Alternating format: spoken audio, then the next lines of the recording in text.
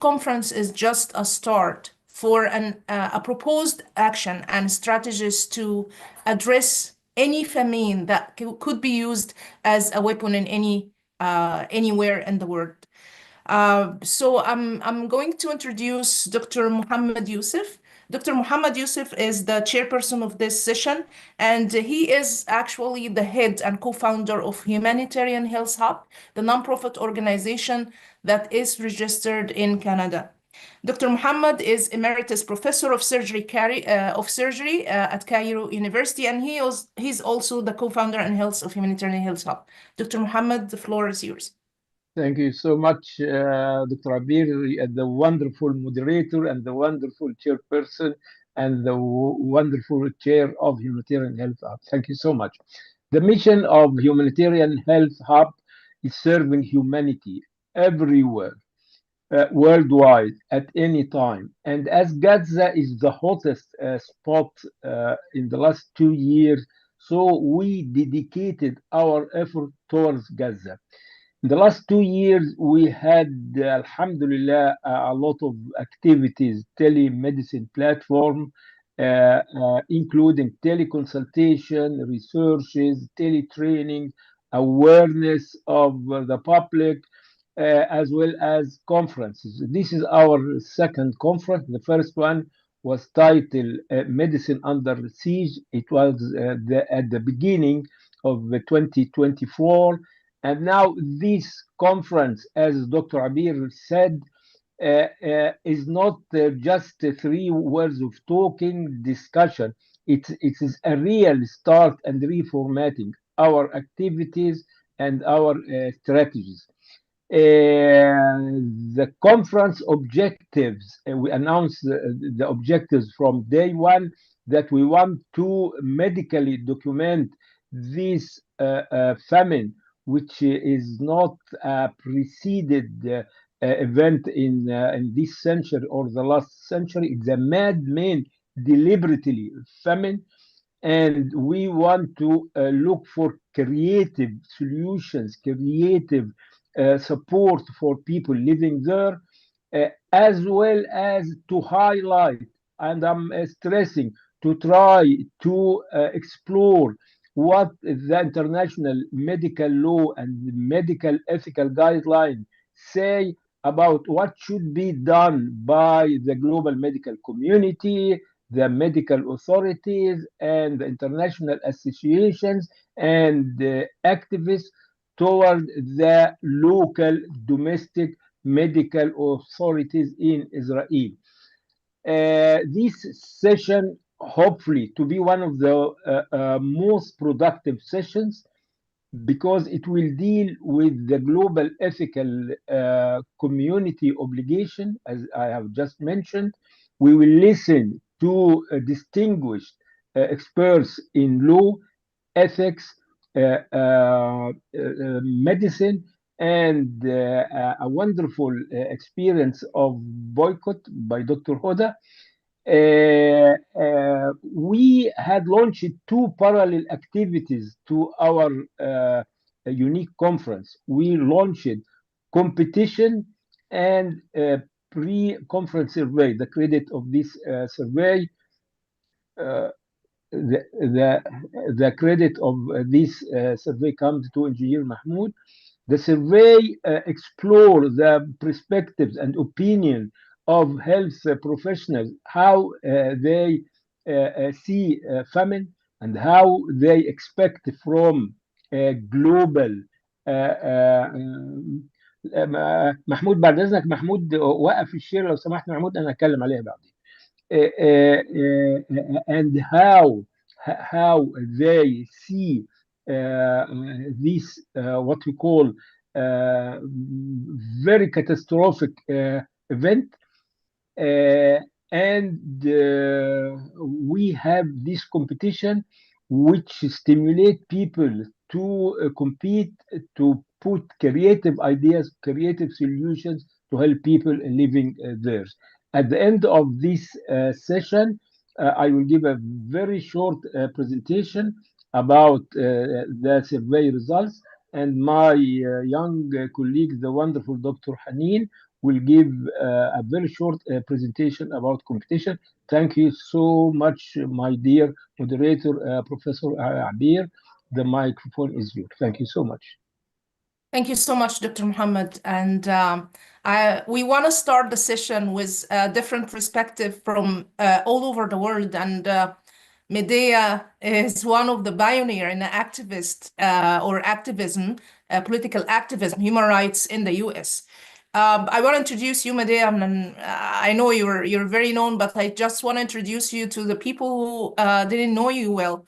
Medea Benjamin is an American political activist and the co-founder of the peace group called CodePink and the human rights organization Global Exchange. Medea was a former economist and nutritionist for the United Nations and World Health Organizations. She's also the author of several books on social justice, war, and foreign policy. And personally, I have worked with Medea for several years through Egyptian abroad. Our organization was one of the partner of this, and when we ask Medea for advocacy for human rights, she never says no. And we actually collaborated together through Egyptian approach for democracy with CodeBank on human rights and those 40,000 people that have been killed on the border of Egyptian and Libyan. Medea, thank you so much for accepting our invitation. And you have 10 minutes from now for your speech. Thank you. Wonderful. Thank you so much. And when Egyptians for Democracy Abroad ask me to do something, I always say yes, even though my expertise is a little outside of the topic today. I do come as a health worker. I used to work for the UN Food and Agriculture Organization in rehabilitation centers in Africa where children who were dying from malnutrition were coming. But these were the result of failed rains, ecological disasters. They were not intentional. So seeing Israel's starvation of the people in Gaza is just so shocking. And of course, as we know, flows from intentional policies to restrict food, medicines, water, fuel, and the ability of humanitarian groups to move around safely. So when a population is deprived of these basics to keep alive, not by nature, but by human decision, we are certainly looking at starvation as a tool of war and war crimes that should shock the conscience of every caring human being, especially those of us in the United States, where our government is supplying 69% of Israel's weapons imports. It's also shocking to see what has happened in the last 9 days after the quote ceasefire was signed, that Israel, that was supposed to, by the agreement, be required to allow in at least 600 trucks of aid every single day, has violated that from the very beginning. Israel is constantly inventing excuses, just like it's done for the last 2 years, to keep food and medicine and fuel from reaching hungry people. And let's be clear, Israel should have no right, zero right, to decide how many trucks of food and medicines enter Gaza. You don't let the arsonist hold the fire hose. Israel should have no right to close the Rafah boarding with Egypt as they are doing. The Rafah border should be flung wide open to a flood of humanitarian aid, as well as mobile shelters, heavy machinery to clear the rubble. There should be a constant convoy day and night pouring relief into Gaza. And if Israel stops it, as they're doing now, the international community should not just sit by. It should force Israel to stand down. And it's not just aid trucks. Israel is also blocking international health workers from entering Gaza. I have many friends who went to the border and were suddenly told they couldn't come in. Israel picks and chooses which doctors, nurses, trauma specialists they allow in, and Israel should have no say, zero, about which healthcare workers get into Gaza. We should also be demanding that international journalists be allowed in, as well as elected officials in our country, because despite the fantastic work that the Palestinian journalists and, of course, the doctors have been doing, If those international journalists start getting into Gaza and documented not just on social media, but in the mainstream corporate media, the entire destruction of neighborhoods, the hungry people living in makeshift tents, the grieving families, the sick and the amputees, people will get more disgusted and angry than they are now and build more pressure on our governments to stop siding with Israel's crimes. Here in the US, we have built a broad coalition of groups that are trying to totally shift US policy to break the political machinery that keeps these horror alive, that allows for this starvation, particularly lobby groups like AIPAC and the Christian Zionists. For decades, they have hijacked US foreign policy, buying off politicians, pouring millions of dollars into races to crush anyone who dares to stand up for the Palestinians. They've created a culture of fear in our Congress, a system of political intimidation that makes criticizing Israel a career-ending move. And I'm sorry that I bring politics into this discussion because I feel that it is absolutely essential if we want to stop the starvation that continues in Gaza today. But there is good news in the US that power is breaking. The genocide, the starvation has exposed the moral bankruptcy of these lobby groups, and there has been a sea change in public opinion. Support for Israel in the United States has plummeted, especially among the young generation. And this is true not only in the Democratic Party, where the overwhelming majority do not support what Israel is doing, but it is among young Republicans as well. Half of them do not support Israel's policies, nor do they support the U.S. constant support for Israel. And they are asking President Trump and the Republicans in Congress, what do they mean when they say the slogan, America First?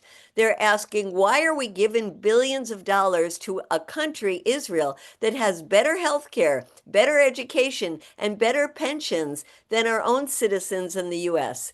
And that's one of the reasons why Trump has wanted this ceasefire deal, not because he cares about hungry Palestinians, but because he knows that Americans are now opposed to the endless aid for this regime. And in Congress, we're seeing very, very important changes, cracks in the wall. 56 members of Congress have now signed on to a bill to stop sending bombs to Israel, and more are joining every week because of the pressure they are getting from their local constituents. This is unprecedented. And just this month, two centrist Democrats who have voted very badly when it comes to Palestine, they said that they would not take any more money from AIPAC. A Republican from Kentucky just said the same thing.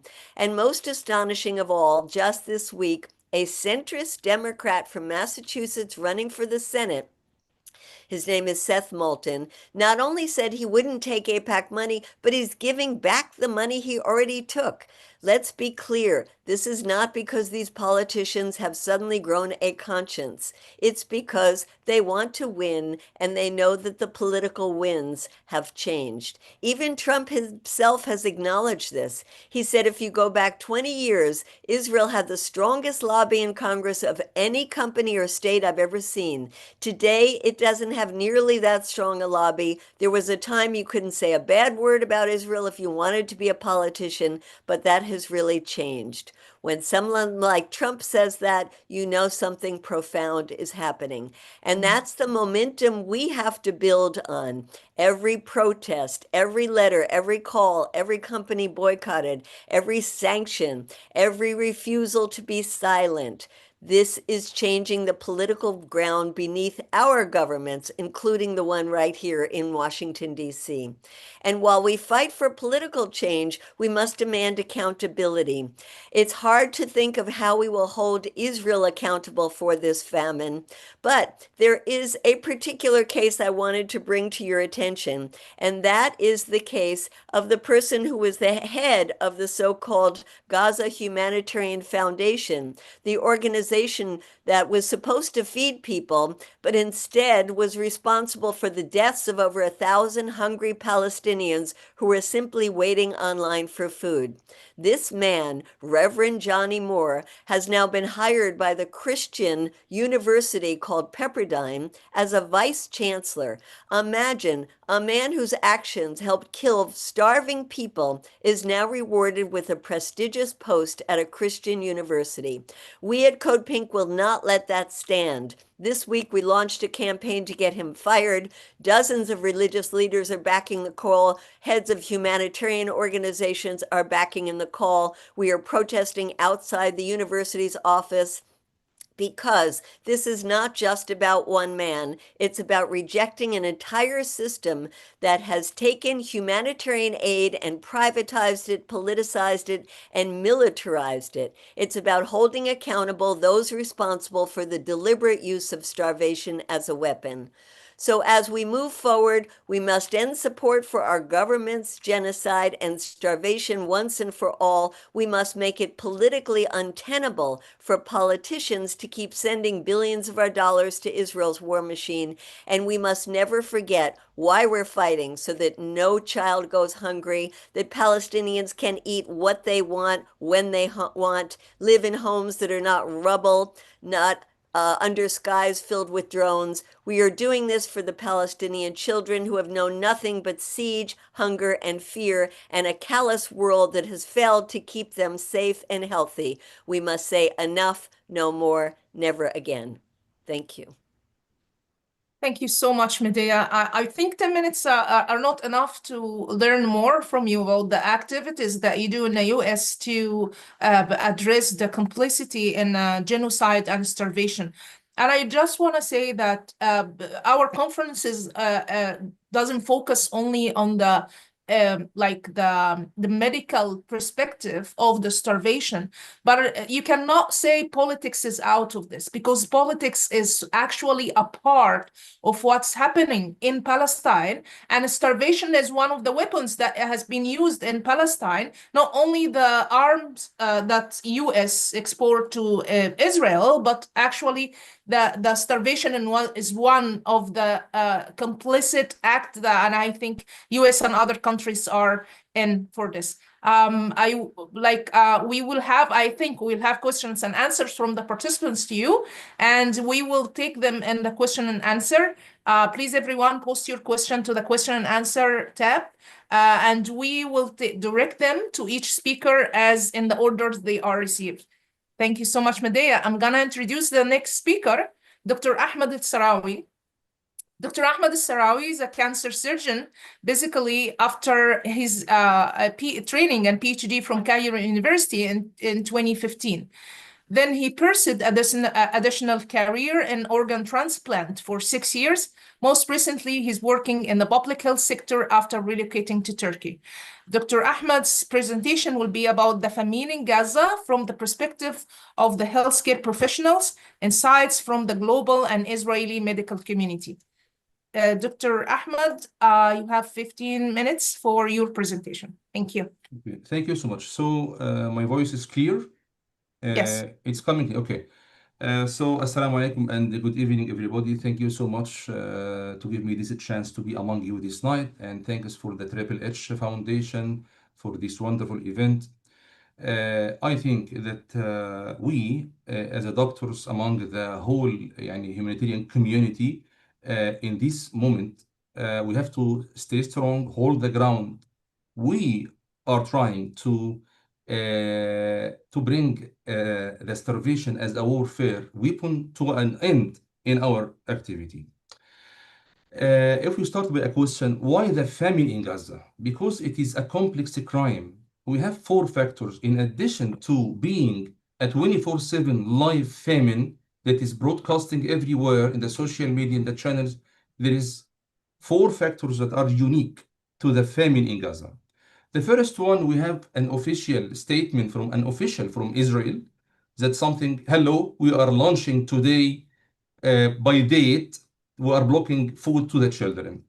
All of us remember this statement by Gallant when he said we are fighting human animals, and we are acting accordingly. And that was the beginning of the blockade.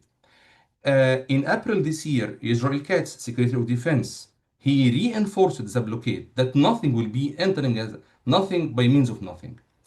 So as you can see, this is the influx, this is the flow of food from the passages between Gaza Strip and Israel, starting the conflict. As you can see, this period is starting from the first week of March till the end week of May. This was nothing, and this was horrible because this period was paralleled by lethal, continuous attacks on Gazan people. Start the conflict, as you can see. In the meantime, we have an IPC report. This is a great document. The IPC made by the Famine Review Committee, they announced it. Though late, but it's okay, better than never. In August 15, 2025, we has the clear evidence and documentation of famine. So in the Gaza government, it was phase 5 famine with reasonable evidence. Phase 5 in the north, phase 4 in Deir al-Balah, phase 4 in Khan Yunis, and sadly, when they came to Rafah, there was no Rafah anymore because Rafah has been wiped completely from the human map and its people has been depopulated. The third one that we have a growing from the medical perspective as a doctors, we have an enormous body of publication documenting what was happening in Gaza from the famine perspective. To name a few, this one from the BMJ, they are clearly stating Israel is using starvation as a weapon of war in Gaza. This one is an opinion. It's type of article called opinion. And this one, it's talking about the whole part, not just the famine, not just blocking the food, not just the hunger. It is failure it is an example of the global humanitarian crisis. We are failing Gaza children. By Alex, it was a cry by Dr. Alex Diwar from Tufts University. And sadly, this publication, it is a field research. It's a very difficult research. It has been already presented yesterday by Dr. Muazzez Islam Faris, and all of us know now that the second author, Dr. Ayman Abu Tayr, is a martyr of this war. In brief, they investigated the hunger level using two scales, scientific scales, over like 1,200 something people, and they concluded that 95% of Gazan people are in extreme hunger. Actually, the publication regarding Gaza famine has going down deep in painful details. This is an interview from Khan Yunis with like 30 locals. Just listen, we have to read these expressions from the mouth of the mothers. One mother in the interview said, "My children eat bread and tea every day." Another mother, "They don't know the taste of fruits or vegetables anymore." Another one, "My son wants to eat like other children they see on the TV." Another one, "They cry when they see food on the TV. I will not eat so my sister could eat. Why I'm hungry all the time?" This is coming from research and this is documentation. I'd like you to listen carefully to this testimony by Dr. Travis Mellon. He is an ICU doctor. He worked during the 2 years of Gaza conflict in Gaza Strip as an ICU emergency doctor. It is a long testimony, line minus by France 24. I just captured like less than 2 minutes. Listen, please. And then they started letting a little bit of food in, and the international community kind of just started ignoring the starvation crisis because people are getting 10% of the calories they need. So no, I think I haven't really seen anything change appreciably in the last 2 years. And you spoke to us earlier in the week about the kind of injuries that you were treating when you were over in Gaza. Some doctors are reporting seeing the same kind of injuries occurring essentially in clusters to people who've been admitted with gunshot wounds from aid sites. Is that something that you can attest to? Yeah, it's atrocious. It really felt as if they, the Israelis had picked a target for the day and said, "Let's shoot everyone in the genitals." And so we'd have a wave of people come in that had all been shot, in and around their scrotum, because a lot of the people going to get the food at these aid sites are men. And, another day we might see every single person with a gunshot wound to the head, as another example. Even down to 10-year-old boys, that are trying to go there and get food for their families. So it very much felt as if they were just choosing a target for the day and having fun, with target practice. The other things that I saw was gunshots to the tops of heads, tops of shoulders. So very clearly that people are ducking for cover. So Dr. Travis Bellin is highlighting 2 points, atrocious point of this complex crime. The first one is targeting people at the 8 points that has been launched by the GHF, Gaza Humanitarian Foundation. The second one is that some leaders in many countries, even in some medical professional societies, they have been comfortable by the point that it's okay, Gazan children are receiving XYZ of carbohydrate, gram of carbohydrate, XYZ gram of protein, and that's enough. They are keeping them alive. This is bold, this is ugly, because people in Gaza don't know what is oranges, what is banana is, what banana tastes. Bang, and then they start. When this action, and it's already mentioned previously, the Gaza Humanitarian Foundation, I would like to describe it as a humanitarian fire trap or ambush, because people have been targeting as something fun they practice by killing people seeking food. What is phenomenal in Gaza famine? This is the fourth factor, silence. Silence from the medical professional standpoint is shameful, actually. In this article by the BMJ, they are highlighting a very phenomenal issue, which is silence. I could say it is complicity. So the question is by the author, why does this matter to the medical journal? So should we stay in our lane? We are doctors concentrating our effort on patient, cholesterol, cancer, obesity, blah, blah, blah, blah. And this is the brave answer from the author, because mass death and starvation do matter to a medical journal. Because medical journals that avoid the impact of political on the people are not doing their job. Again, when we are talking about silence, complicity, it was a selective silence, because the situation was not like this when we are talking about what's happening during Ukraine war. All of us remember what happened from the part of the prestigious medical institutions when everybody changes his profile picture on LinkedIn or whatever to the Ukrainian flag, in addition to solidarity, dispatched teams, and many, many things. But because of time restriction, we just move on. In this article by The Lancet, they are talking about the silence again from Europe. Europe must act because of this silence is non-humanitarian, it is non-professional, bottom line. By The Lancet, this article, the Palestinian, actually, Gaza was a test. Gaza, the famine in Gaza was a test to the international humanitarian community, because all of the ethical guidelines, all of the ethical part in the curriculum that has been relayed by US and Europe to universities all over the world have been tested. It is battle tested, by the way, and it failed. Again, it is failure. Let's move on. So I'd like to highlight some insights from the global medical community. This research looking for the response from the prestigious medical institutions. Among 53 professional medical societies, only 25% have do something like statement or whatever.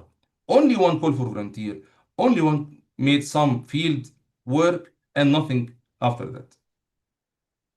When we compare with the Russia-Ukraine conflict, the situation from the literature perspective is quite different. As you can see, and the infection control level, America and Europe dispatched teams. On the surgical level, they dispatched a team just to stay in the front line during the Russia-Ukraine conflict. And even on the academic level, the articles and publications were calling for just to stop the scientific ties. We remember at the time, many Russian scholars have been blocked from the universities, and even some ongoing research projects have been abruptly cut. I'd like to stop for a while on the WMA, the World Medical Association, because it is the house of all ethical guidelines. It is a house of Declaration of Geneva and all ethical guidelines that every doctor on the universe should be abide by. As you can see, it looks like it remains silent. No clear, crystal clear mention of famine till October 11. I mean, one day after the ceasefire that we are, the fragile ceasefire that we are witnessing now. But over 7 issues from the WMA journal, there was no clear mention of the famine that was striking in Gaza. If you are looking on the Islamic medical community, they are adopting, of course, the IDF narrative. They are complicit. They are using the COGAT. The COGAT is the authority that's controlling the passage of food over the points between Gaza and Israel. All the data is coming from the COGAT database. And when they are replying to publications by doctors who are talking about the health side, the response every time, this is Hamas data. Ironically, when they are talking about the food entering Gaza, they are getting the data from the COGIT, I mean the Israeli. Look this one, the Dr. Yussi Wolfish.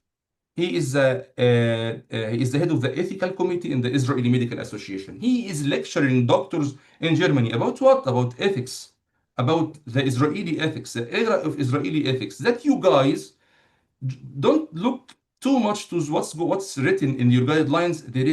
That's his words. There is a big difference between the theoretical and the harsh realities on the ground.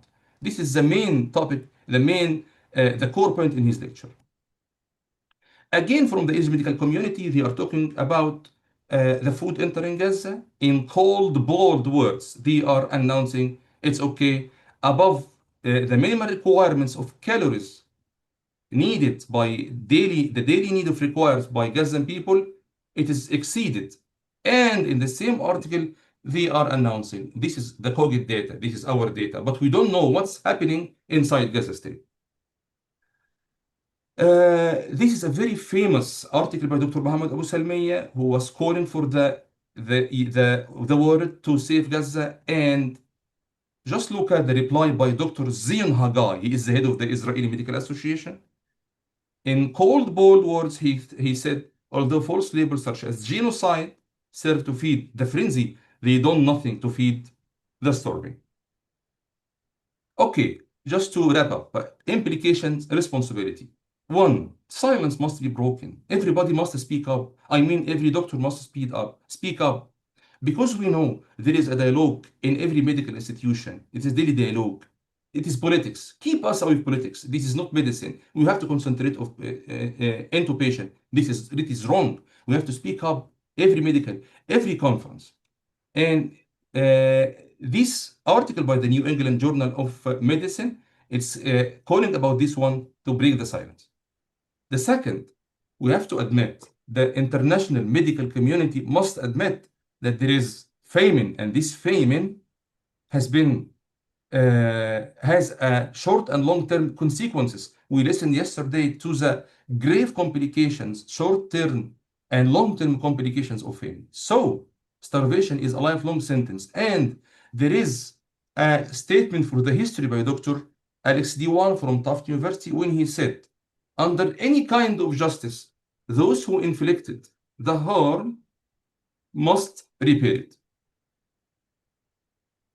Implication responsibility. The third one is no impunity. We have to block any kind of impunity. We are calling for the WMA to cut ties with the IMA because of the silence.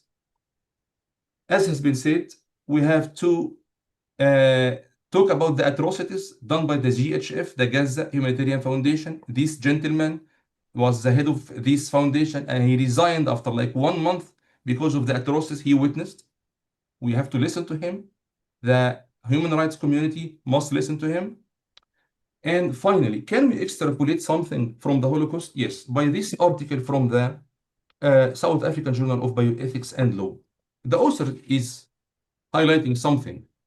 In the genocide era, in the Holocaust era, there was a mixture of dehumanization and the complicity because Nazi doctor looks like comprising 50% of the Nazi party. So, yes, the doctors who inflicted the war crimes that is already recorded in the history, maybe like 30 or 50. But in 2019, the German Medical Association provided an apology to the whole world. Why? Because of the complicity. Because the German medical society, the German medical community was complicit. So there is a mixture of dehumanization we are witnessing, and there is complicity. It is the same like what has happening during the Nazi era. Last question, do we have some similarities between yesterday Holocaust and today's Holocaust? Actually, all the experts of famine are clearly stating Gaza's famine is the most severe, maybe not the protracted, not the longest, but the most severe. And in this regard, yes, the famine in Gaza is essentially like the Holocaust. You are putting some people in something like concentration camp, attacking them, killing them, and blocking food from entering them. The next one in the similarity, the genocide. And theoretically speaking, that's what I am just finishing my talk with this one. I am asking the medical community just to make some comparison between the selective sterilization has been done by the doctors in the Nazi camps and the bombing of the Basma hospital. Basma hospital is the only IVF hospital in the Gaza Strip. And out of nowhere, Israel bombed this hospital. And it was followed by death of like 4,000 embryo. 4,000 embryo have been killed in one shot. So this is one similarity that I am asking the international medical community to just make on a study. Thank you so much. Thank you, and sorry for just violating the time. Thank you. Thank you so much, Dr. Ahmed Sarawi. That's very interesting. And I think it's very comprehensive in bringing the evidence from the media and from articles and journals about the situation and reaction of different parties to the starvation in Gaza. Thank you so much. Our Uh, next, Dr. yeah, Abir, allow me for a very short comment to Dr. Ahmed. Dr. Ahmed, you think we are in a position to create an initiative, a wave, a consortium, so that we will be able to push the whole medical community? We are not, we don't want to spend effort to deal with complicity of any big medical international organization. We want to move in this direction. You think, Dr. Ahmed, it is due time and we can make it? Yes, it is due time with the aid of experts in law, not only in medical personnel, but with expert in law. Yes, we can put 1, 2, 3. And by the way, after 4 years later or 3 years later, there was a commission that was launched by the Lancet journal. It is called the Lancet Commission, just to draw lessons from the history of Nazi and implement on the medical community, medical curriculum, and medical guidelines. So yes, with the aid of experts in law, with the aid of experts in forensic medicine, yes, we can just brainstorm and we can come up with, we can move on in this regard. Thank you so much. I'm sorry for interrupting the order, Dr. Abid. thank you so much, Dr. Muhammad. We can discuss more in the question and answer as well. It will be between the speakers, panelists, and the participants as well. Our next speaker is Dr. Abdul Nasser Ibrahim. Dr. Abdul Nasser has a master's degree in clinical toxicology, a PhD of forensic anthropology, and he's a general practitioner, works with the NHS, and he has also a diploma of tropical medicine. Dr. Ibrahim's presentation is about the ethical duty of the global health community. Dr. Ibrahim, you have the floor and for 15 minutes. Well, thank you. Thank you for everyone and welcome. So I'm speaking today about the ethical duty of the global health community. And when I speak about that, there is like different organizations and I'm speaking about the optimum things that we need to have, which is unfortunately is different than the reality and on the ground. And also I will speak about famine, and also speak about like attacking medical personnel, which is also contributing and make it complex, because when you are treating starvation and the results of starvation as well, so when you're attacking doctors for that make it very hard, very difficult. So man-made famine is a great phenomenon where deliberate policies, conflict, and denial of humanitarian aid lead to widespread starvation and unnecessary loss of life. Addressing this crisis requires not only emergency relief but also robust action from medical, legal, and humanitarian institutions, underpinned by global ethical frameworks. So the situation in Gaza 25 provides a stark case study for examining these ethical and legal responsibilities. EMA, so they responded after the doctors in Gaza announced that about 73 were like died from like famine, and after the PMA tied up the relationship with EMA. So and also after the pressure from the media that a lot of things on the ground which is different than they have been seen. So you can see from entire from the inside of Israel that what's going on and what they like understanding and what their actions. They only have a letter which was in June or July, sorry if I'm not wrong, July 25, after 2 years. And so they first they bear responsibility for upholding medical ethics championed by codes like the World Medical Association Declaration of Geneva, which asserts that the health of my patient will be my first consideration and prohibits discrimination or abandonment of those in need. During Gaza famine, the Israeli Medical Association publicly appealed to Israeli authorities, including the IDF and COGAT, to facilitate urgent humanitarian and medical support,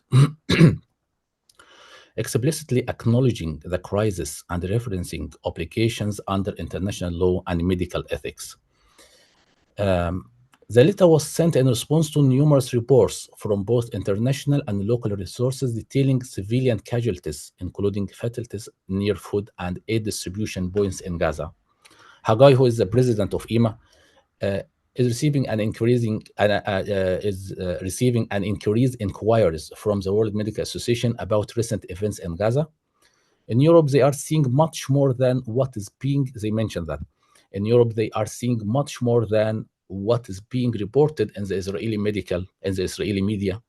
Image of destruction and casualties, he said. We are asking for clarification so that we can respond responsibly and accurately. Her BMA have good pressure, and when they tied up the relationship with EMA.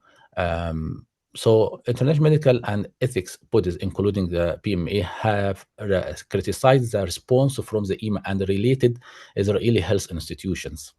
Commentaries in medical journals and global associations note the lack of strong explicit condemnation from the hospital directors or medical leaders regarding government policies contributing to famine in Gaza. Like Dr. Sarawi mentioned about silence, unfortunately. While advocacy for increased humanitarian aid was present, many argue that deeper ethical mandates such as public protests against deprivation of food and medical access were not sufficiently impressed, calling into question the fulfillment of obligations laid out in the WMA Declaration of Geneva. So you can see here we're attacking like hospital and medical personnel in Gaza. Most hospitals in Gaza have been damaged or destroyed. Hundreds of medical personnel have been detained. Thousands have been killed or wounded, often alongside their entire families. This was horrifically illustrated in the case of the pediatrician Dr. Ala Najjar at Nasser Hospital, whose husband, also a physician, and 9 of her children were killed. And the 15 Palestinian aid workers and paramedics who were massacred by Israel forces.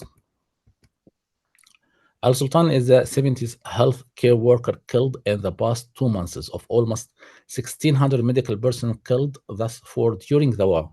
Following his death, only one senior cardiologist was left in the Gaza. The Indonesian hospital was under a prolonged IDF siege for many weeks and was attacked from the air multiple times prior. In the first week of July, reports about the murder of Dr. Marwan al-Sultan and his family emerged. A group of healthcare professionals from Israel issued a letter protesting the targeting of healthcare personnel and the destruction of healthcare infrastructure in Gaza. And the letter has like signature of 600 doctors in Israel from different backgrounds like Muslims, Christian, and Jewish. Here we can see this is WMA ethical principles of healthcare in times of armed conflict and other emergencies. So a lot of principles were general rules or relating to patients or protection of healthcare personnel. So this is like we this is the optimum thing we need to follow, but unfortunately the reality on the ground is very different. I will not repeat that because I think that has been covered by my colleague.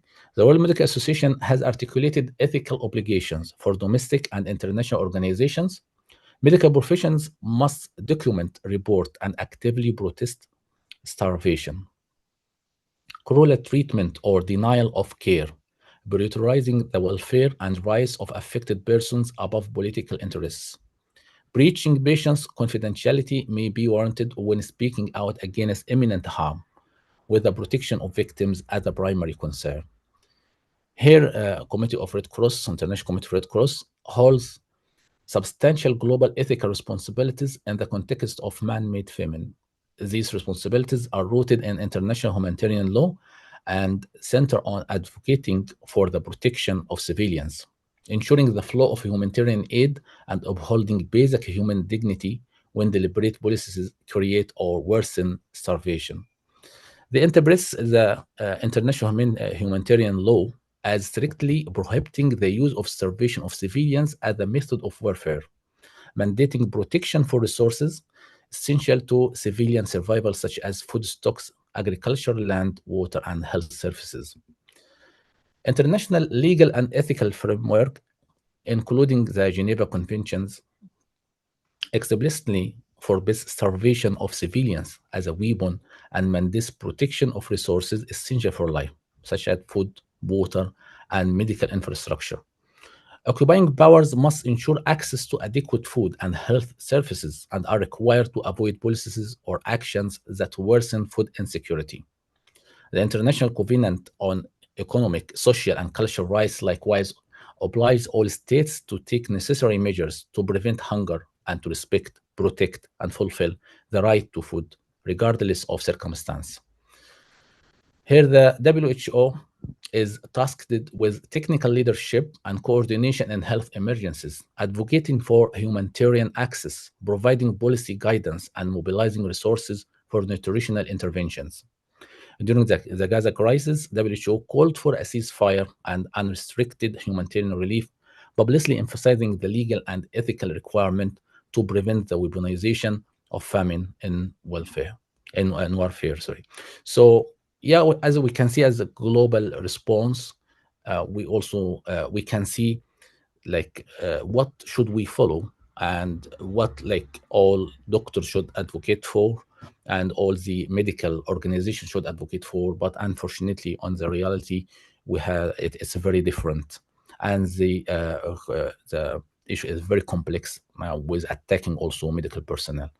And also I like emphasize for the like advocating about that for all medical organizations, and to know and about the issue and to take the responsibility to defense about what's going on in Gaza. Thank you very much. Thank you so much, Dr. Abdel Nasser. Okay. And he took less than the time. Thank you so much. Thank you. Our next presenter is Dr. Godbi Al-Mahdi. Dr. Godbi Al-Mahdi is a member of the Substance Bar Association. He graduated from University of Khartoum and McGill University in Canada. Upon graduation, he joined the State University of Massachusetts and Repate University in Sudan. Dr. Al-Mahdi is a former ambassador in the MOFA, a Minister of Social Planning, a presidential advisor and member of the parliament. He was formerly associated with the UN SOC Council, sitting in the first committee representing the African American Society for Humanitarian Aid and Development and the Muslim World League as well. He also served as the chairman of the government of Sudan focal point, and he coordinating the program of the Operation Lifeline Sudan with UN authorities during the war in the south. Dr. Mahdi's presentation today is about a sense of urgency, strategies, and an instrument for intervention to address the famine in Gaza. Dr. Mahdi, you have 15 minutes for your presentation. Very much. Alhamdulillah, salatu wassalamu ala Rasulillah. Good morning, everybody from Canada. Good afternoon and good evening for you, wherever you are.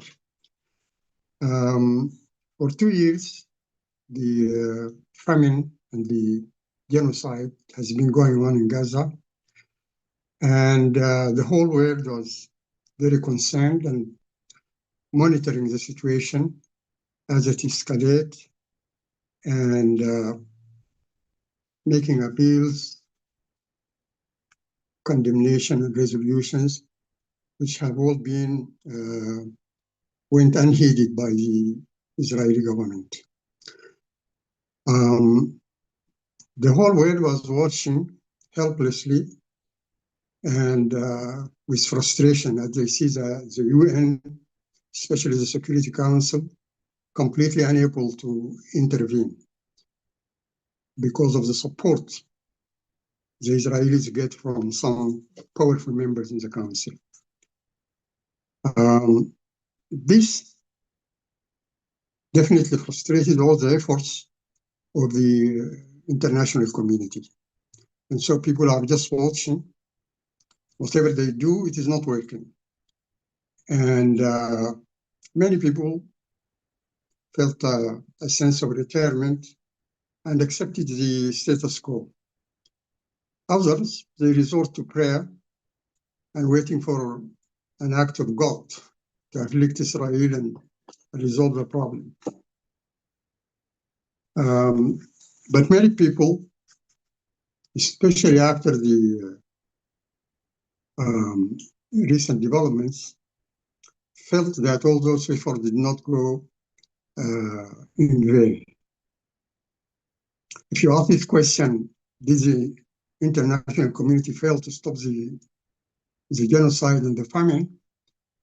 2 weeks ago, everybody will give an emphatic no. They failed. But today, many people think those efforts has brought some results. Anyway, today this precarious ceasefire, nobody knows whether it will hold or not, but judging from the past experiences, we know all these catastrophes could recur again because we live to see the Nakba and what happened after the war of 1967 and the continuous conflicts between Gaza and IDF. So all these things could come back again because the underpinning causes of the conflict has not been resolved. And this situation also could be replicated anywhere else in the world. In southern Lebanon, in Syria, in the West Bank, even in other parts of the world. So this is a situation, very complex situation, and obviously the old methods of intervention and the old mechanisms did not work.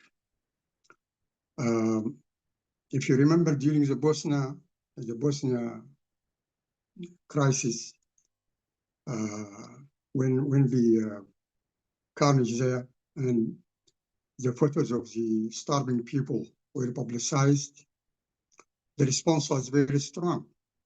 And there was military intervention to save the civilians there and to free the detained people, the starving people in Bosnia.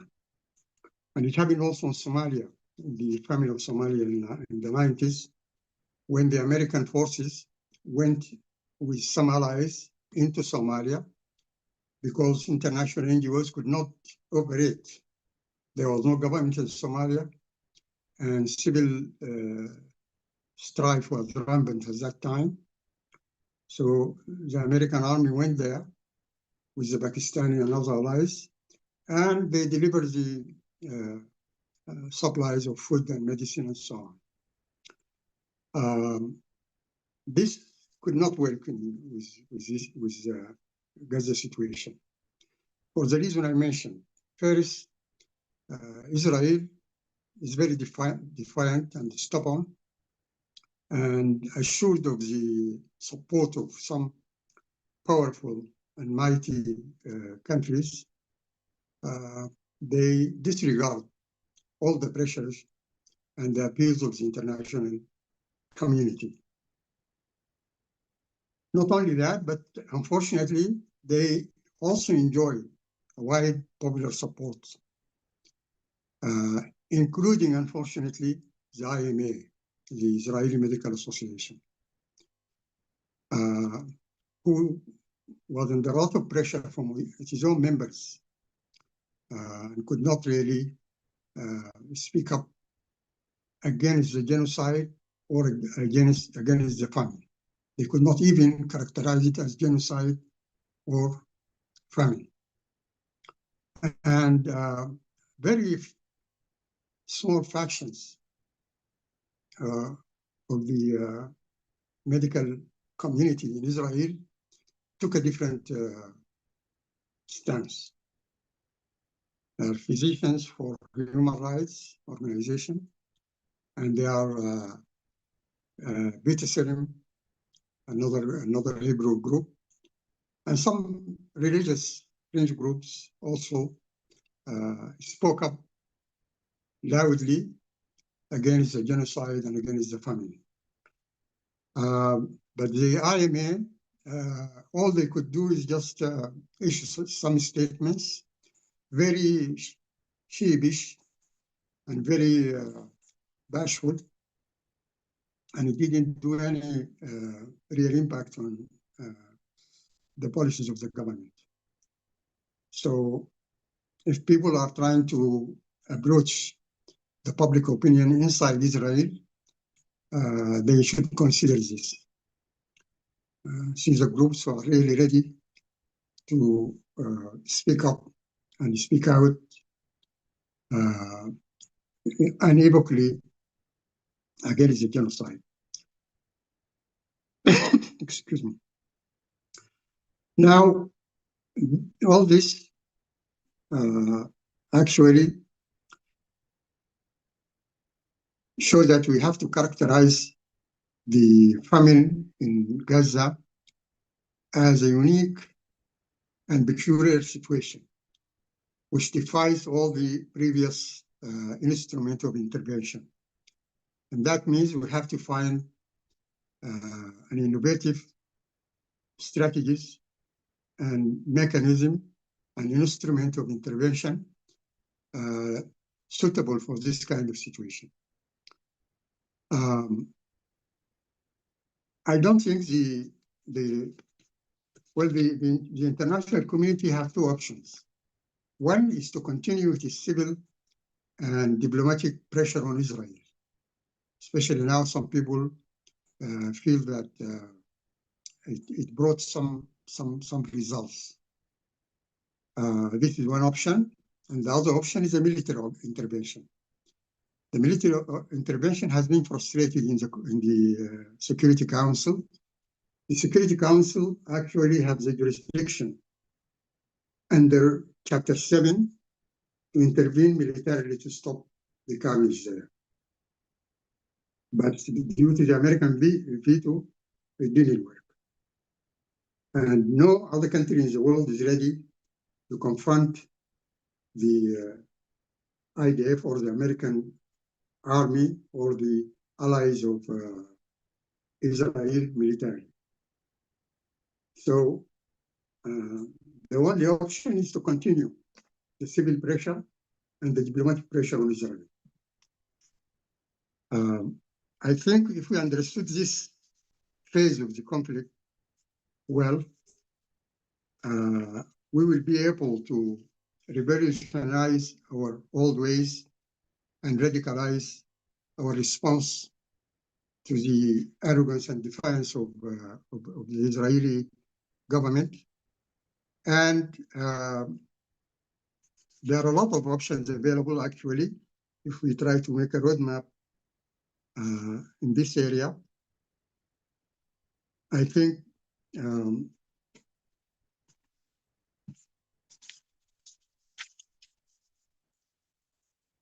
I can give some suggestions.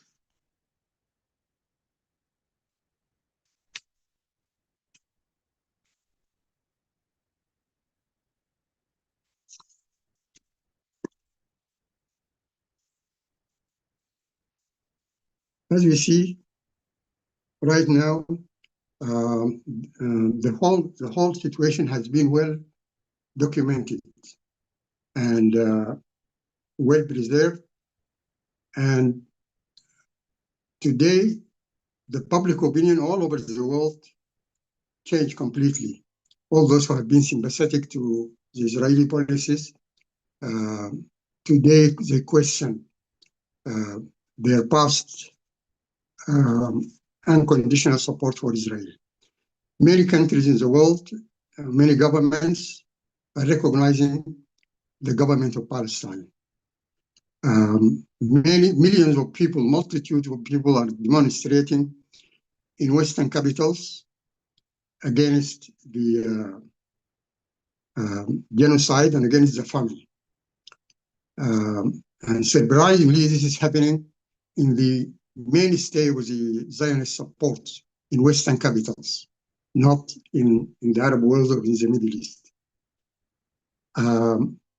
We see people coming out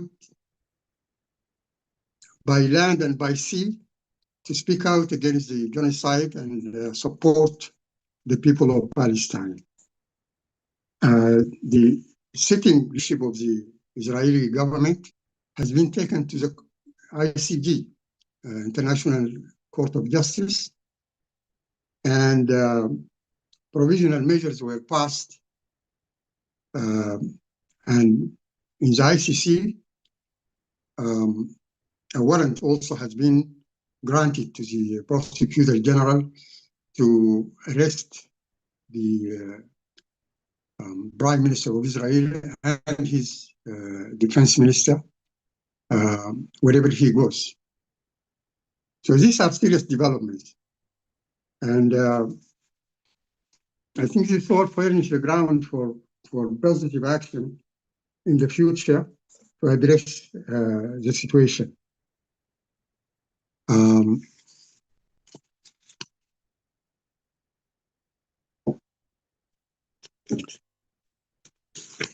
I think the international community could impose diplomatic sanction on Israel.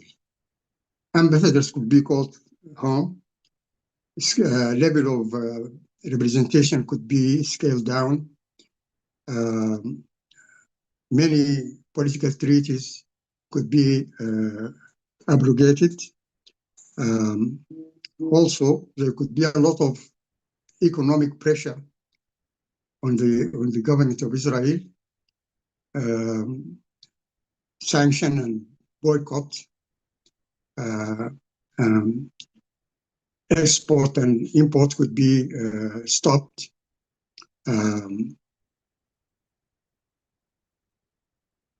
Any treaties could be also cancelled. Any kind of economic dealings could be stopped as well. The Israelis are using ports and airports to transport military hardware to their country. That could be also stopped. Technical cooperation with the Ministry of Defense in Israel could also be stopped.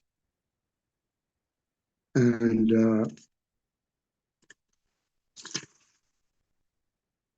there should be a positive and stronger radical mobilization led by human rights groups to put more pressure on Israel. Many people, many government could actually file complaints against Israel and against Israeli leaders and the perpetrators of the famine and the genocide in the ICC and in the International Court of Justice. And people could flood the court with these complaints. I think this campaign should be led by human rights groups and the World Medical Association, because the cause mainly is a humanitarian one. And in their local chapters, their national chapters, if they team up with power associations and other professionals and with international NGOs and local NGOs and legislators in parliaments, they could put a lot of pressure on their governments to participate in this campaign against Israel, to isolate and shame Israel and ostracize it from the international community. Thank you very much. Thank you so much, Dr. Mahdi, for your presentation. And we are grateful if you can send us also in writing those stress for addressing the genocide and starvation in Gaza. Just posted in the chat an email for everyone who wants to join Humanitarian Health Hub. As I said, this conference is not the end; it's the start, because we're gonna build on this, formulating a kind or a sort of organization that condemn any starvation or famine, man-made famine, that could be used as a weapon, as it happened in Gaza and in the Holocaust as well. I want to introduce our next speaker, Dr. Hoda Mahmoud. Dr. Hoda Mahmoud is a nephrology and general internal medicine consultant. She also subspecialty service in community nephrology, cardiorenal and palliative renal. She has a PMA consultants committee representative. She is the co-founder of Pre-Hospital AID and acting chair of Global Health BTS for Palestine, uniting healthcare workers in advocacy for Palestine. Dr. Hoda Mahmoud's presentation is about dismantling the complicity of medical and academic institutions. Dr. Hoda, thank you for accepting our invitation, and you have 15 minutes. Thank you. So first of all, can I remind, thank you, Prof. Sahar. You reminded me to put on my kufiya. So thank you for that introduction. Thank you for having me here. I also need to say thank you to Asma, who I think I've traumatized throughout the preparation of this conference, and she deserves an extra, thank you from me. So I've given myself a very grand title that I'm not sure I'll be able to fulfill, but I will do my best. Equally as grand as I've put the QR code to our Instagram for anybody, any readers, any panelists, to learn a little bit more about what we do. So if we could go back, sorry, Esma. Thank you. So I've tried to follow your the kind of conference motto of engage, document, solve, and boycott. Earlier in the session, I was told I was an expert in boycotting. I am not at all, but I've learned a lot in the last 2 years, and I hope to share some of the strategies that we've done. If you can, Asma, I'd be very grateful if we could go on to the next slide. So what I will say to you is that actually what we've seen in Gaza, although is extreme and on steroids, compared to the other catastrophes that we've seen in the last 30 years in of other Arab nations, I very much believe that every time that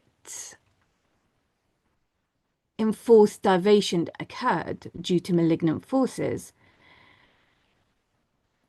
every time it happened, every time as healthcare professionals, we didn't stand up, we allowed the next one to happen, not on purpose, but in not being strong enough in our response.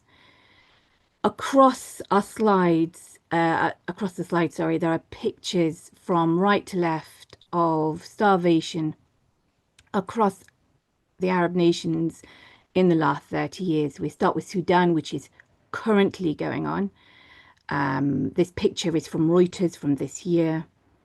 It is estimated that currently in Sudan, by UNICEF, by WHO, that there are approximately 730,000 children suffering from severe acute malnutrition, which is potentially life-threatening. The next picture along is from Yemen, from the New Independent newspaper 4 years ago. We know that Yemen has also suffered from malignant forces utilizing severe restriction in food to suffocate countries into, well, a country's civilian population into surrender. It is estimated that roughly 85,000 died as a result of starvation. The picture next door to that is from Syria, from Global News. In Syria, it is estimated 200,000 children died as a result of starvation.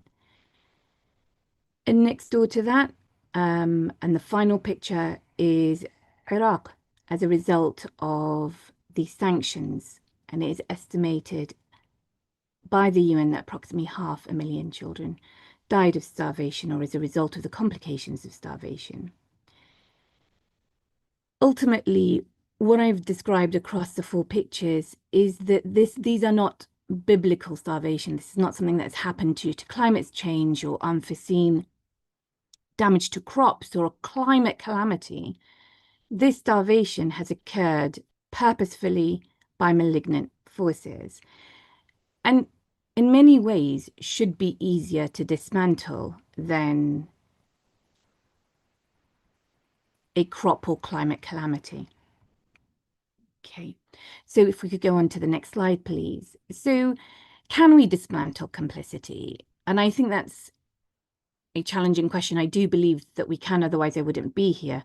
I think it requires a coordinated response, learning from history, learning from each other, working together in order to make sure this doesn't happen again. We need to disassemble the supporting apparatus that affords tyrannical regimes respectability and validity. And my previous colleagues have mentioned some articles that have done that, and I will go on to mention some of them. All tyrannies will end, as I've been told. Many self-destruct, I hope.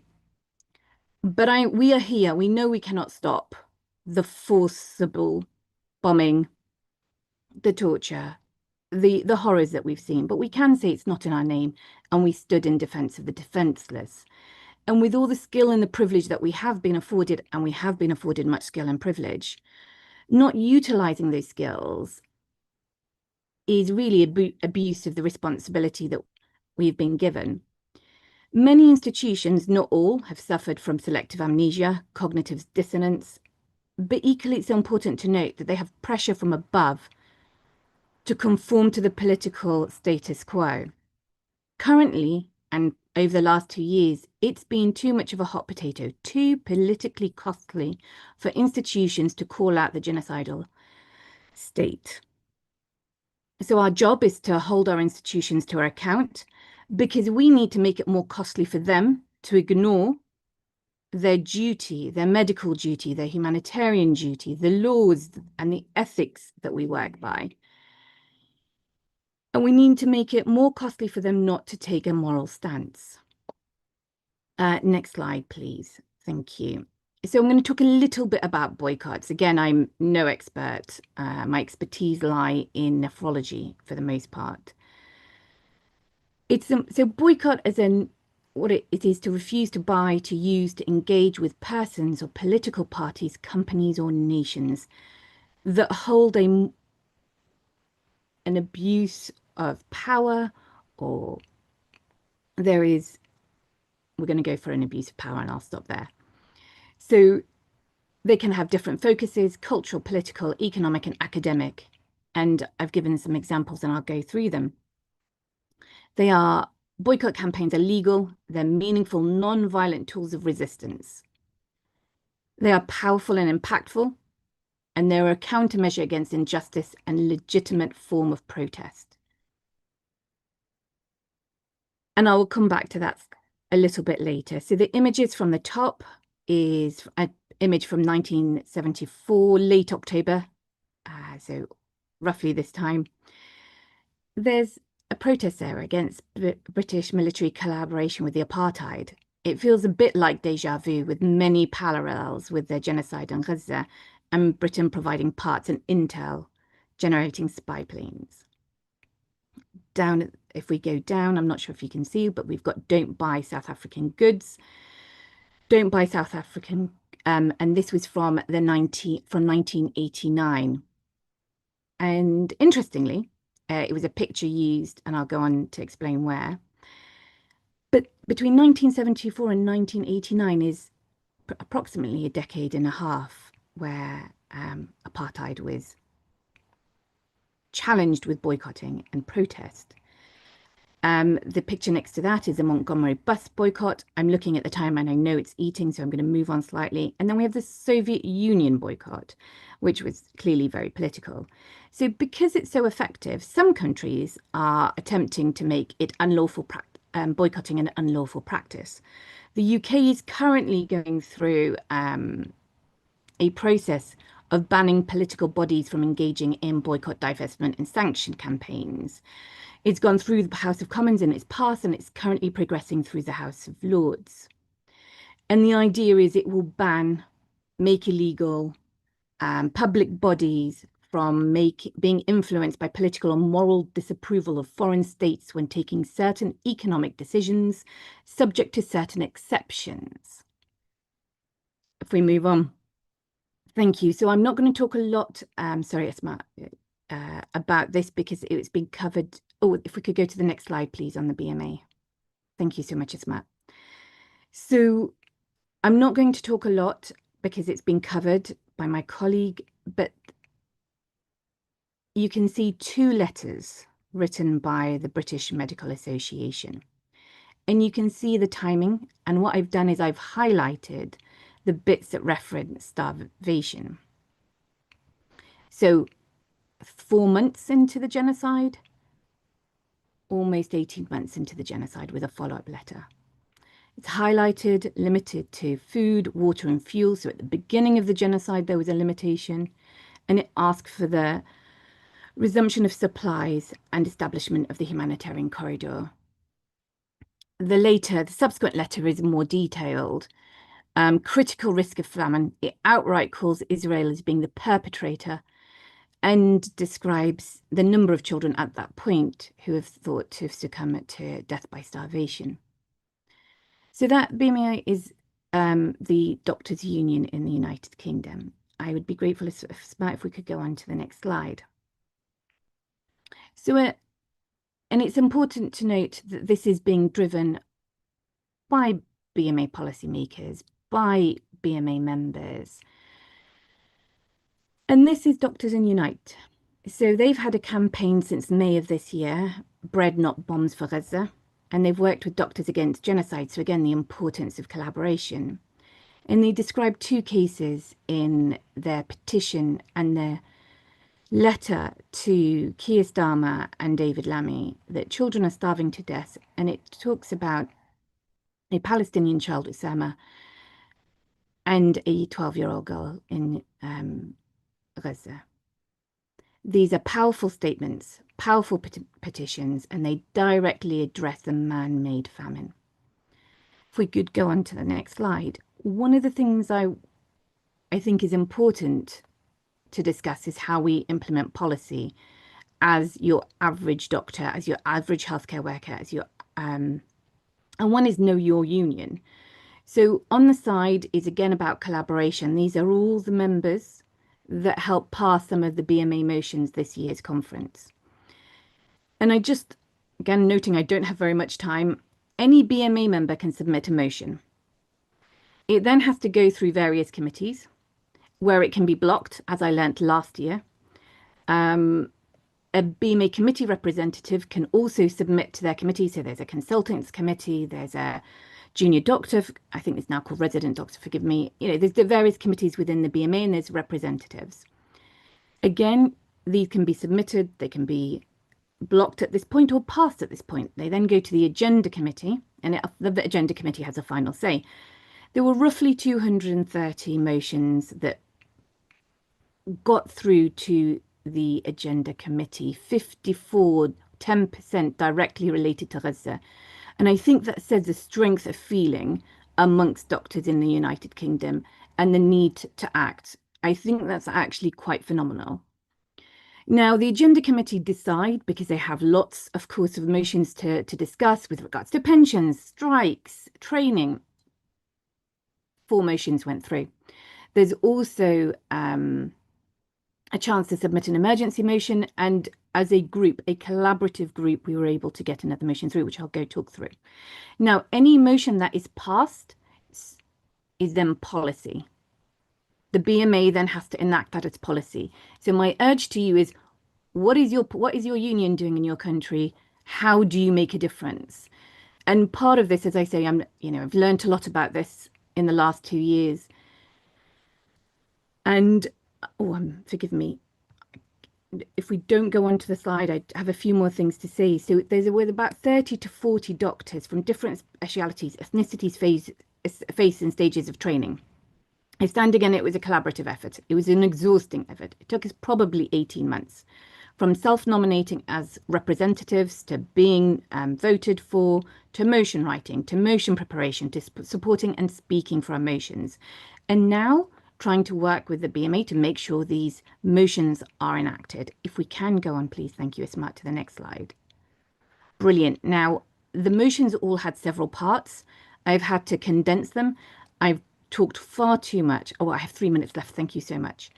I thought I only had 1. So 1 is to oppose the adoption and rollout of Palantir. I'll go on and talk about Palantir.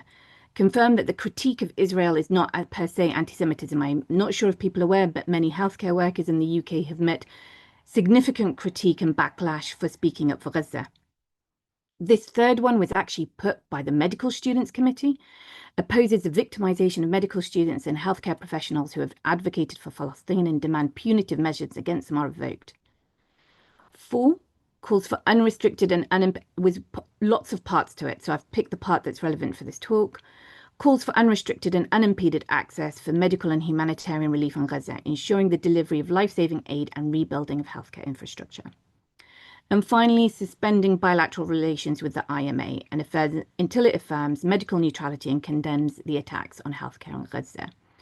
The BMA was the first to make this. Thank you so much, Isma. Was to make that stance, and it couldn't have done it without BMA representatives going in and advocating for this. And I cannot stress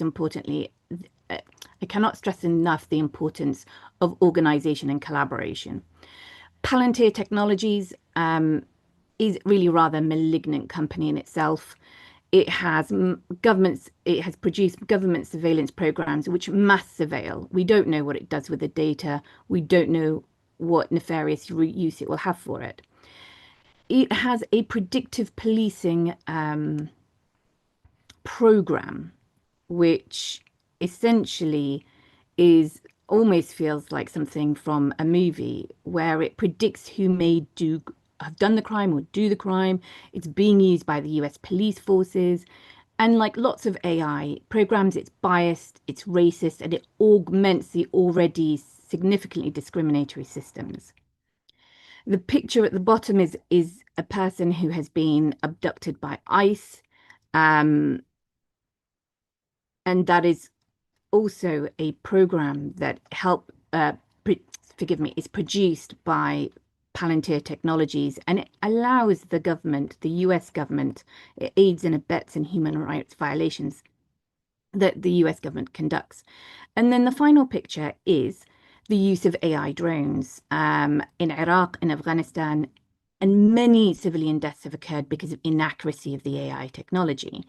Now, this wonderful company has chosen to put itself forward to be an NHS, so National Health Service, data platform, and we don't know what it will do with the people that we serve, what it will do with their data. And so this was an incredibly important motion. And it's also important to note that Palantir Technology and signed a deal with the Israeli military, and its CEO exceedingly proud of Palantir's involvement in what is operationally crucial operations in Israel. So without this intervention, without this advocacy, we would have a potentially a malignant, and we may still do, we've got some time, only time will tell, malignant AI tech firm looking after the UK's vulnerable looking after the data for the UK's vulnerable. If we could go on to the next slide, I'll be very quick. So this is oh no, if we go back up, forgive me, there's a lot of slides before that. Thank you, just one actually. So very quickly, our colleges, our royal colleges, there are 24 of them, they sit under an academy. Up until June of this year, no statement has been made.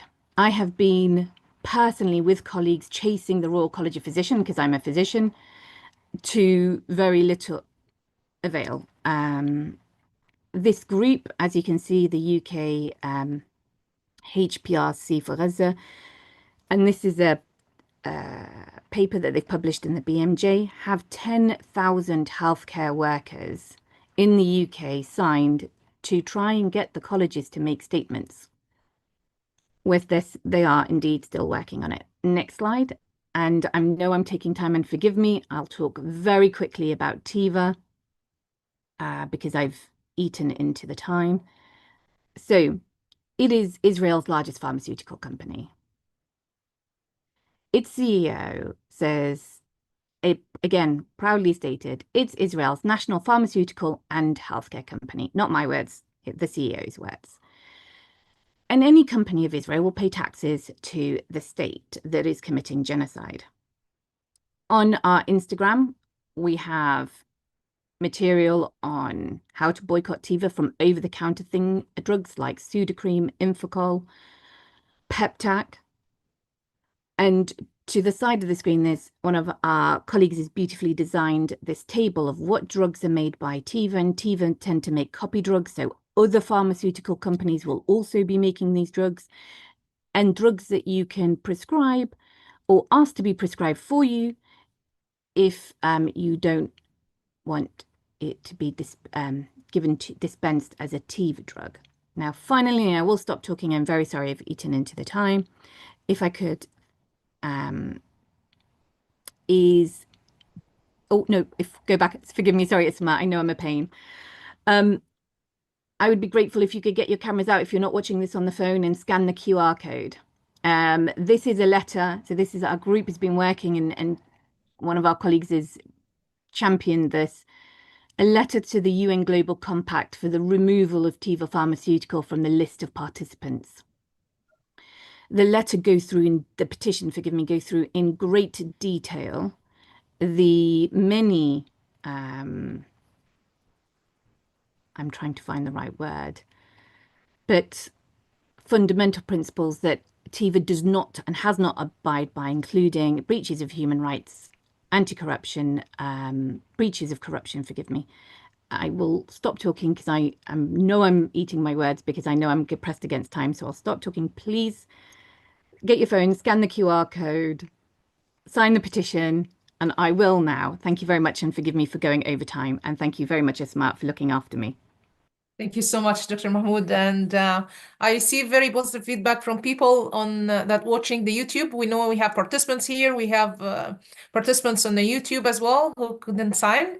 People from Gaza, because they unfortunately they blocked the Zoom in Gaza from yesterday, because we had Dr. Munir El-Borsh and other participants and speakers from Gaza. I think that's for the rule. We were on Al Jazeera also live, so I think we were watch it as well. I have just rest of two short sessions. One, Dr. Muhammad Youssef will present the results of the survey that we posted before the conference and during the conference for our participants globally, internationally. Dr. Muhammad, could you present them briefly in 5 minutes? Yeah, actually, I will take another 5 minutes, please, if you allow me, my dear moderator. And I will just pass through these comments in a very short way. Really, I appreciate your talk, Dr. Hoda, yeah, so much. And the title, Dismantle Complicity, is an excellent title. And I think I may, if you allow me, to add some values about how to keep moving in this road, dismantling complicity. Number one, we should respect group dynamic. You ask that we should work together. Number two, patience, patience, patience. Number three, sustainability and forgiveness. Number four, we should consider perfection as an enemy. And the second enemy will be self ego. I will say in Arabic two words. We are working following the principle of fasila or mastata'tum. This is a quick comment, 1 minute. The second comment, I may suggest for all of the active participants that we will consider arranging a webinar 1 to 2 weeks after this conference to consider what is our next actions, what is the strategic plan we should adopt. Otherwise, as Dr. Abir mentioned, this will be just a conference like all the Arabs saying poetry, talking, and nothing on the ground. But really, this is what we don't want to, what we want to do. The third comment about Dr. Abdurrahman shared an email. This email, it's move or future.move at 3Hub. We encourage you, dear participants, if you want to do actions on the ground. Actually, I'm a surgeon. I like actions. So if you want to participate in research, please send an email and say that I want to be one of the research committee member. If you want to be a member of documentation, if you want to be of this move or of no more famine, so please, I encourage you to send emails. I will share the survey. Please, Mahmoud, share the survey results. And after this, Dr. Hanin will give a few words about competition. محمود معلش أنا مش شايف ممكن أوكي please next slide please. The number, I think I have difficult. Yes, we have established this survey. It was a survey we put about 13 questions. The credit goes to Engineer Mahmoud. We have these responses. We put the survey in English and Arabic. So we have 124 responses to the English version and 85 to the Arabic version. Next, please, Mahmoud. Okay, now we asked the responders about their profession. Most of the responders on the English version was healthcare workers. Next, please. And then we asked them, as I've said, 13 questions. I have selected some of these answers to show. To what extent do you agree with the characterization of the starvation in Gaza as a man-made famine? Really, nearly 90 or more than 90%, yes. Okay. And the second question, if the famine is found to be a consequence of policy decision, do you believe the Israeli Healthcare Authority, medical institution are ethically obligated to publicly advocate for a change in those policies? And really more than 90% as well say yes. Next question, please, Mahmoud. Mahmoud.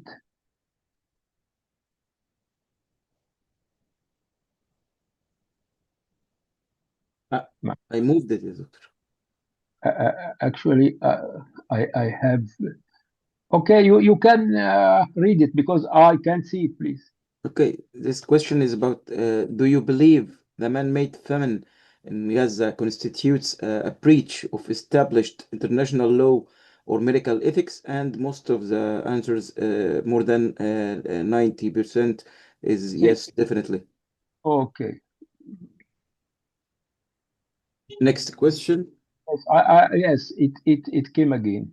In response to the man-made famine in Gaza, what is the most appropriate action expected from an international medical association like WMA, World Medical Association, International Federation of Medicine, students with formal authority?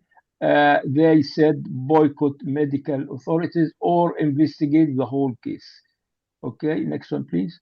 How did your country healthcare authority respond to the man-made starvation in Gaza?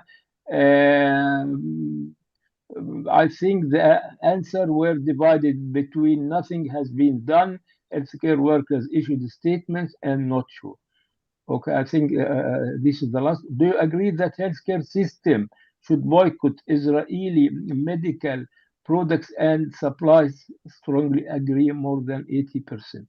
Okay, thank you so much, Mahmoud. And now Mahmoud will make an interactive poll. He will put 5 questions. Mahmoud, can you explain how participants will react to your poll, please? Actually, yeah, everyone in this session, as a panelist or attendee, can answer this poll, and after it's about 4 or 5 questions. Just after you answered, just press submit. Thank you. Okay, thank you. The co-host must not answer.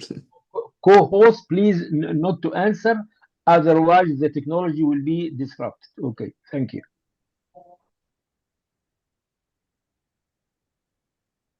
I think it showed now.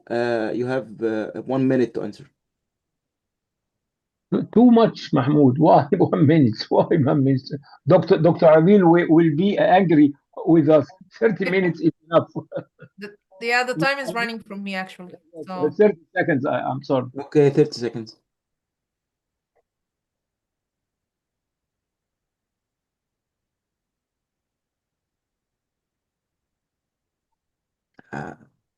I didn't get answers. because 30 seconds, like, let's leave it for 1 minute, and then because people gonna read the questions and then Yes. direct Yes. out.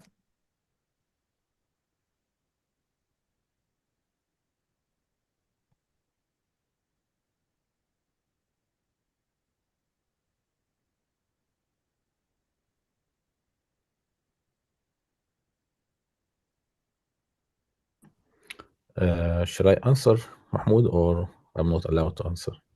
Yes, you are allowed. But I think the hosts, yeah, the Host, hosts host and It the is not panelists allowing me to interfere. hosts and the panelists are not allowed. are not allowed, yeah. Just hosts and co-hosts. No. Oh, No, Mahmoud. host and panelists. Host and a panelist. panelists. Yeah, all right. So it's for participants only, for the attendees only. So now it's about 1 minute and 30. Yeah. I get about 27% of the attendees. 27% or 27%? 30%. 13? 30. 30. Okay, one more minute, Mahmoud. It's okay. One more minute. Okay.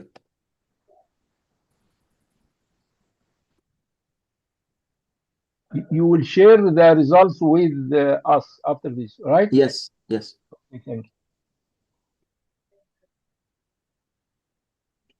2 minutes now. How many participants answered?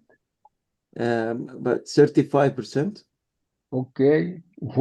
The last minute.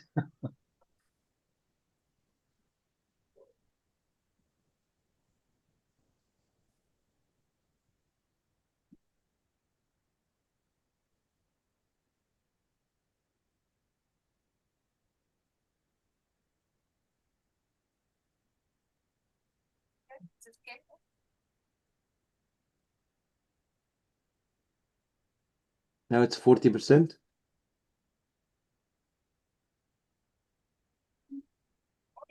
Percent for online is good.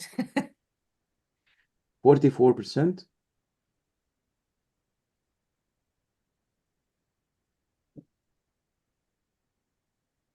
47%. It's a 3 Okay. minutes. Okay. Okay, I will end up the poll. Okay. Thank you. I'm sharing the results now.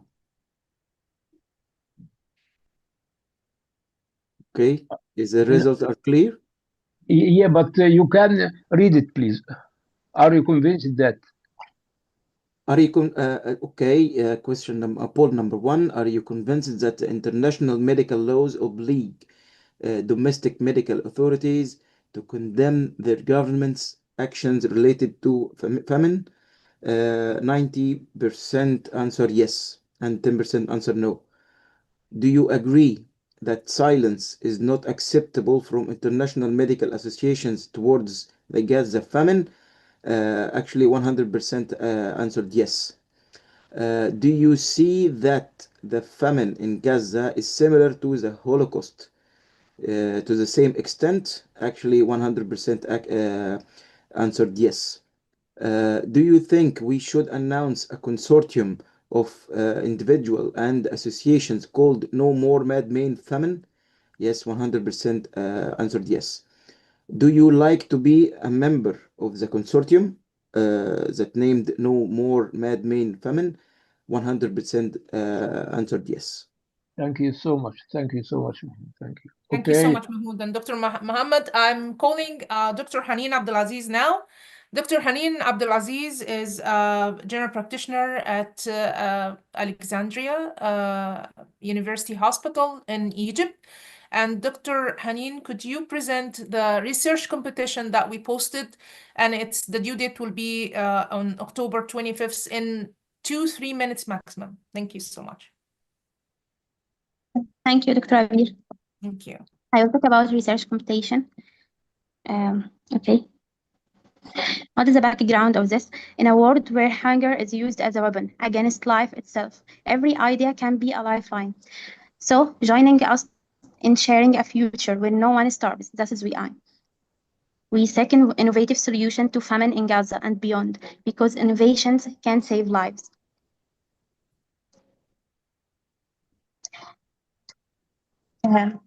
Why are we organizing these competitions? First, as with the main goal of the entire conference, it is to raise awareness that is the use of starvations as a weapon is a crime against humanity and must be condemned. Second, because every challenge is an opportunity to create a change. We aim to find innovative solution to famine around the world. Finally, to take immediate out-of-the-box action to save the lives of the people suffering from famine. Now is overview about competition. When we start and end, the competition has been running since the beginning of October and will be remain open until October 25th, inshallah, which is the final submission deadline. The results of the winners will be announced at the beginning of November. Until now, we have received 24 different research ideas, and we encourage everyone to increase this number by sharing your own innovative ideas with us. The judging panel consists of 8 medical consultants from different specialties to ensuring a fair and comprehensive evaluations of for each submission research idea. Okay. The main selection criteria of the competition: does the solution directed address famine in meaningful way? Does it respect local customs, diets, and traditions? Is it cost effective for governments, NGOs, or local communities? Is the idea out of the box? Is the proposal well articulated and easy to understand? Here are some examples of the ideas that have been submitted for us.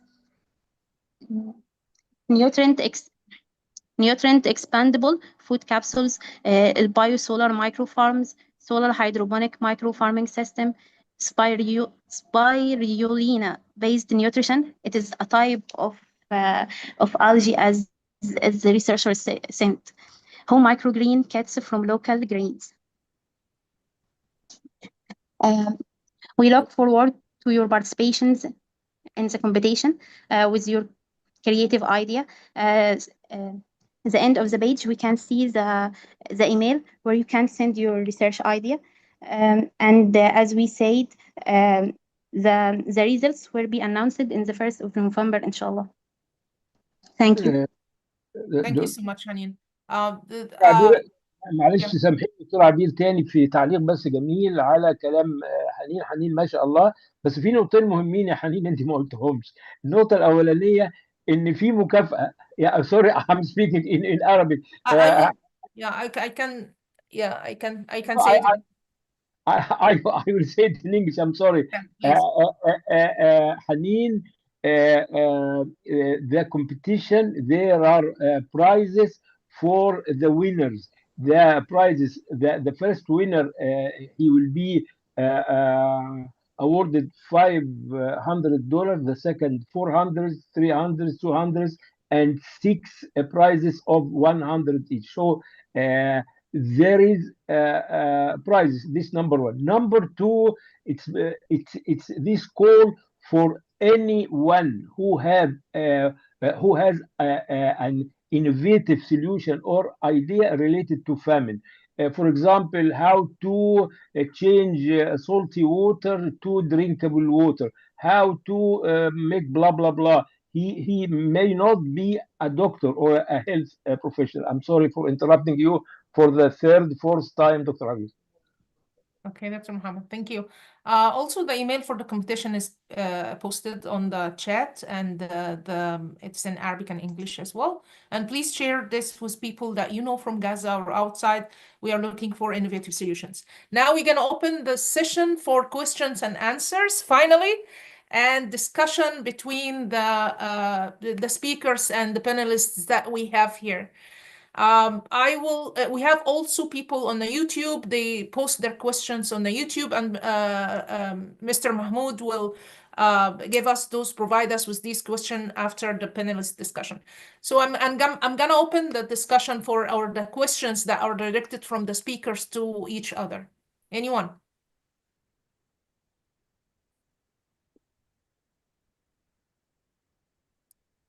I don't have a question. I think your competition is genius, especially some innovative ways to help reduce famine. I think it comes back to the comment that I made that it is a man-made famine. Starvation is being used as a tool of warfare. And we've seen it happening again and again, and it's just getting more and more, it's just escalating further. Therefore, our responses have to be innovative, because we're not going to stop malignant forces, unfortunately. I would like to say that we can, but I don't think we can. Therefore, our ability, we will always continue to try, but I actually believe that, this proposal, I'm very excited to see, the results and the potential solutions. And I'll stop talking. Medea has got her hand up. I want to say that I think the majority of people that reached out from Gaza themselves, the people that are invented the solutions to tackle or mitigate the famine, are the people who are living in a condition, and that's SubhanAllah. amazing. Yeah, that's amazing, subhanallah. Medea. Yes, I had mentioned that in the US we are so affected by these big lobby groups. But I wonder what is keeping these medical associations from taking a better stand? Do you direct your question to anyone, Medea, or for Huda? Yeah, for Huda or anybody who wants to talk about what the blocking is in your particular case for getting movement. I can only speak for the UK. And I mentioned it at the beginning of the talk. So when we have approached the Royal Colleges, we've had comments like it's too political. We are a charity, therefore we cannot make comments on, international events. Other things are, well, if we make comments about Gaza, why can't we we should be making comments about everything else. And, I have said this, and I really do believe this. There is a pressure from above to be silent, for these organizations to be silent, and it is for us to turn the tables. And remember, I say this all the time. They are meant to serve us. They are meant to be our professional bodies, and they're supposed to really be the pinnacle of the ethics that they say that we should be following. And if they are not doing that, then we have to hold the mirror up and really encourage them to do that. And Mahar has her hand up and I'm going to stop talking, but I think this whole, it's too political, and I think politics being a taboo topic in healthcare is a colonial foot on our neck. It is just a way to silence us. Everything is political, from the cost of equipment to COVID. I mean, how many, PPE not being available during COVID times was considered political. So we really need to, again, change the narrative that these issues are political and too political for them to get involved with. I do not believe that is the case. And it's about shifting that narrative. The more of these events, the more of us speak out, the more that we can turn the tide. I will stop. Maher? Yeah, I'm sorry, I'm not speaker, but the question is very important, and I feel like I agree totally with Huda. I think, Maria, it's both intimidation and fear. It's intimidation by both in positions of power in these associations. Many of them are actually Zionists themselves. So they use neutrality as an excuse, whereby in the case of Ukraine, for example, there was no neutrality. Immediately after October 7, there was no neutrality. They came up with strong, swift statements condemning what happened.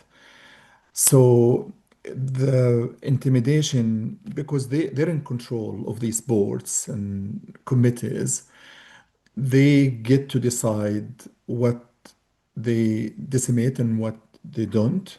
And in the case of Gaza, it doesn't serve them to put statements that are ethical and principled.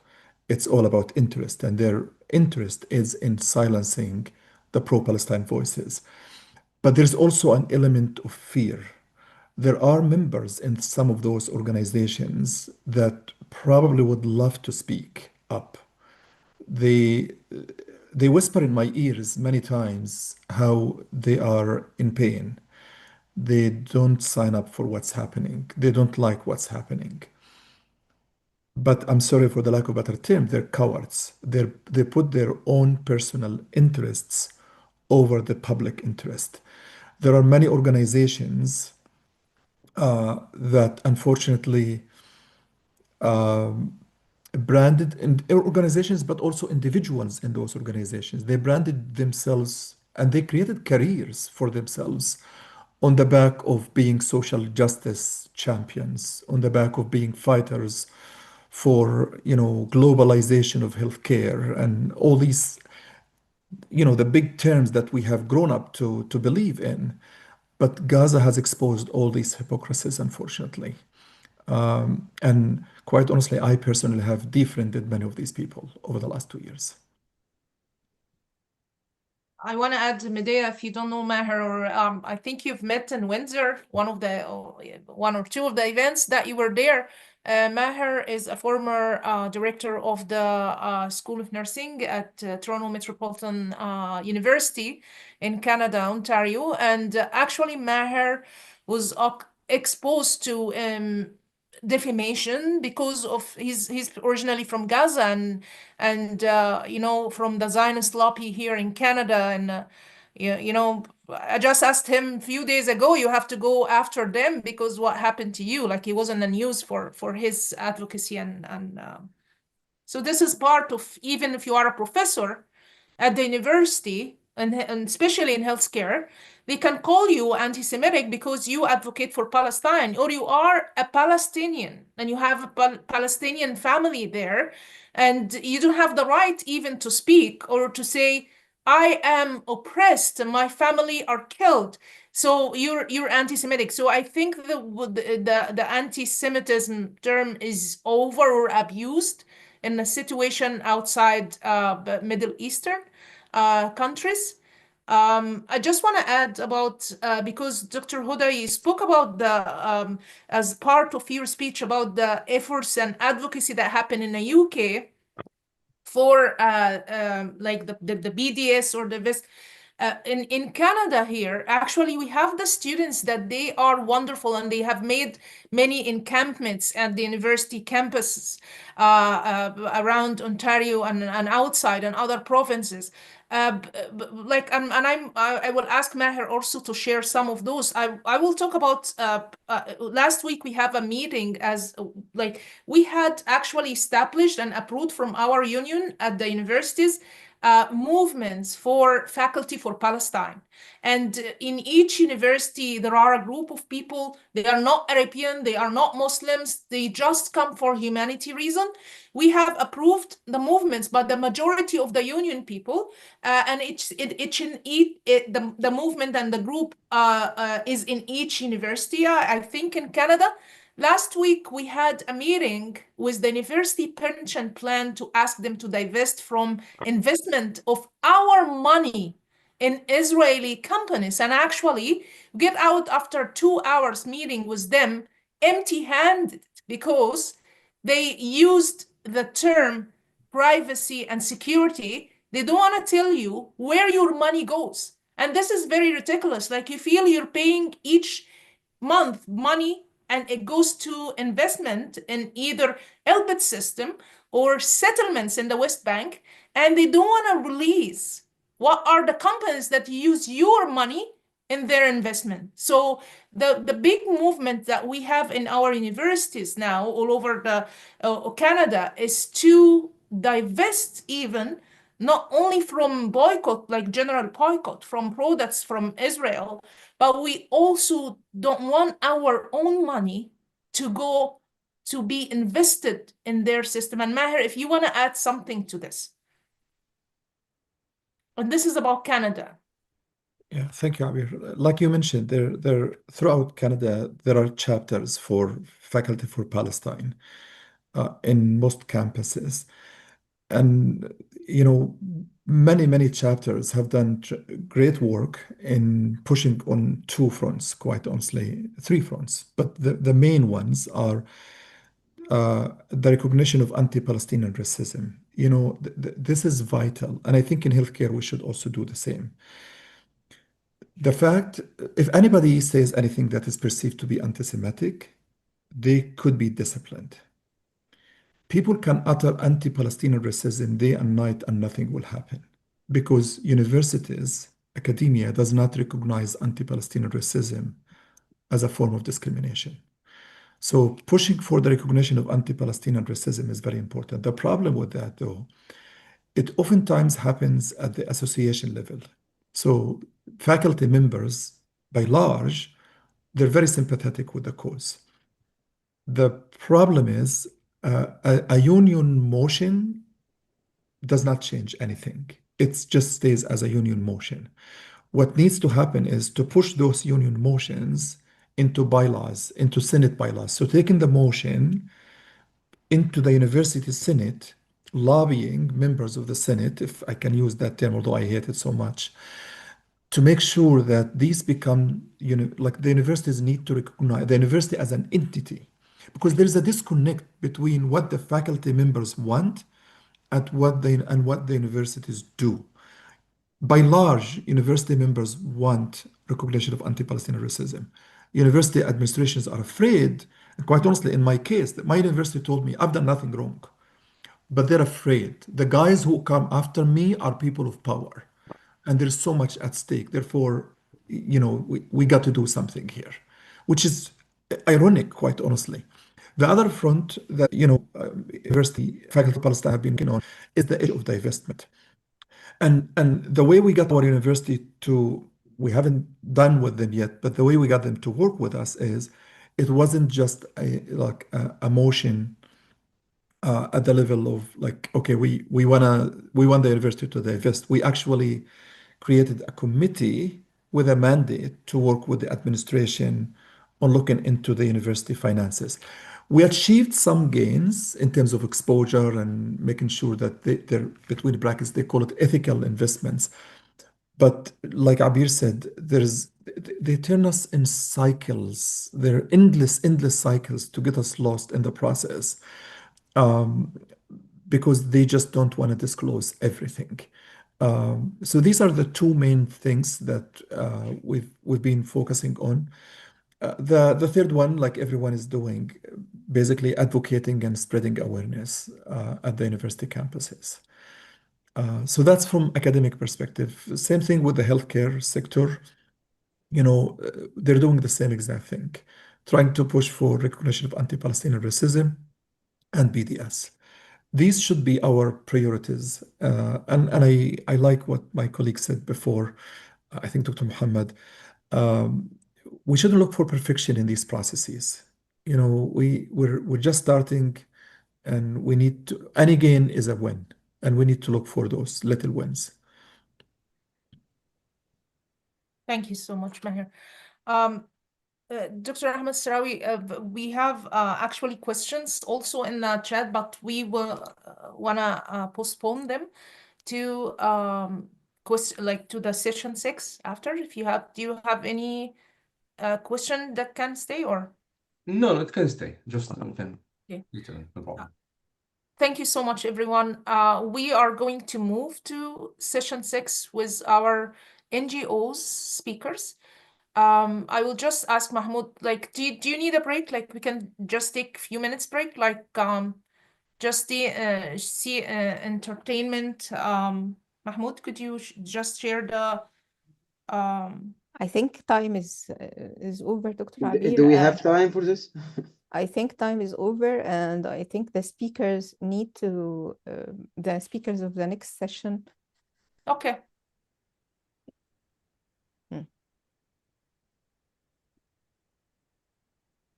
All right.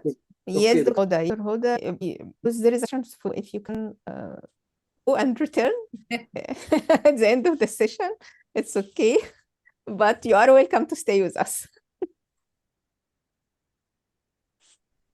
Okay, should I Dr. open the Sahar, I think you can start the session number 6. Okay. Yes. Okay. Beyond the Box is more than a title. It is an invitation. In a world whose starvation, displacement, and trauma have pushed human endurance to its edge, traditional approaches are no longer enough.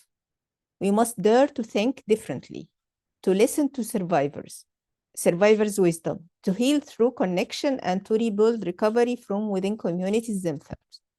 Innovation here means compassion and action, blending science, technology, and humanity to restore not just bodies, but dignity and hope. Today, we gather to imagine new paths toward solving the problem and healing, but renewal.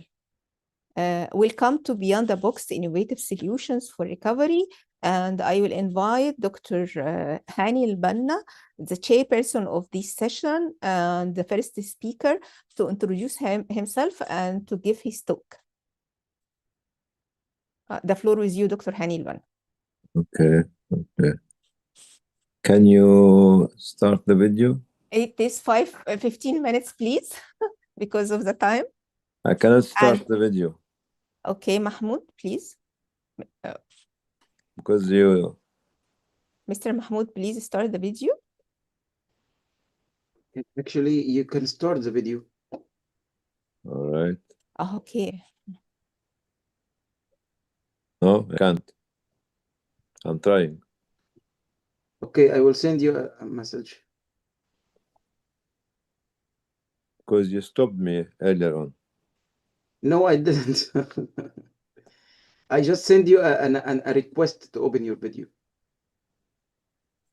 Did you receive it? Okay. Okay, now we can see you. Oh, is it? Okay. Alhamdulillah, Rasulullah. Thank you for inviting me, and I'm not as qualified as all of you. I'm a medical doctor, qualified from Al-Azhar University in 1976-77. Got my Doctor of Medicine from the Medical School of Birmingham, 1991. And gave up medicine, 1995, to be humanitarian social worker for the last 43 years. The sort of famine made, or man-made famine, or siege of cities and towns, it is not a new for all of us. As maybe Dr. Qub Al-Arabi and another doctor was talking about them before, and this is something for us is not new, but we have to learn how to survive, how to see how the people are surviving. I will make my note or my notes into 5-6 points. Point number 1, which is very important, has not been mentioned in the previous session, which is yaqeen, certainty, and reliance on the Creator, subhanahu wa ta'ala. This is the fundamental issue of changing our life inside out or upside down at these stages. In Bosnia, we have seen concentration camps, we have seen organized governmental rape, mass rape. 40,000-60,000 young girls have been attacked many times, and they survived because they have this kind of yaqeen. In Bosnia also, we tried an experiment of plantation of mushroom in this broken area, deserted area of the houses, to obtain high level protein vegetable. Also, during our work in different cities and different areas, I was in Syria. I came back 2 weeks ago after 3 years in Syria, going around from Damascus, Homs, Aleppo, Hama, and Idlib, and it is territory. One man told me, we don't have water. You know what I told him? Why don't you make Salat Istisqa, the rain prayer? Sometimes we don't use God. What happened in Gaza? 2 years, they have been using God. That's why they survived. But we sometimes, and quite often, we depend on our high-tech and technology and material. We tried this rain prayer in Niger, in Mandera, in North Kenya, and the northwest of China. It did work. So if we think deeply about the dimension of our relationship with God, we'll be able to find solution. Another point which I'd like to say, people who do not understand the history and what's been written in the religious doctrine, it's very difficult for them to understand what's happening in the Middle East. I remember listening to a president from the Far West saying that those people living in this area are like Gog and Magog. I remember this definitely from him, without mentioning name, because I'm not politicizing my talk. Second thing, read the books, the religious books of other people, and see how they value you as a human being, so you can understand what's happening here and there. Number three, in the history, the issue of Palestine did not start with the Nakba. It started in 1897. So people have been planning very hard, economically, socially, media-wise, to reach what they have been reaching. It's not just a knee-jerk effect. It's not just emotional response. This is actually my feeling. That's quite often we are not very much organized to stand and to plan ahead for big things without understanding how people are looking at us. So for every area, there are warlords, and we use these warlords in different areas because we have religious opinion on the admin cost. What does that mean? If you have to spend 50% of your fund to let the other 50% of your fund reach the people who are in this situation, spend it. That's why you find in certain area the airdrops were actually used, which can take about 60 to 70% of the budget that we have. Sometimes people are scared to spend, but you save life, you have to spend. To save life, you have to spend.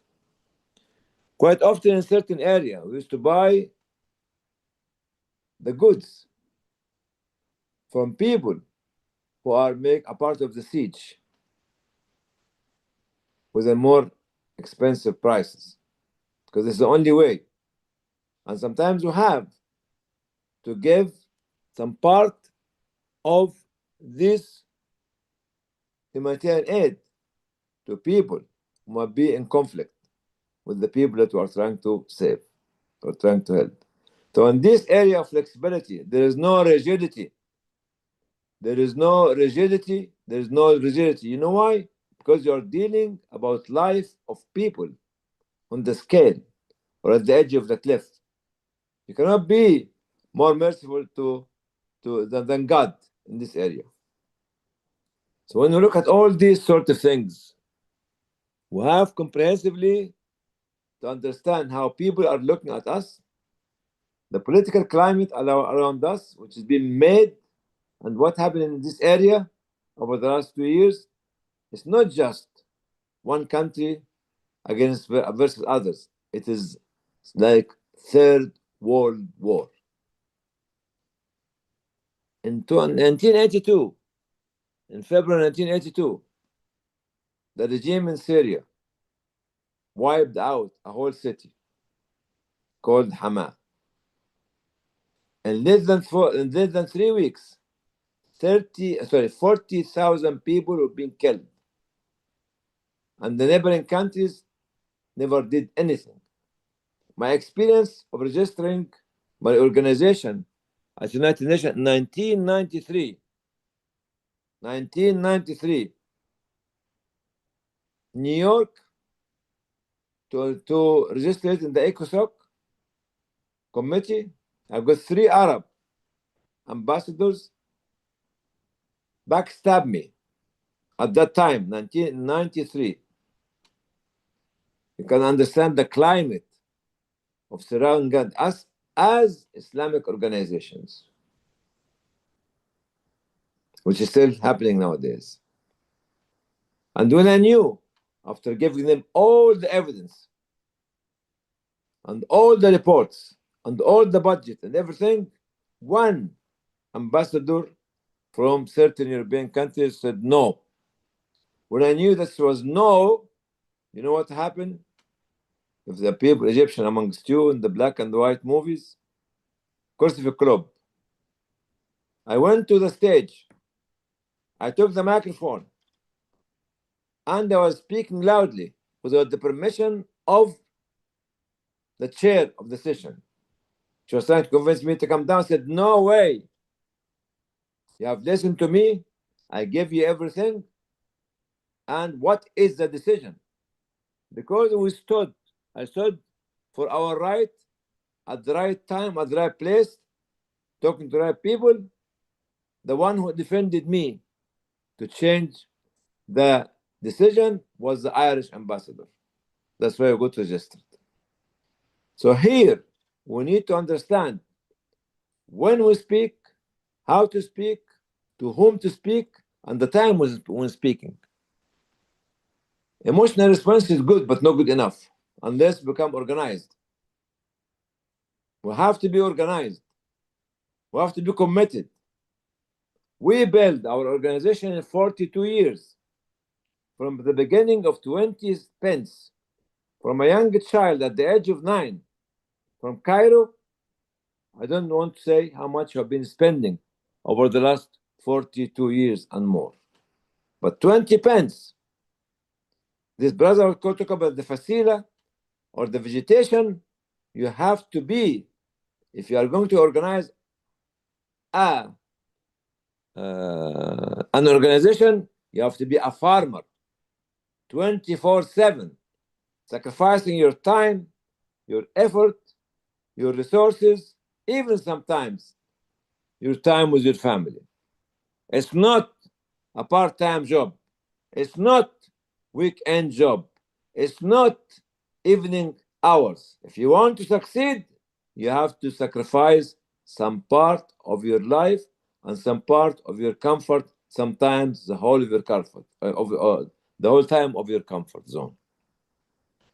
Working with the social, on the social level, humanitarian level, or any level that you are claiming that we are helping people, it needs high level of commitment, high level of sacrifices, and high level of giving. I never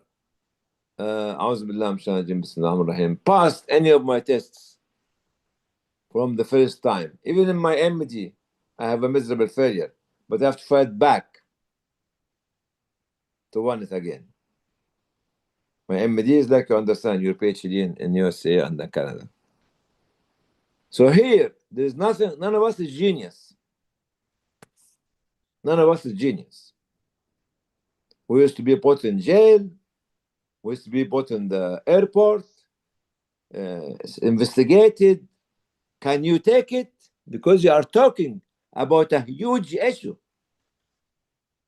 I listen to the discussion and I can listen more and more and more.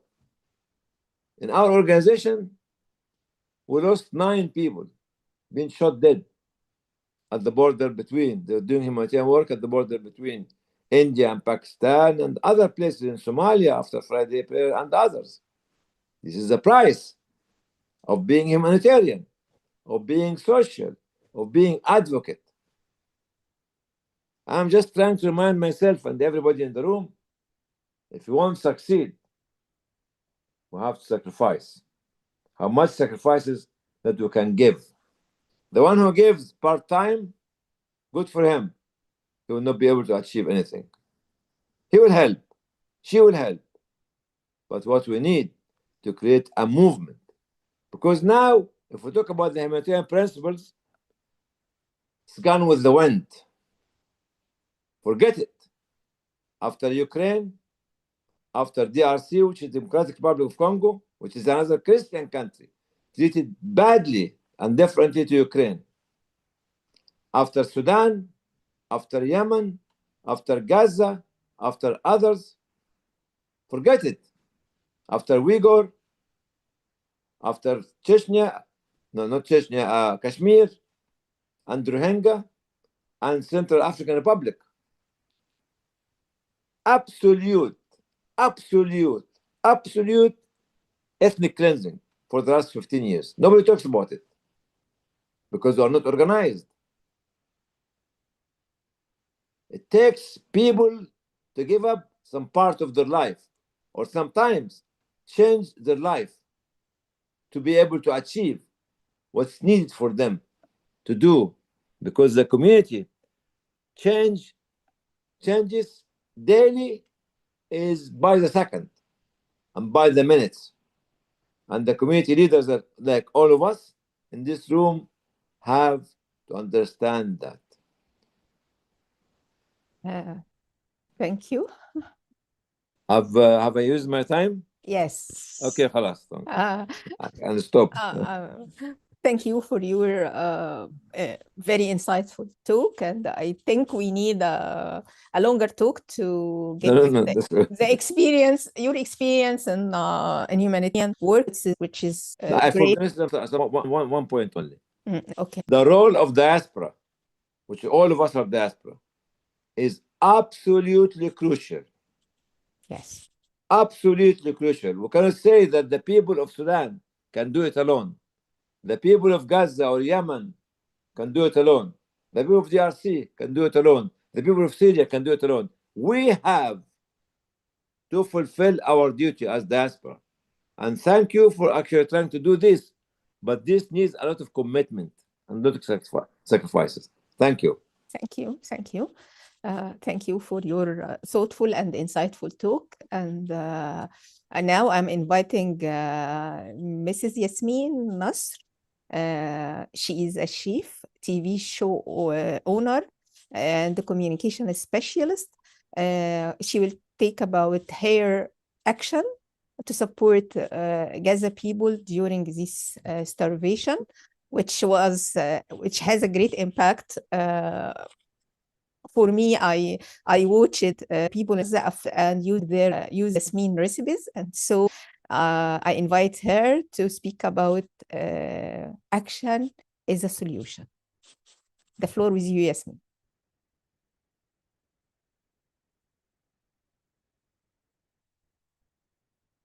You are mute. 15 minutes. Hello, good morning and good evening to all parts of the world. Thank you very much, Professor Sahar, for the introduction. Yeah, I will be taking no more than 15 minutes of the time given. So basically, my name is Yasmin Nasser, and I'm a certified chef, a TV show owner, and a content creator on social media platforms. And recently, I've been sharing simple recipes to our families in Gaza, transforming the art of cooking into a beacon of hope and awareness. I consider myself to being a culinary storyteller, an advocate for food dignity, specifically in Gaza, and a voice of nutritional resilience during famine. So what I'm going to be talking about today are recipes beyond being just recipes. Better yet, they're a reflection of resilience, resistance, and an act of survival. So basically how and when I have started this initiative is 2 years back at the beginning of the war on Gaza.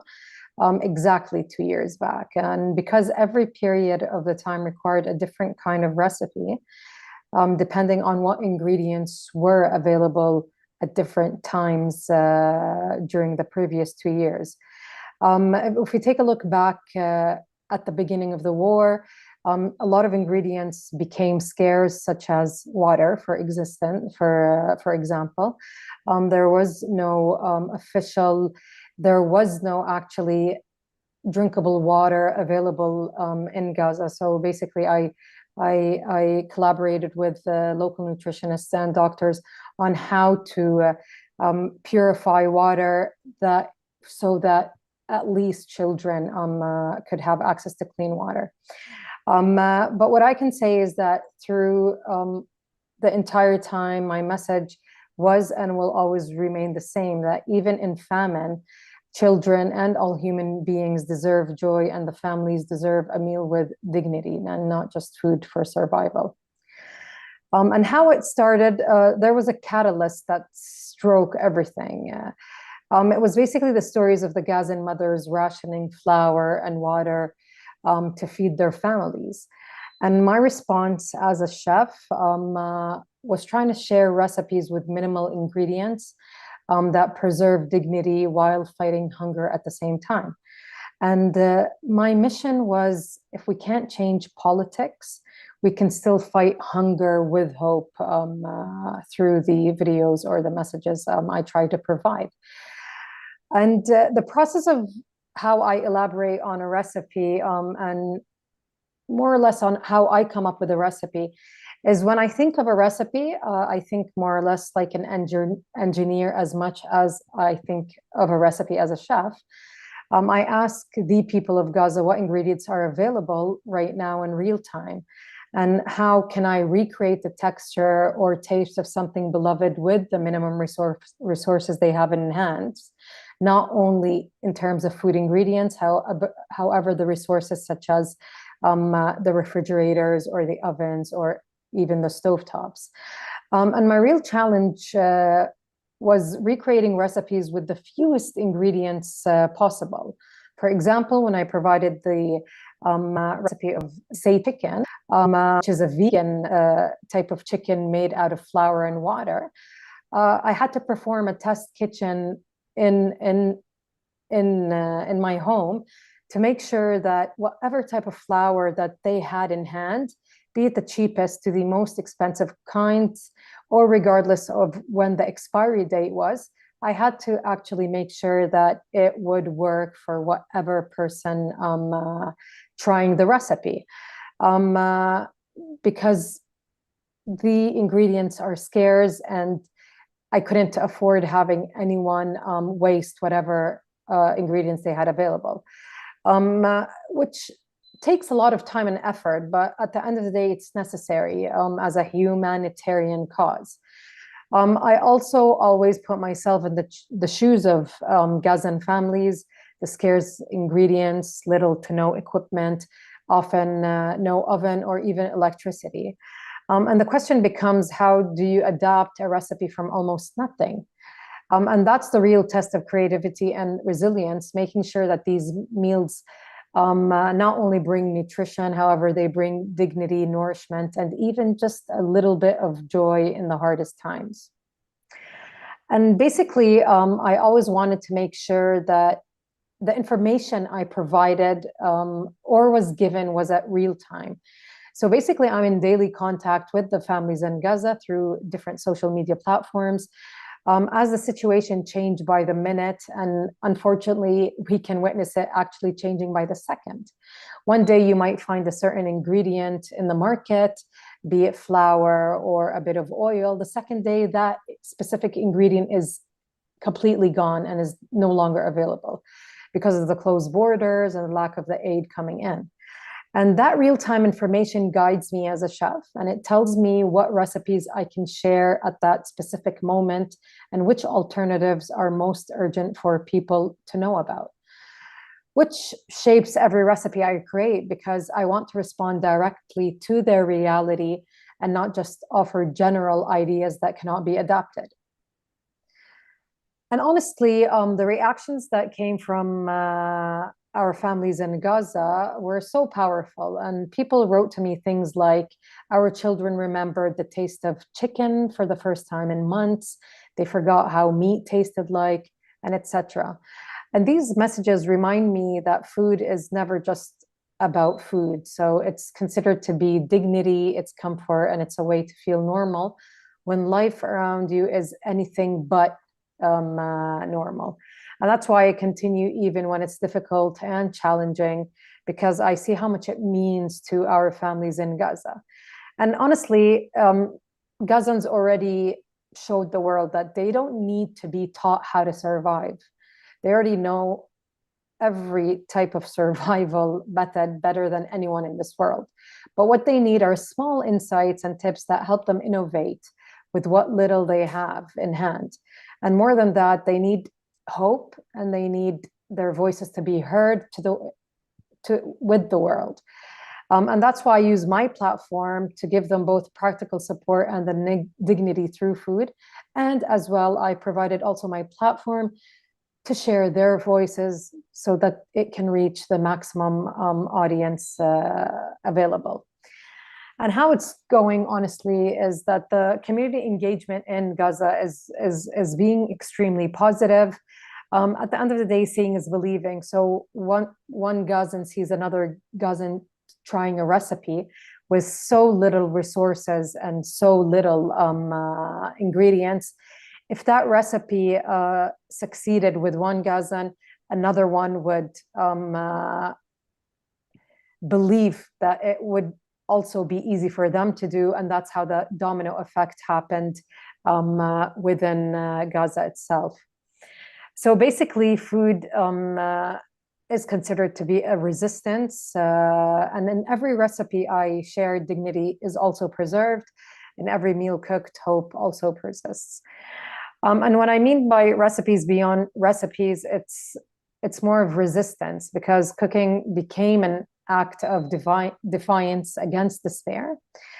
And of course, identity in food culture. Also, food preserves the cultural connections and the community bonds locally. And of course, I will keep restating that dignity in meals and on tables is a must for humanity and hope. And at the end of the day, we really have to also make sure that the call of a ceasefire or the ceasefire agreement does not end the suffering of our beloved families in Gaza. We know that the infrastructures are all collapsed within the city. There's a psychological trauma also, so the mental health crisis compounds, and the physical malnutrition that is also within the communities. And of course, the ongoing food insecurity. Aid is barely making it through borders. And there is a misperception that more aid or aid is sufficient enough for them to live normally, which is, as mentioned, a misperception. And basically, action is the solution. Like we have to call, the world has to call on to all healthcare professionals, NGOs, and global citizens to support long-term nutritional programs, be it funding sustainable food securities or initiatives beyond emergency responses. Also, we have to advocate for the humanitarian access. We need to demand uninterrupted food and medical supply routes for sure. And we have to, most importantly, keep the story alive, keep sharing the evidence that there still is an ongoing genocide ever since the ceasefire announcement. More than hundreds have also been killed.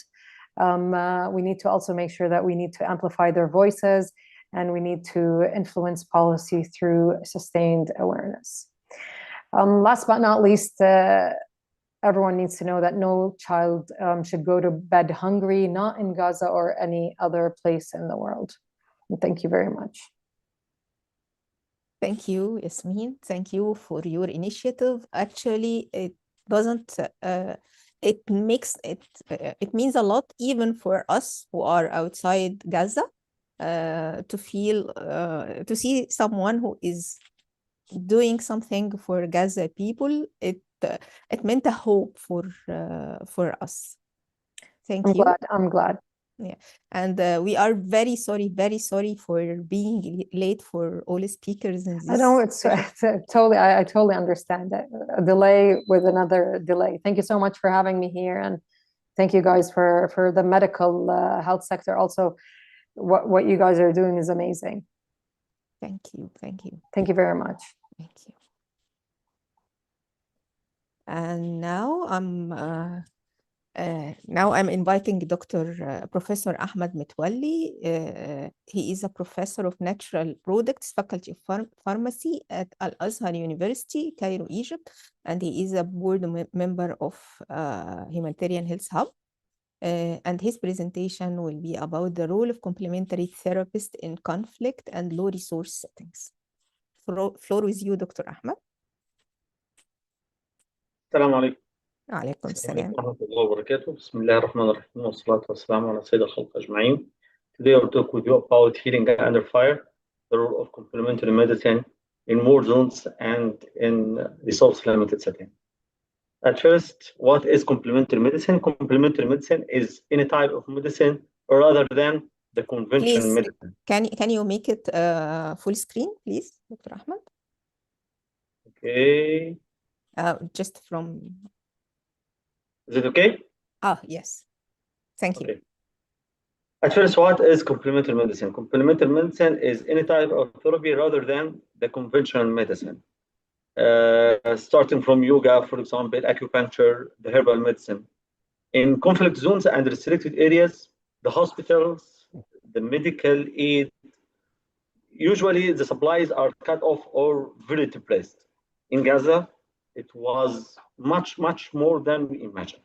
So this is necessitates use of other types of medicine, just like the complementary medicine. Historically, the complementary medicine have been used in different wars, like World War I and II, the honey, the surgical dressing. The British and Russian use the honey mixed with iodine and use it for disinfectant of wounds and gunshots. Also, the garlic have been used by Russian in an extensive way. They called it the Russian penicillium. The aloe vera have been used by Americans as well. It have been used as Japanese, like in wounds and in burns. Comfrey and the chamomile have been used several times as a compressed to reduce the inflammations and swelling. Other types, like some types of very strange types in complementary medicine, like immunotherapy. In immunotherapy, the British used some kind of larvae. These larvae can eat the dead cells and the dead tissues and the pus cells. It used effectively in several times in Burma and Egypt. The acupuncture and the cupping therapy have been used several times by Chinese to relieve the pain and fatigue between their soldiers. Today we will focus on 3 different types of easy and safe complementary medicines, which can be very effective in areas like Gaza. Some of them have been used, but unfortunately was not a big, in a huge manner or a big manner due to the limited sources. At first, the honey. The honey used from the ancient Egyptian and ancient Greece, and in Islamic medicine, it has a great value.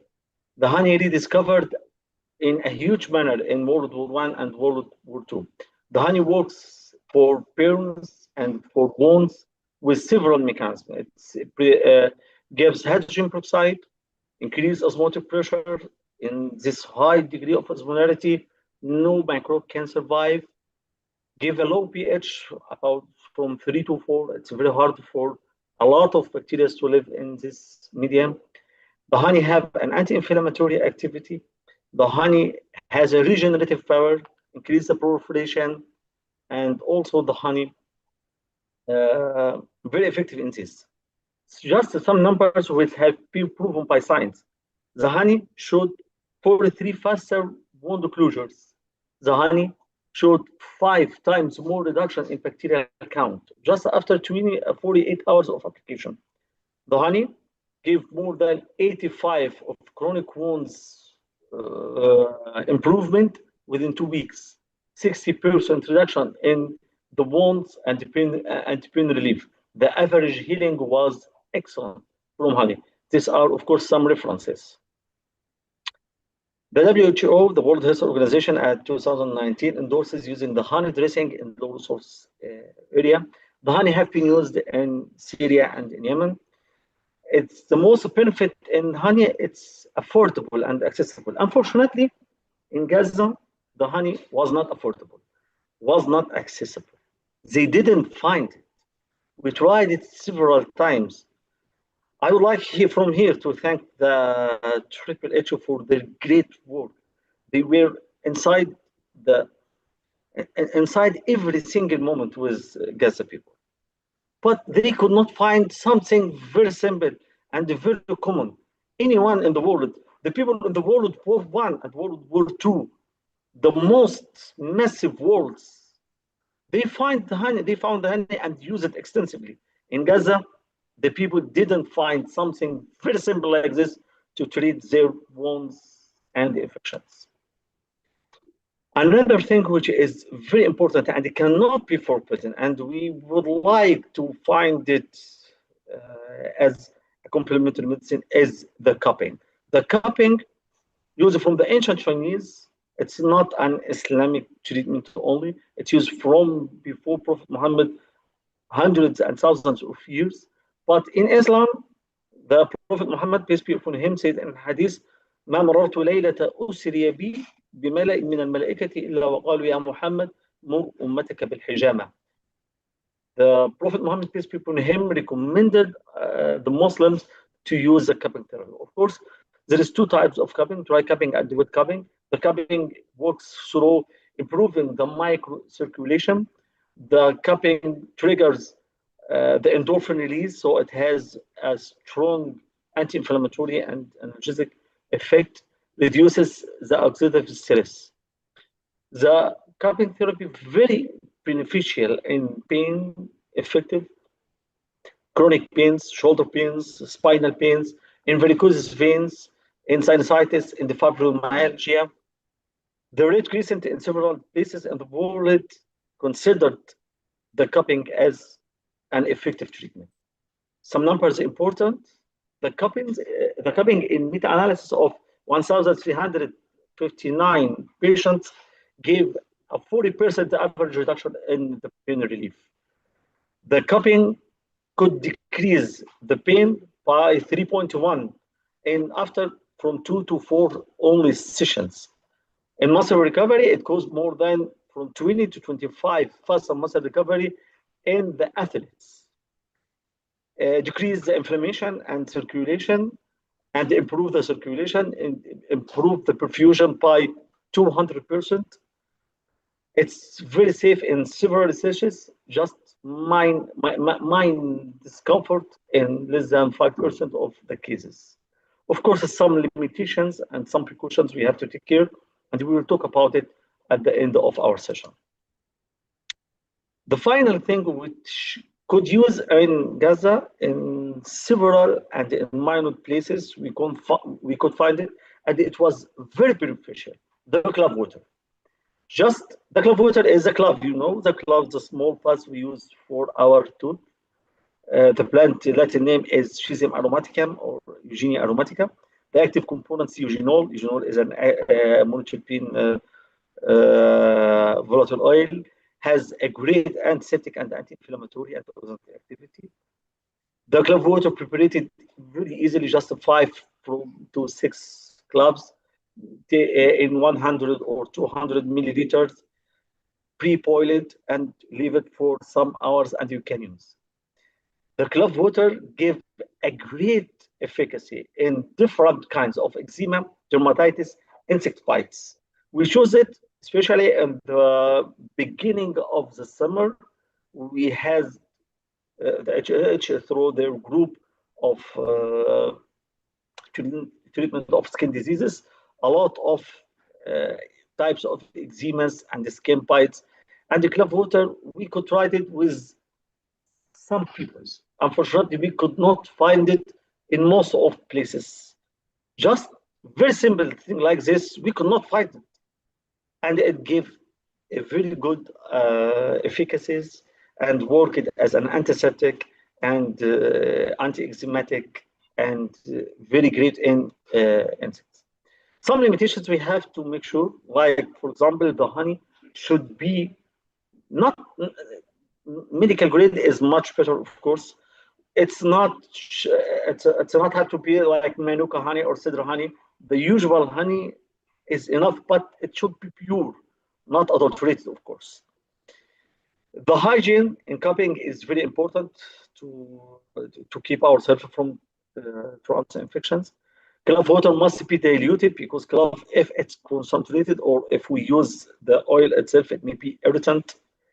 Avoid cupping in bleeding disorders, of course. Avoid the clove in irritant and bleeding skin. Education of basic training is very important here.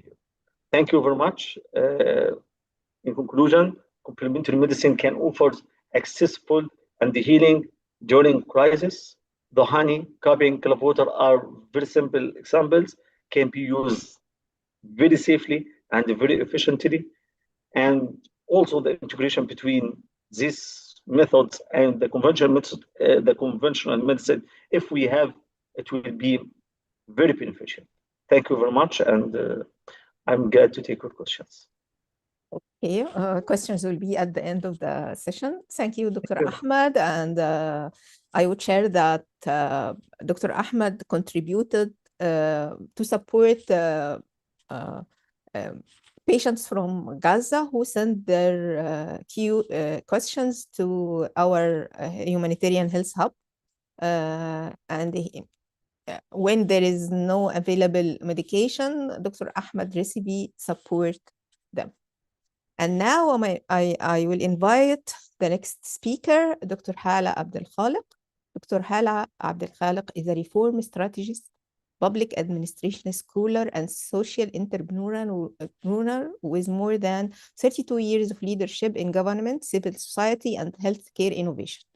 She holds a doctorate in public administration from California Baptist University, specializing in the integration of mental and brain health into governance, along with dual master's and baccalaureate degree in econometrics and business administration from the American University in Cairo. She is certified in balanced scorecard strategy with advanced expertise in strategy, foundation, deployment, and automation. As founder and former minister of Egypt's National Council for Disability Affairs, Dr. Abdel Khaliq authored the 2013 draft of the Disability Rights Law, legislated in 2018 as Law 10/2018, and secured the inclusion of 9 constitutional articles protecting the rights of persons with disability. She is also the founder and chairperson of the 360 clinics for brain and mental health, the first neurocognitive health clinics in the MENA region, along with the Wayana International Foundation for Inclusion and Awareness, internationally recognized for pioneering disability inclusion, brain health integration, and system reform. Dr. Abdel Khaliq continues to advise on inclusive governance and sustainable development across Egypt and the MENA region. The title of Dr. Hala is about buying local, saving lives, a case study on overcoming aid obstruction in Gaza. The floor with you, Dr. Hala. And so much. I appreciate this amazing introduction. I hope I'm up to it, and I'm up to whatever I've earned before. Hopefully that will be able to really add benefits to the people of Gaza. And I'm not going to start with the normal, let me share with you the presentation, but I'm not going to start with the normal layout of a presentation, like who is Wayana, what do we do, what's our mission and vision, which I'm going to bring this later on. However, let me start by what we did starting the war in Gaza. I'm not sure what you can see right now on the screen. So somebody can help me. We see you and we see Wayana and the screen. And so if you can press Perfect. the full screen. Full screen. How? Yeah, okay. because we see the PowerPoint. You see the PowerPoint. Okay, Yes. perfect. Use slideshow. Continue. Down. Oh, yes, great. Okay, perfect. So, standing with Gaza, local resilience and human dignity in action. I'm gonna bring you life from Gaza, Mrs. Hala Al-Ashi.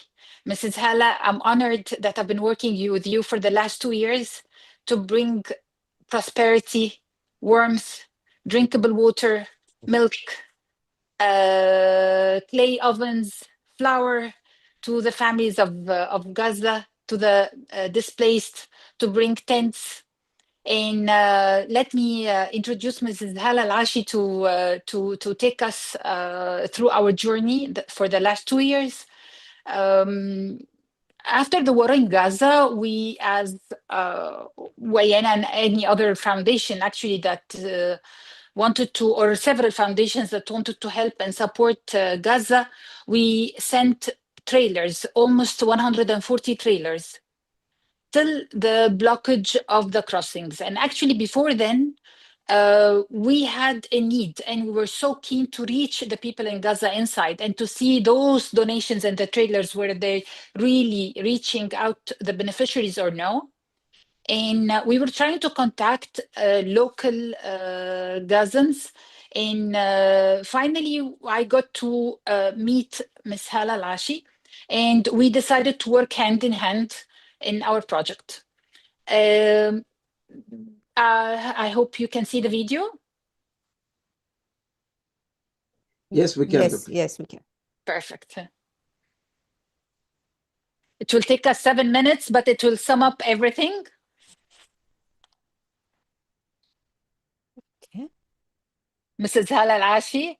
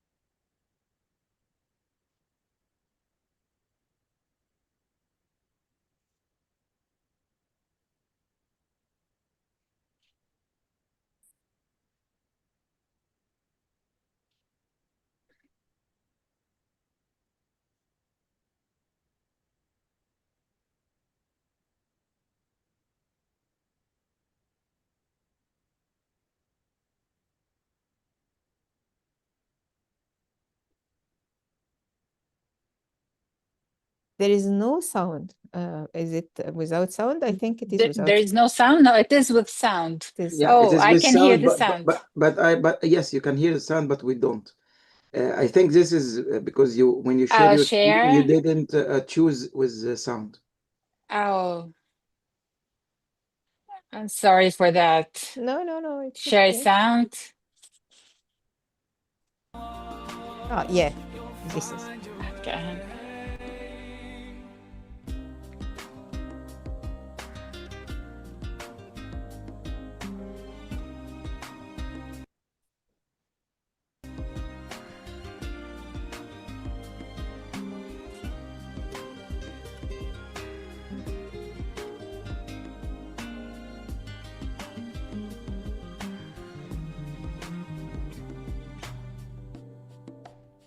Turn to Allah, He's never far away.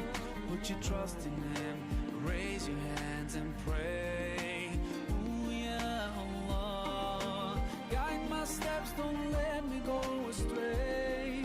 You're the only one who can show me the way. Show me the way. Show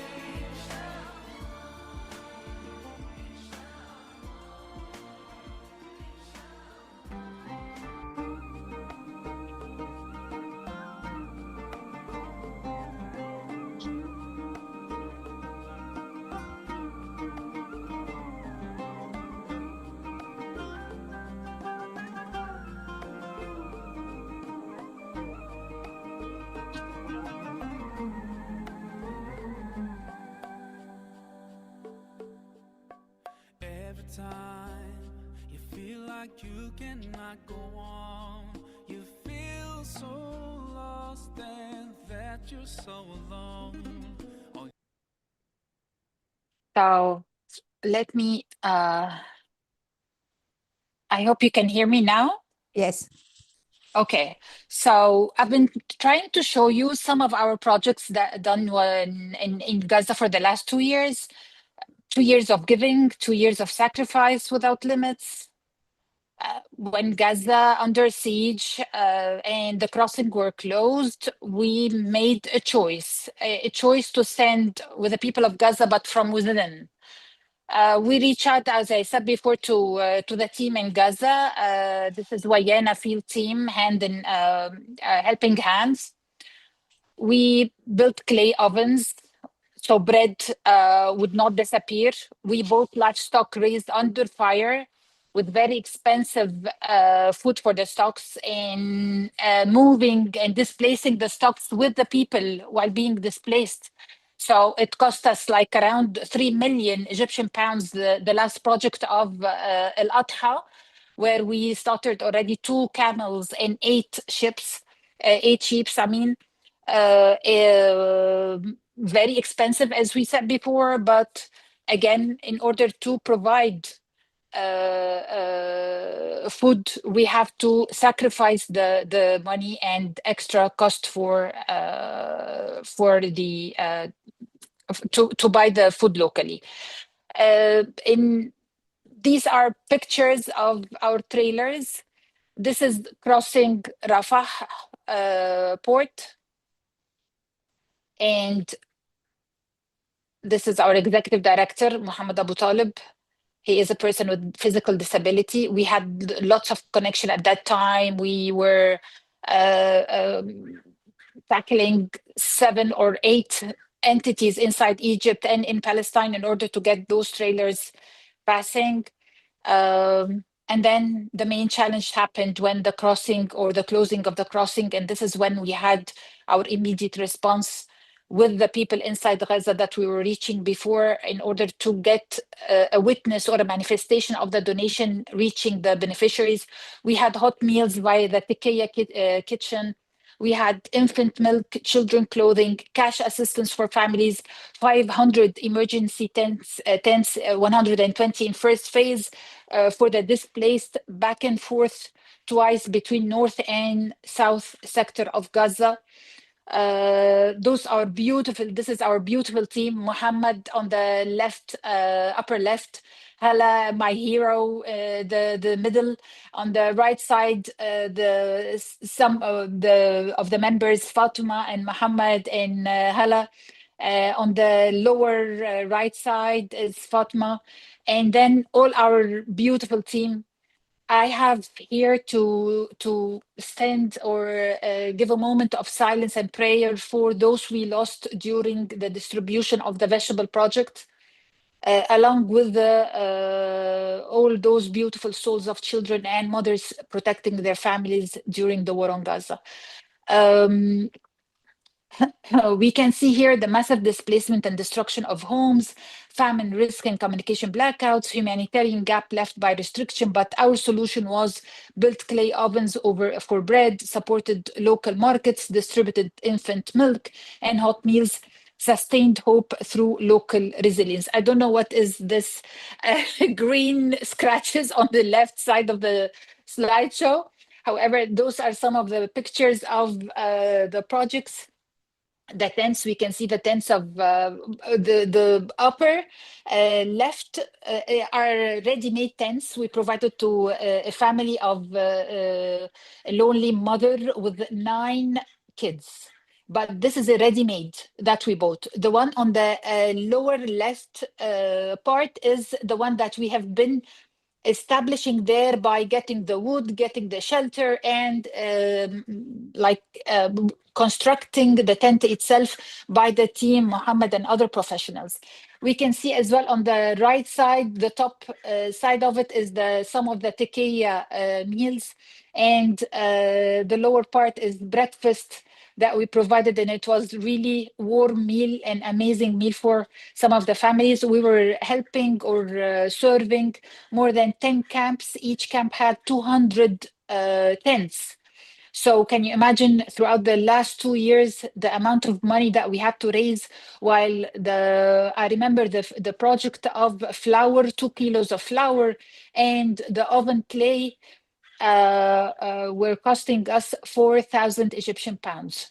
So 1 kilo of flour is 1,000 Egyptian pound, and to build an oven of clay, again, it was around 1,000 or something. And we were distributing at this time 3 kilos of flours. We can see here as well picking the vegetables, distributing the vegetables, and another project, this while they were establishing the tents. So health and dignity, we had several projects, one handling the medicines and health supplies. Another one, we called it Sutra and Karama, is for providing women's supplies and women needs, and the overall prayer gowns, where in one tent we had women staying and spending the whole day with the brother of her husband, for example. So she had to have an easy gown to sleep with and to move around with. So we distributed, we made the women of Gaza sew the gowns themselves. We bought the fabrics. So we were as well helping in employing, you can say employing, as we were giving them as well incentive, cash incentive to sew the gowns. And as well, you can see on the right side, we had this amazing project.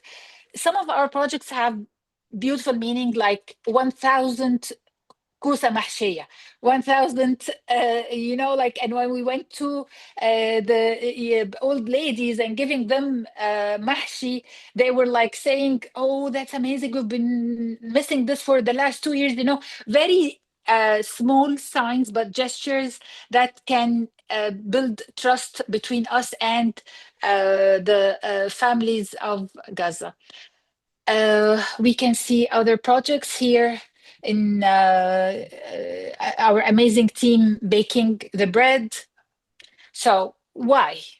Why did the donors trusted us while we had our special network to move the money and to send the money inside Gaza? And they don't know who is Wayena and what we were doing before, but they saw, and every donation they were giving was manifested in happiness and warmth and smiles over the faces, those beautiful faces of families and children.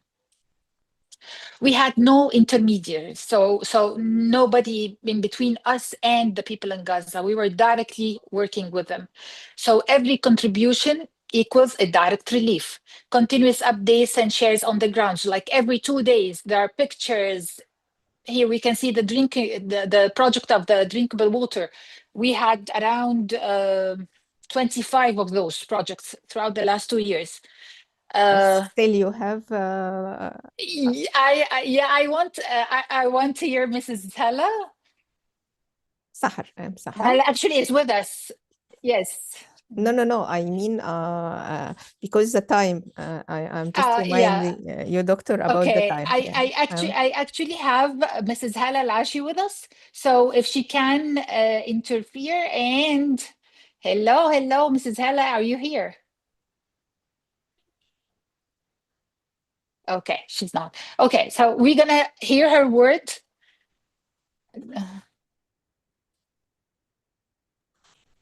The sound, doctor.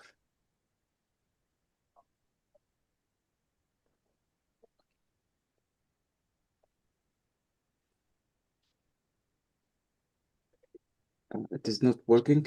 Actually, I can share her talk. Okay.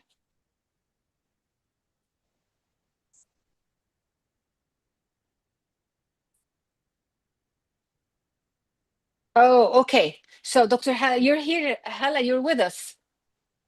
Can you hear us, Hala? Hello, good evening from the Gaza Strip. It's me, Hala Ashi from Gaza Strip, the spokesperson on behalf of Helping Hand team, on behalf of Wayana Foundation.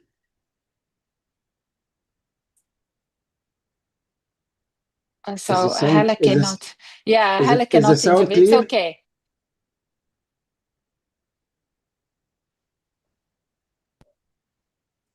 International Foundation for Awareness and Integration. Alhamdulillah, as you can see here, 2 long years of giving, 2 long years of generosity, of helping and supporting the people in the Gaza Strip.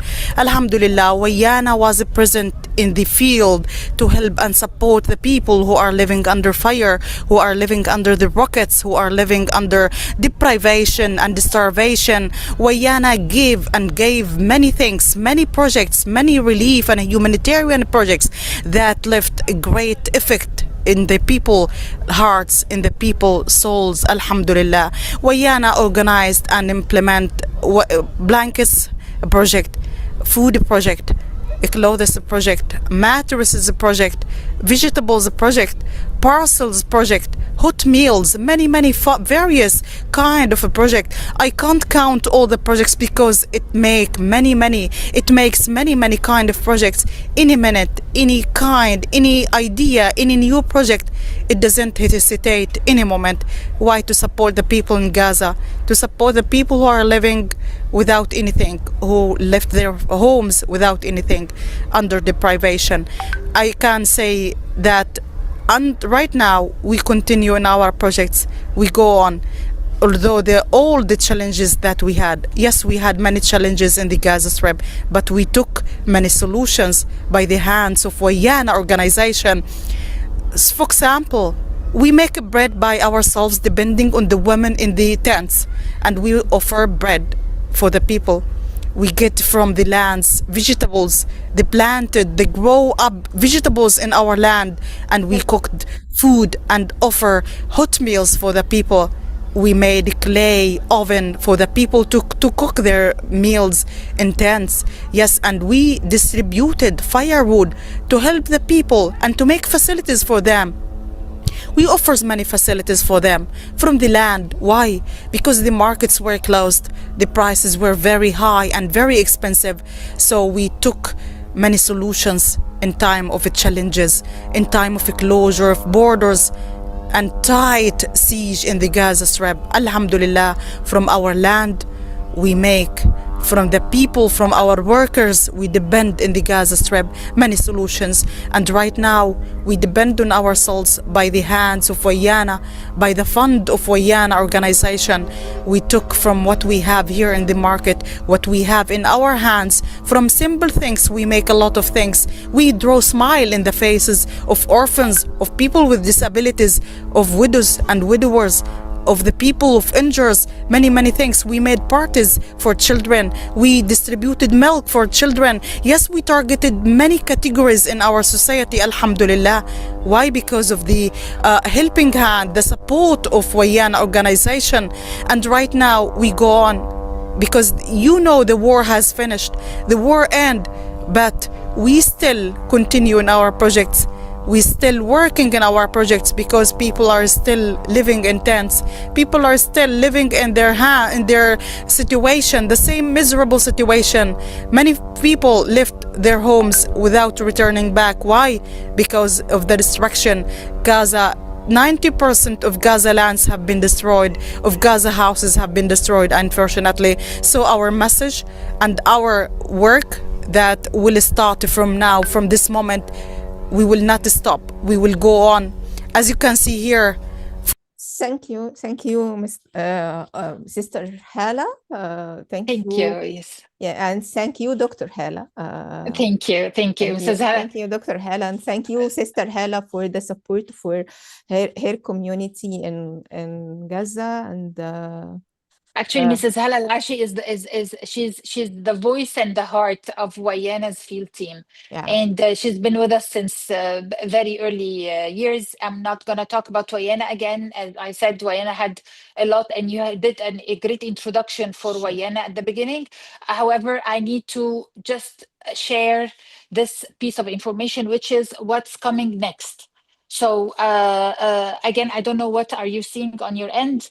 There's a technical problem here where I can't access exactly what you can see. So, but this table. Hopefully you can see it, the priority level projects. It illustrates Wayana integrated timeline for Gaza recovery. And we just hope if anybody has ideas or can help in any of those coming projects. We have emergency projects from 0 to 3 months in regards to emergency and sustainable shelters, like distributing food again and tents. We have big organizations talking about in countries saying we're going to go and reconstruct Gaza and, but nothing is done till now. People are still displaced in the streets, no shelter, nothing, no food. The status is as is, except they're not hearing the bombing anymore. Hopefully they're not hearing the bombing, but I can hear it while Hala was recording the video right now. Anyhow, we have other projects like the water and the sanitation, building or not building, but extending pipes of water, drinkable water. We have other projects from the 3 to 6 months healthcare and rehabilitation for mobile clinics, for the prosthetic workshops, for the mental health support. Hopefully we're going to send some of our psychologists who really into supporting the mental health of Gazan people, and after we take the proper permission that they can cross the borders and meet our team there, and we start on working on this project, but this is going to be like a 6 months plan. We have other projects regarding the education and child support, like 10 schools, teachers training, mobile libraries. We have other projects in 6 to 12 months, the community and disability inclusion, and where this is the specialization of Wayana. And then the 12 plus projects are the long-term livelihood and reconstruction with small business funds for the micro project. Or SMEs inside Gaza in helping the educated to get online recruited through a platform. And this was an amazing idea of Dr. Muhammad Yusuf, like establish or a platform like LinkedIn in Arabic, and especially for the people of Gaza, in to start recruiting those educated people like accountants or social media experts or others. And those who don't have higher education, we can still help them in proving and developing local businesses or local manufacturing. So this is actually the one of the main important slides that I wanted to share, as this coming project or plan needs your help and needs your support, and whoever has a thought or a fund or can help in any way, I'm here. You can reach me through my contacts with Asma or the conference organizers. Thank you so much. I really appreciate your time, and I'm sorry it took time for us to present the videos, and the presentation was full of photos, but this is how warmth and how we can say like humanitarian. We want our presentation to be to have it totally from there, from the inside. Thank you for your time and appreciate your help. Thank you, Have Dr. a lovely Hala. day. And Sahar, may I have just 1 minute comment? Thank you just I will so. okay. Okay, no. Okay, please. Okay, Okay. Dr. Muhammad. Okay. Dr. Hala, thank you so much for your effort. Thank you Thank you, for Dr. Muhammad. future plans. And I have just, as I told you in private, that we, 3H Group, as a medical group, we are ready to collaborate in your future plan. And perfect.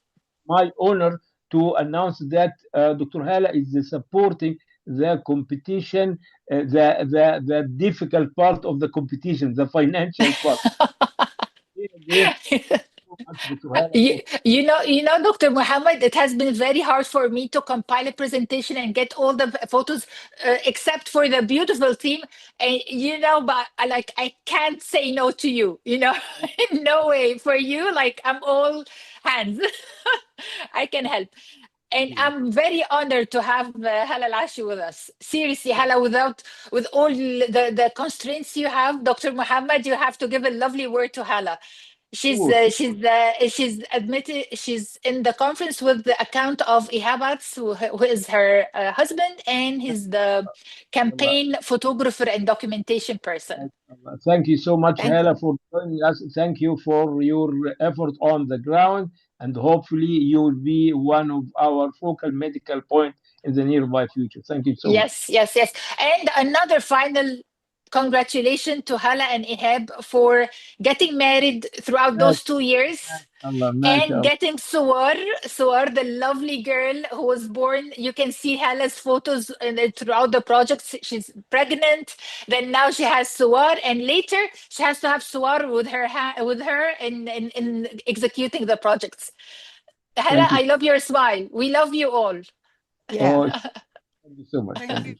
Thank I'm you. sorry, my internet was very bad. Oh, thank I'm you. sorry, my internet just was very bad, but now it's okay. I'm very happy and honored to hear your lovely words. Mashallah, your achievements are great, mashallah, and everyone. So thank you for having a chance to speak from Gaza on behalf of Egyptian people, on behalf of the great people who donates and Alhamdulillah. Alhamdulillah. us in implementing the gas rap. Mashallah, it's my honor. Thank Thank you. you. Thank Yes, you, Hala. Thank you you, should Hala. feel proud of yourself, not just you, because it's your Thank you, Hala. mashallah, this great effort.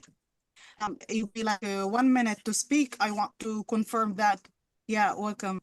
I want just to confirm that the need to stop what I found.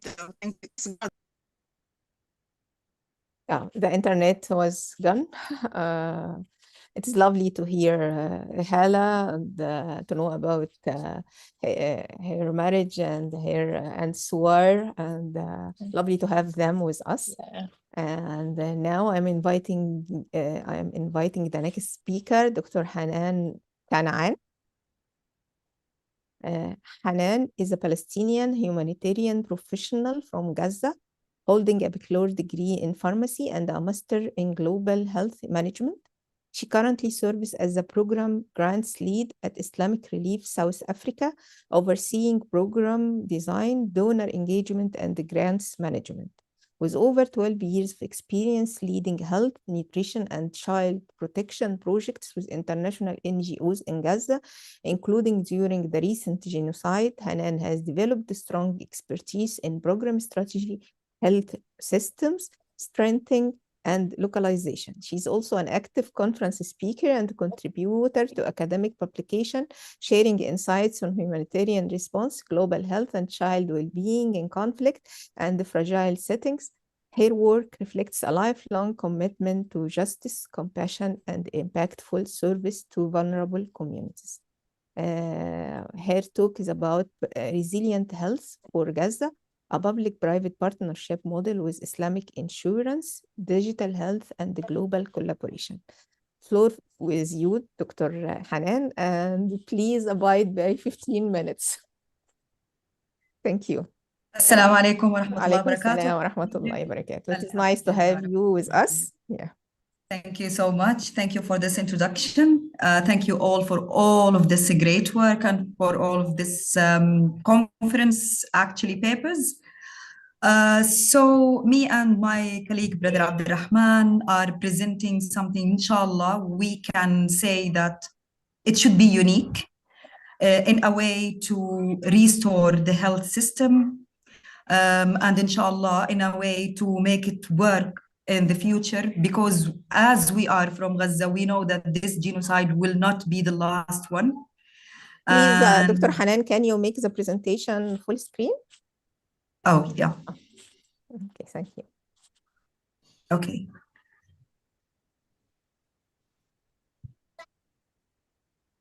Okay. Is it working now? Yes. Okay. So our paper will be Resilient Health for Gaza, a public-private partnership model. First, I'm so sorry. When I speak about Gaza, I'm being very emotional, so I prefer not to share a video of myself. So apologies. I'm taking the part of health, as my background is in health, and I've been working in health systems for around 13 years inside Gaza. So as we all know, the health system in Gaza faces systemic collapse. Unfortunately, amid a man-made famine, sustained conflict, and structural isolation.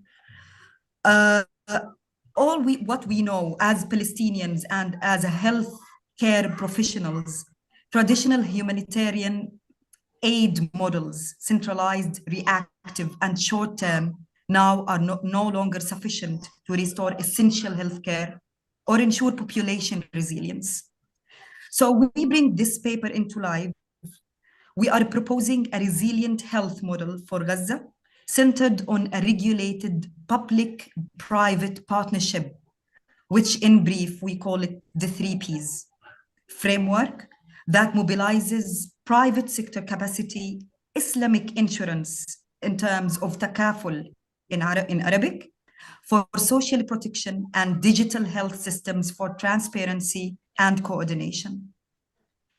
Drawing from current famine data and health system assessments, the model envisions an integrated ecosystem linking local health actors, Islamic finance institutions, digital infrastructure providers, and global humanitarian partners. It aims to shift Gaza's recovery paradigm from emergency relief to sustainable, innovative-driven resilience grounded in equity, accountability, and faith-based ethics. So this is in brief what we are going to present today, inshallah. As we all know, in terms of health, first, if we have to speak about the hospital infrastructure, and all of these data are taken from May to August or September 2025. So in hospital infrastructure, we know that now only 18 out of 36 hospitals remain partially functional, with chronic shortages of fuel, medicine, and trained staff. We all know about this. This is a humanitarian crisis. And when we are speaking about health, we have to pass through water crisis.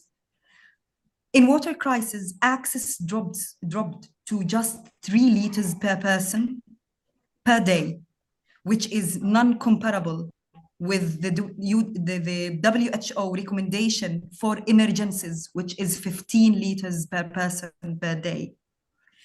And that, of course, will fuel disease and severe malnutrition. All of this systemic failure is not a temporary emergency, but a structural breakdown demanding fundamental rethinking of aid and health delivery. From starvation to systemic breakdown, the crisis has multiple interconnected layers that compound one another, creating a perfect storm of a humanitarian catastrophe.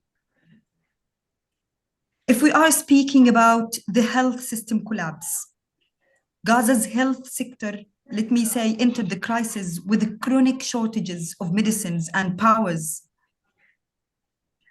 And after October 2023, attacks on health infrastructure compounded by fuel scarcity produced a steep decline in service capacity.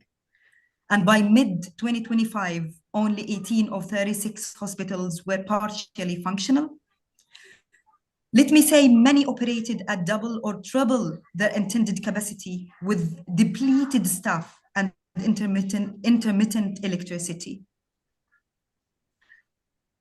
In WASH systems, it's totally breakdown there, and it's still breakdown. The water, sanitation, and hygiene system deteriorated to crisis levels. Average water availability, as I mentioned, is just below 3 liters per person per day. Damage to desalination plants, pipelines, and sewage systems increased a lot groundwater salinity and contamination with pathogens. Open defecation and uncollected waste fueled gastrointestinal diseases and vector proliferation. Fuel shortages, of course, halted solid waste collection and cold chain storage for vaccines and insulin, producing cascading public health impacts. And this is what was published by the FAO 2025. Unfortunately, the most underprivileged population, which are the women and girls, were affected severely through compromised menstrual hygiene and reduced privacy and safety. In food systems, we all know that food system destroyed and still destroying. The IPC reported destruction of 90% of corp lands, 82% of agricultural wells, and 71% of greenhouses, effectively erasing domestic production. Fishing was constrained by access restrictions, and for months, food inflows were negligible. When it comes to psychological trauma, and I believe that I'm one of these people who needs this help actually, mental health and psychological impacts were so demanding and still demanding in Gaza Strip.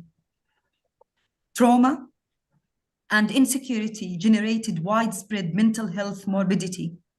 Health workers reported symptoms consistent with post-traumatic stress, depression, and moral injury. Children displayed regressive behaviors, nightmares, and anxiety. And this is what was published by Relief Web 2025. With the specialized services disrupted, psychological needs went largely unmet, increasing the risk of trauma and undermining community cohesion. I have to mention something very important, that the psychological trauma should come globally, actually, because even the helpers in Gaza need deep help when it comes to psychological trauma. So Gaza's suffering is the outcome of compound failure for technical, moral, and institutional. Governance gaps and fragmented coordination have led to inequitable and delayed aid delivery.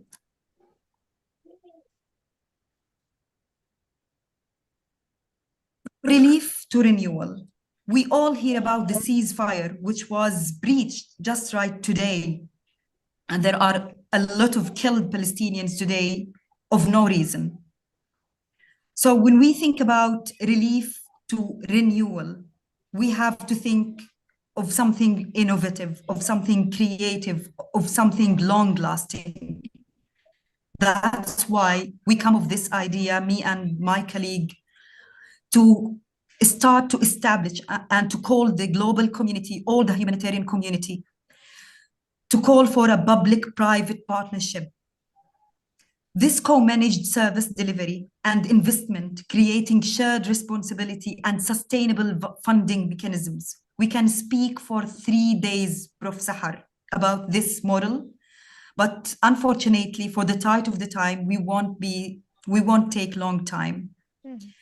This should be translated into Islamic insurance, which means takaful, faith-based, equitable risk protection grounded in Sharia principles of mutual guarantee and solidarity. And when it comes to digital health ecosystems, data-driven transparency and coordination, enabling traceable, accountable health services across all levels. So we are calling all. We are calling nationally, regionally, and internationally. Together, these 3 interlinked pillars aim to ensure continuity, equity, and accountability, whilst embedding local ownership and fostering meaningful global collaboration.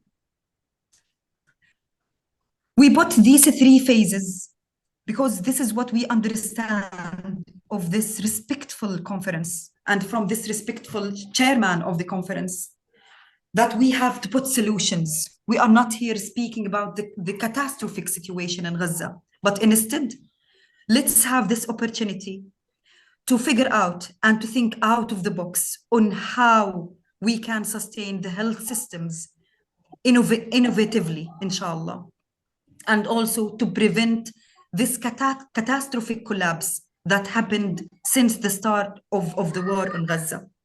I was in Gaza for 6 months, and all what I can say is there is no health system. There is no health system. And when we are speaking about partially operated hospitals, we are speaking about very basic primary health clinics and primary health services, which does not cover the need of the population, especially under all of these casualties and chronic diseases we have in Gaza. So the three phases are, the first one is the emergency survival, which we are implementing now with the collaboration of all the national and international organizations. Life-saving services restored in this phase. This is what we are hoping to see. Digital patient registers established. Some of the biggest organizations in Gaza, and I was one employee in them, in one of the biggest organizations in Gaza, they were hardly trying to record some of the patient registers and to make it like as digital, just to save it, let me say. And many organizations put some mobile clinics and field hospitals to reach isolated population. It's very hard, but at least we can try to put or to deliver some basic health services there. So in phase one, all what we want to see is stabilize critical care capacity, establish baseline health data systems for now and for the future, and deploy rapid response teams. This is what happened when we call for the contingency plans and for the emergency relief plans. And then build on this phase, and during the ceasefire, when the situation is still not sustainable, we are calling for stabilization and system renewal. So this is an institutional recovery, and this is where our concept of the triple P came. So management structures formed, takaful funds activated globally, workforce training and mental health support initiated. This will lead to rebuild hospital infrastructure, please, yes? The time, please, because we are running over the time. Yeah, we know. Okay, so very sorry. No, I'll try to be very, very fast, inshallah. The remaining just 2 minutes or 1 minute. Remaining 2 minutes. Okay, so yes. I will just finish this slide and I will hand it over to my colleague, inshallah, just to speak about our innovative idea. And then implement performance. Abdurrahman Shat. He's in my paper. But the time for both of you is 15 minutes. No, he won't take more than 2 minutes, inshallah. In phase 3, sustainable self-reliance, long-term capability. This is where digital integration complete, and this is where we will, inshallah, achieve 70% hospital capacity restoration, establish innovation hubs, and create resilient supply chain. Brother Abdurrahman, the floor is yours. Please. Just 2 minutes, please. Inshallah. Assalamu alaikum wa rahmatullah. Can you hear me, please? Can you hear me? Yes. Oh, okay. Jazakumullah khair. Thank you so much, Sister Hanan. Thank you, everyone, the organizers, Dr. Muhammad Yusuf, and everyone behind this amazing conference. Thanks for everyone supported Gaza during this critical time. God bless you all. Actually, will be very short. I hope to finish in 2 minutes. Very short, please, because as you the see, last speaker is needs to go on the floor now. Apologies. Okay. So actually, as you see in the screen now, this is our proposed model. Actually, which is the start with the Global Health Fund. Actually, at the moment, everyone in the globe, and specifically the people in Gaza and surrounding Gaza, asking about the next day of Gaza and how we can rebuild Gaza and today we're speaking about the global, about the health sector in Gaza. So our proposal to have that United Global Health Fund, that everyone can contribute, individuals, NGOs, MBOs, like anyone overseas or from Gaza. Through this global fund, we can speak about restructuring the system of health in Gaza when it comes to the hospitals, mobile clinics, everything, to be under the supervision of the Department of Health, but to be given to the private sector. Why we propose that? To avoid any kind of future risk, because now the justification of the enemy is saying that there is linkages between the politics and the health. So to avoid that in the future, we came up with this an idea to see how we can make like to rebuild the health system under the privatization concept.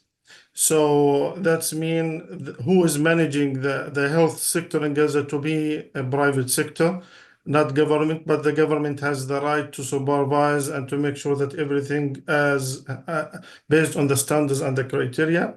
Then to protect the assets of the private sector, we came up with the third player, which is the Islamic insurance takaful, which is solidarity. That's mean if there is any damage happened, the insurance will cover.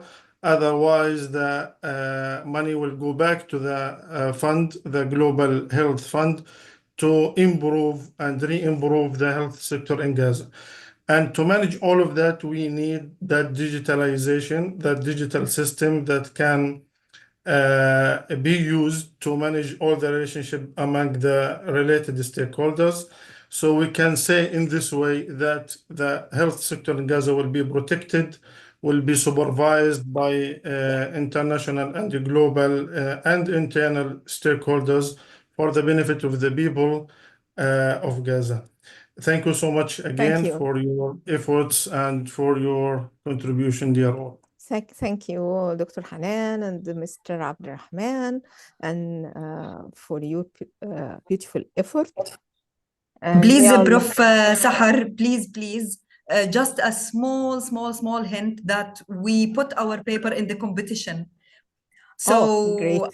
yeah. Yeah. So just please read it carefully. We can send everything about this proposal. Inshallah. We are Inshallah. not like looking for winning, but at least we believe in this system. Yeah. Thank you very much for your effort, and may Allah bless you all for your efforts. And now I'm introducing Dr. Heba Rashid, the founder and CEO of Mersal Foundation. And her talk is about the power of individuals in confronting starvation as a weapon. And the floor with you, Dr. Heba. Please, Dr. Hanan, can you stop share? Heba?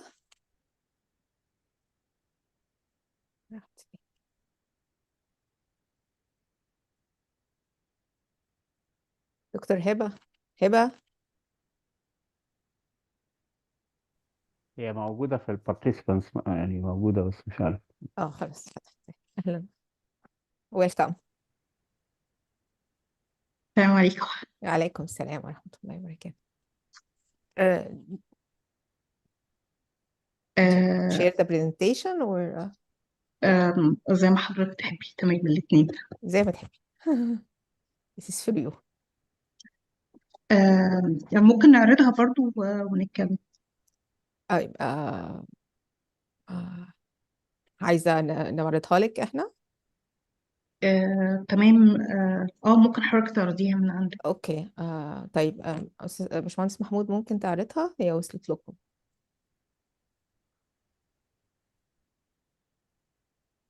باشمهندس محمود. ثانية واحدة. I think there is no English speakers here, and so there is no need for translation because Heba will talk in Arabic. Yeah, I think our participants in all of them are YouTube and who are here. Yeah, 41 now. I think they have people not speaking Arabic. I will try to translate in the chat what Dr. Heba will say, the main points, okay? Okay. طيب أنا بداية هعرف حضراتكم بسرعة، أقول لكم إحنا مين بنعمل إيه. إحنا في الأصل مؤسسة طبية خيرية بتشتغل في مصر من 10 سنين، بتدعم المرضى غير القادرين سواء مصريين أو غير مصريين. ودي الرؤية بتاعتنا من ساعة ما ابتدينا إن إحنا نساعد في سد الفجوة في النظام الصحي المصري سواء للمصريين أو غير المصريين. لما الحرب ابتدت كان الحمد لله لينا فرصة إن إحنا نبتدي نشارك من أول شهر أكتوبر 2023 في نفس الشهر اللي ابتدى فيه التحديات. وعلى مدار السنتين دول الحمد لله قدرنا إن إحنا نساعد في 12 قافلة تبع التحالف الوطني للعمل الأهلي. والقوافل دي كانت ما بين بالأساس مستلزمات طبية وأدوية، ومنها أكل ومية وملابس احتياجات تانية، لكن بالأساس هي الشق بتاعها طبي. بالتوازي أسسنا خط استشارات طبية عن بعد تيلي ميديسن، قايم على فكرة إن المريض من غزة ومن السودان الحقيقة هم شغالين على البلدين، يبعتونا بس رسالة أو واتساب وإحنا بنتصل بيهم. وحتى لو يعني سواء هو محتاج استشارة طبية لحد ما يوصل لأول طبيب، أو حتى لو محتاج جلسات دعم نفسي بيطلب الدعم ويتم التنسيق معاه لتوفير جلسة. دي الخدمة الأساسية اللي بنقدمها أثناء الحرب. داخل مصر بقى كان لينا شغل مع أهل غزة اللي موجودين في مصر، في معانا أكتر من 2500 أسرة بيحصلوا على دعم مالي نقدي لحد إن شاء الله الأمور ما تتحسن أو يرجعوا بالسلامة. وبالإضافة للعلاج الطبي ومساعدة سواء المصابين أو حتى مرضى الأمراض المزمنة اللي هم ما قدروش اللي هم مش قادرين يحصلوا على فرصة العلاج. هنا في السلايد ده احنا لحد دلوقتي دخلنا الحمد لله 225 شاحنة بأكتر من 400 مليون جنيه، يعني بنتكلم حوالي 9 مليون دولار تقريبا، و7 عربيات إسعاف. ولسه عندنا قوافل شغالين عليها، بس يعني إن شاء الله الأوضاع تستقر. من ضمن التجهيزات اللي احنا محضرينها حاليا 20 عربية إسعاف تانية و7 غرف عمليات، وإعادة تأسيس مستشفى العيون في شمال غزة من الصفر بكافة الأجهزة والمستلزمات الطبية. بس طبعا في معوقات شديدة في الدخول، فإن شاء الله تتيسر الفترة اللي جاية ونقدر نقدم الدعم ده. ده باختصار كده احنا بنعمل ايه. الشق الخاص بدعم الفرد دي الحقيقة يعني ده حاجة دايما بقابلها في شغلي، حتى في الشغل على مستوى مصر قبل ما نبدأ في شغل غزة، اللي هو الفرد العادي يقدر يقدم ايه. الناس دايما بيبقى عندها شوية تصور كده انه لازم يبقى حد مؤثر، لازم يبقى حد مليونير، لازم يبقى ليه باور معين يقدر ان هو يستخدمه. والحقيقة يعني من اكتر الناس مؤمنة ان ده مش هو ده الاساس. هو الاساس هو قوة الفرد العادي. المؤسسة دي احنا لما ابتديناها كانت كل اللي تملكه اقل من 500 دولار، ولحد ما وصلنا لحجم المساعدات ده الحمد لله واكتر. كل ده بمساعدات افراد، ناس مصريين عاديين، واغلبهم كمان بيتبرعوا بمبالغ ممكن تبقى مفاجأة لحضراتكم. اغلب المتبرعين بتوعنا بيتبرعوا باقل من 10 دولار في الشهر. واحنا دلوقتي الميزانية السنوية بتاعتنا اكتر من 20 مليون دولار في السنة. فالفرد العادي هو قوة كبيرة قوي. سواء بعد كده ممكن تتجمع تأثر، لكن هي في البداية هي بتبتدي من الفرد، مش من زي ما الناس دايما بتبقى متصورة ان لازم حكومات هي اللي تتحرك او مؤثرين كبار. الشق التاني الناس بتسأل طب حتى لو أنا معيش فلوس، أنا ما عنديش حاجة أدعمهم بيها، ما عنديش حاجة أعملها لأهل غزة سواء هناك أو هنا حتى في مصر، قوة المعلومة هي دلوقتي الحمد لله قائمة بشكل أساسي برضو على الفرد. كل تواصلنا مع الهلال الأحمر الفلسطيني ومع كل المستشفيات هناك في غزة، ومعرفتنا حتى بالاحتياجات، الناس محتاجة إيه الأولوية، أدوية، أجهزة، إيه الحاجات المطلوبة، هي كلها قائمة على الأفراد. إن إحنا بنعلن يا جماعة إحنا محتاجين نتواصل مع أطباء ومع مديرين مستشفيات ومع صيادلة من أهل غزة، وهم اللي بيقولوا لنا الاحتياجات وبيقولوا لنا حقيقة الوضع، وبشكل مستمر بنعمل تحديث للمعلومات دي بناء على التواصل معاهم. ده مستحيل يتم من غير الأفراد ده، لا بنعلنه لا بتلفزيون ولا بنعلنه في أحاديث سياسية، كل ده باستخدام السوشيال ميديا اللي هي بيديرها أفراد عاديين خالص. الشق الثالث انه حتى القوافل اللي بتتجهز بمبالغ كبيره، جزء كبير من تجهيزاتنا بيبقى معتمد على متطوعين، ناس عاديه، افراد مصريين عاديين خالص، وفيهم شباب وفيهم كبار سن، لدرجه ان احيانا بيجي لنا في تجهيزات القوافل كبار سن بيكونوا قاعدين على كراسي، وهو يعني هو حتى مش قادر يقوم يقف يشيل ويحط التجهيزات، بيبقى قاعد على كرسي وبيساعد بده. فالناس بتساعد بالفلوس وبالمعلومة وبحتى المشاركة البدنية في التجهيزات. الشق الثاني هو الوصول أصلا لأهل غزة، سواء في مصر أو غير مصر. حتى احنا معانا زملاء دلوقتي تعينوا في مرسال، بقوا زملاء لينا عاملين في المؤسسة. الناس دي احنا وصلنا لهم برضو بالسوشيال ميديا، اللي هي اصلا نرجع نقول قائمة على الافراد، مش على اي طريقة تانية. تاني، فلوس التبرعات، التطوع في القوافل وإن هي تتحرك وتحضيرها، الوصول للمعلومة، التواصل مع الأطباء، كل ده قايم بيه أفراد عاديين جدا. في أوقات عملنا حملات تبرع بالدم، يمكن الظروف السياسية ما سمحتش إن احنا نجمع أكياس الدم نبعتها هناك، لكن حضراتكم تتخيلوا إن احنا في يوم واحد كان قائمة الانتظار في حملات التبرع بالدم، الناس بتقعد بالثمان ساعات على ما دورها يجي، من الطوابير الطويلة جدا. كان آلاف الناس، مجرد الإعلان عن حملات التبرع بالدم الآلاف بيجوا وبيحضروا. فالناس بتبقى متخيلة دايما ان هو لازم يبقى صاحب قوة كبيرة وقوة مؤثرة علشان يتحرك، وده مش صحيح خالص. حتى متطلبات الأكل احنا عارفينها، وايه الاحتياجات الأكثر أولوية وايه اللي نبعته الأول، برضو بنعتمد فيه على الأفراد اللي بنتواصل معاهم وعلى السوشيال ميديا، وان احنا نكبر النتورك بتاعتنا ونوصل للناس.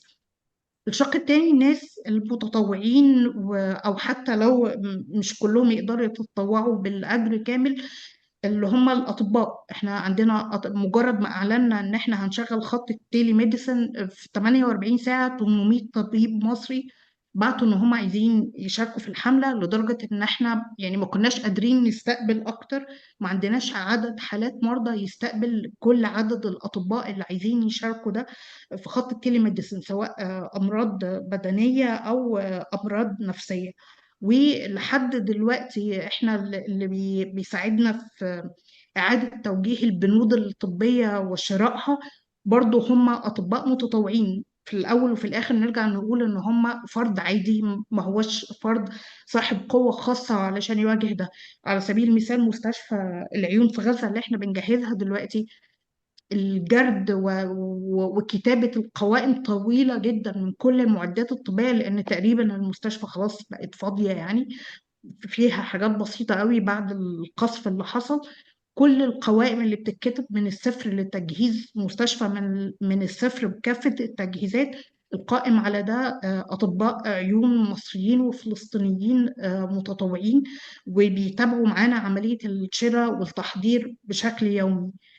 أنا عارفة إن هو اليوم طول من حضراتكم، يعني بقالكم كتير بتسمعوا من الصبح، بس أنا شايفة إن هي رسالتي اللي ممكن حريصة دايما إن أنا أوصلها للناس، إن كل حد فينا أيا كان يبدو لي إن هو ما عندوش أدوات كتيرة، هو الحقيقة عنده أداة كبيرة قوي يقدر يقاوم بيها الجرائم الشنعاء اللي بتحصل، بالمعلومة، بالشير، بالمشاركة، بالفلوس طبعا، حتى لو كانت مبالغ صغيرة جدا، بالمجهود البدني، بالتطوع، ساعات بالتبرع بالدم إن شاء الله لما يكون المجال متاح. كل واحد يقدر في إيده أداة، وأهمها وأسهلها دلوقتي إن الناس تشارك المعلومة، والمعلومة ليها تمنها وقيمة جدا. الناس تبقى فاكرة إنه إحنا لما بتشير على الفيسبوك إن هو يعني مجرد تعاطف وبس، لا، هي المعلومة اللي بتوصل ليها تمن كبير.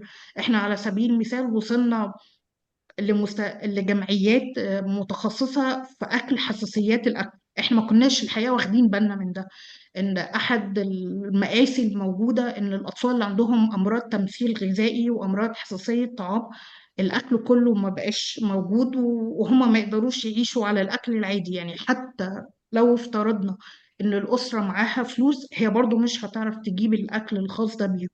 دي كانت واحدة من المعلومات اللي الناس شاركتها معانا، الناس العادية، برجع أقول الناس العادية على السوشيال ميديا، وهي اللي فتحت لنا طريق مع جمعيات المسؤولة عن مرضى التمثيل الغذائي وحساسية الطعام، وتواصلنا معاهم وبعتنا لهم شاحنات أكل مخصصة ليهم وموجهة ليهم، وهم اللي قاموا بتوزيعها. فالمعلومة ليها قيمة كبيرة، والمشاركة ليها قيمة كبيرة، وحتى المشاركة للتبرعات. يعني احنا مجرد ما بنقول للناس عايزين هنفتح حملة جديدة للتبرعات، بيحصل آلاف المشاركة على الفيسبوك، وهي دي في حد ذاتها اللي بتخلينا نقدر نجهز بعد كده، نجهز شاحنات. يمكن حضراتكم لو اغلبكم ممكن ما تبقوش متابعين مرسال او تسمعوا عنها. مرسال ما بتعملش اي اعلانات تلفزيون ولا اعلانات جرايد ولا راديو، فهو الفرد العادي هو برضو اللي بيعمل لنا الدعاية، وهو اللي بيسوق للقوافل، وهو اللي بيشتغل عليها، وهو اللي بيحضرها.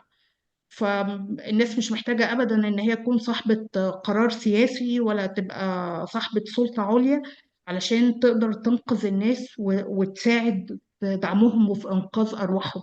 وحقيقي المعلومة بتفرق، والمعلومة ليها ثمن كبير. لو حضراتكم عندكم أي أسئلة عن التجهيزات الطبية أو الدعم اللي بنقدمه، تحت أمره. Okay, thank you, Dr. Heba. And now we will open the floor for questions and answers. استاذنك بس I will give you the speed. Yeah, I will open the floor for the questions and the answers. And first, we will and the comments. And the first comment will be from Dr. Professor Muhammad Yusuf. And so the floor is you, Dr. Muhammad.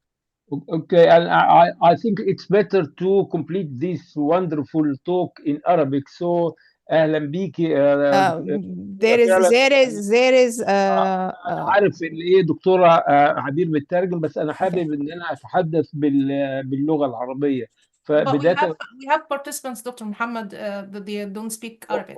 Okay, I'm sorry. So, Dr. Heba, thank you so much for joining us and for the title of your talk. Really, I think you are very successful as an association because of your credibility. المصداقية. الناس يثقوا في الدكتورة هبة راشد، واستخدام word of mouth, using word of mouth.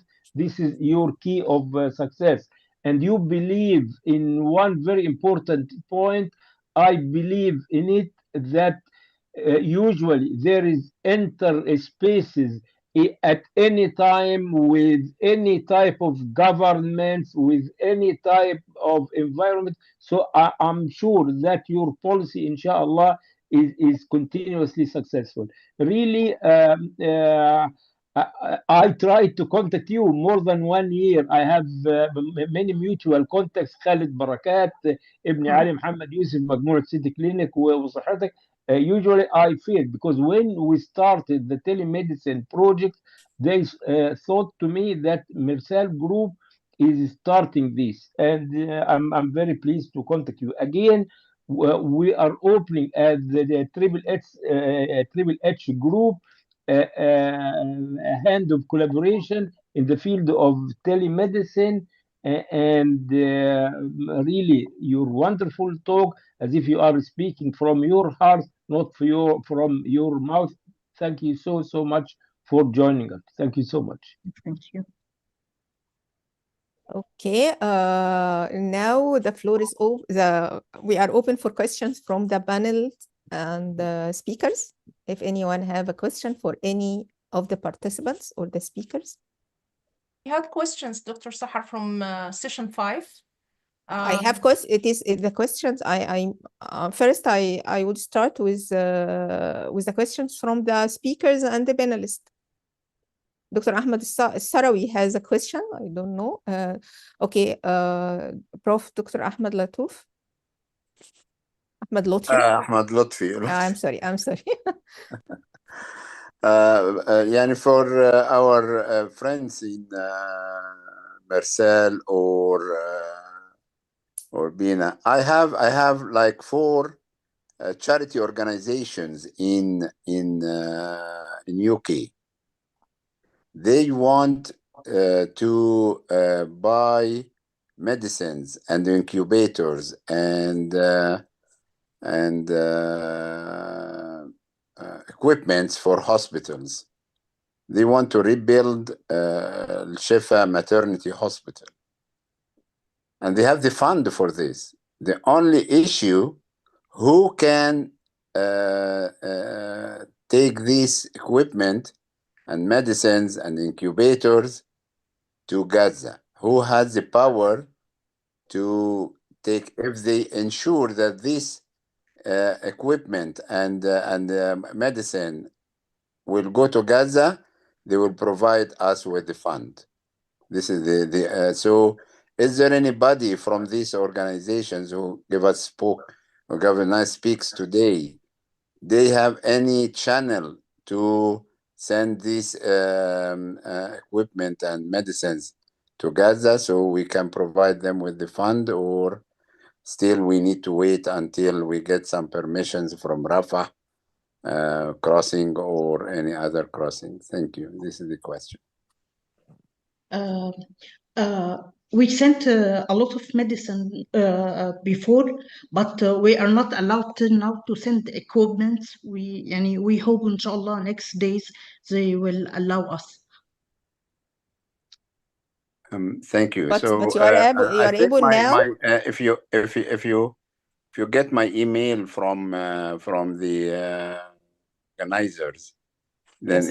if you contact me, then we can make some cooperation. Thank you. Inshallah. Thank you, doctor. Thank you. Okay. Okay. I would say that there is 3 speakers still, but they were not attending. They sent their video presentation, and so we'll postpone this presentation until the end. Now we will do questions and answer for this session, and the closing. We'll do the closing, and then we will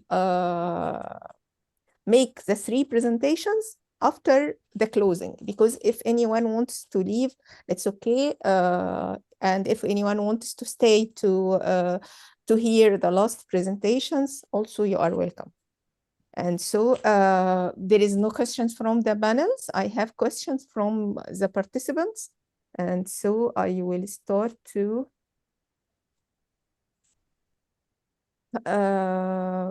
for Dr. Huda. My question is there is an organization or a way for medical doctors in the UK to help to sort out the famine through workshops, meetings, or to contribute to official charity to work and help people in Gaza to overcome the famine by ideas and physical solutions as well? This is for Dr. Huda. That is a very difficult question, and not one I think I'm best placed to answer.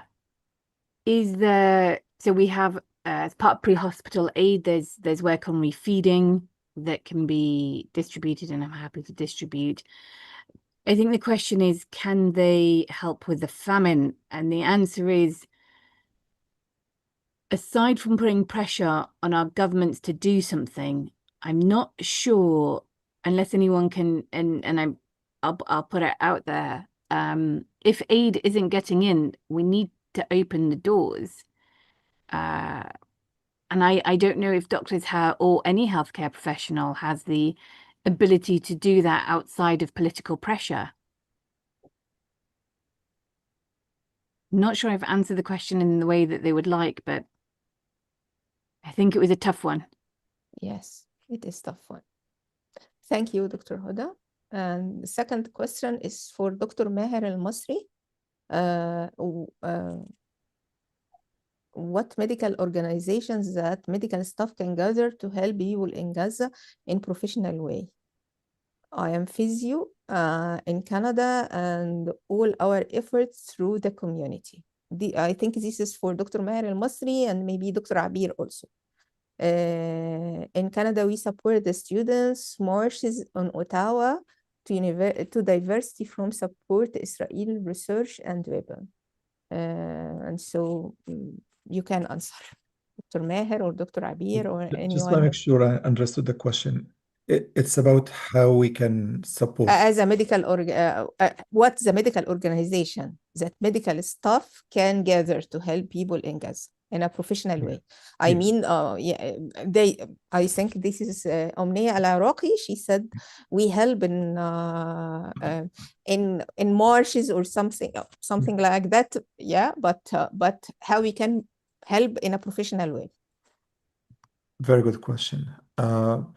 Yeah, protests are good, but they serve a purpose. And I think one way we can help the people of Gaza, if somebody, for example, this morning, I was talking to the dean of the School of Nursing at the Islamic University, because now they're looking for continuing the educational process, and they're looking for certain types of lectures. And I was getting from them their needs, and I started communicating those with my colleagues who could contribute. So that's one way. If you're an educator in healthcare, you could connect with people who are actually doing this kind of work. There is an organization called PASAR, Palestinian Scholars, Students and Scholars at Risk. They're also supporting Palestinian scholars, like professors as well as the students, either by bringing them to study in Canada or supporting them while they're studying in Gaza. Other things we could do, we have medical organizations and healthcare organizations that actually send aid. Like I listened to some of our colleagues from Egypt having wonderful, wonderful projects. They're working on them. There are similar ones here in Canada. The one I'm familiar with, actually, there are a few. There's Universal Limbs. There is Heal Palestine. There is also Awesome. These organizations help in terms of sending donations, 3D printing for prosthesis, bringing children over for medical treatment. So there are many, many ways you can contribute as an individual, either financially or sharing your expertise and knowledge. You just have to create the right connections, and if somebody is having the time and talent, connect with me or Dr. Abir. I'll be more than happy to direct you, inshallah. Okay, thank you. Do you want to say anything, Dr. Huda? No, I was trying to react and I put my hand up, but I completely agree with Maher. I think one of the ways that academics and healthcare workers can support, considering the colossal loss in infrastructure, is actually donating their time and their expertise and their skills to teach. I 1000% agree with that. And it is probably one of the few ways we can tangibly help rebuild Gaza from afar. Yeah. Okay. Dr. Muhammad Yusuf wants to say something Yes, before we... I want to say three words because I have to leave actually at the end of the conference. Thank you all so much. But as Dr. Abir said, this is a start. So please, if anyone want to participate in our activities, please, you have the email, and we said that we have telemedicine, teletraining, tele-awareness, research, and we want to start this move, this no famine move. This is number one. Number two, I think the next project we will go for is to make a hub, some sort of digital platform or something like this, or even we may use the 3H website to be a hub to see each other, because a lot of NGOs, a lot of individuals are doing great effort, but usually we are not seeing each other. For example, the dermatology WhatsApp group, we are supporting dermatological patients inside Gaza, and I think this should be known by all of the persons working inside Gaza.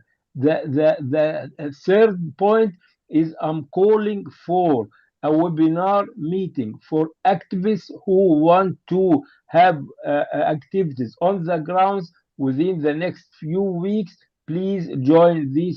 This will be some sort of action plan webinar. Thank you so much again. Thank you, Dr. Sahar, Dr. Abir, all the wonderful team. Yani, allow me to leave for some social causes. Thank you so much. Thank you, Dr. Muhammad, for your effort and the contribution and leading this whole conference. There is two questions. There is a question where it is a call to Mrs. Yasmin. Can you continue this campaign for Sudan? If anyone here can send it to her, that's great. Another question, and I don't know if Dr. Sarawi can answer it. Why did organs were missing from Palestinian bodies in Gaza? If you can, it's Yes, okay. yes. This is a very complex question. And with an evidence, the evidence, if the dead bodies of Palestinians have been stolen and the organs has been recruited from, it's just one look, but we need an evidence, and we can make everything in this case, but we need a big evidence. I mean, we need documentation of the style of injuries, the style of surgical incisions. We need photos. We need a lot of work, and I am very interested in doing a lot of work in this regard, because it is multifaceted. In the first place, we need a good evidence from dead bodies that those organs have been harvested. It is something that can be easily identified. The second, we need an evidence from the organ transplant centers in the interior of Israel, and this is a long way, but we can reach. So, bottom line, we need some good evidence that some organs have been surgically harvested, because we have a lot of rumors, but harvesting an organ, either a kidney or liver or even corneas, it is something with medical and surgical rules. We need an evidence. We can move forward, of course. Okay, thank you, Dr. Ahmed, and thank you for all the speakers and all the participants and panelists, and thank you for being present for this long day. And now the floor with Dr. Abir, the Vice President of the conference, to give the closing remarks. Thank you so much, Dr. Sahar. And I just will take 2 minutes to just close. And it's not a closing. I think it's an opening. And as we draw to the closing of this conference, we stand not at the end, but at the beginning of renewed commitment. Over the past 3 days in this conference, we have witnessed the power of collective conscience. We had heard the voices from those who refuse to be silent in the face of the suffering, and we have seen the courage of healthcare professionals, researchers, and advocates who are determined to turn the knowledge into action. And this conference was never meant to be just for gathering. Actually, it was a mobilization, a call to document the truth, to document the starvation that has been used as a weapon, and to engage people with urgency, solve with innovation, and boycott the injustice.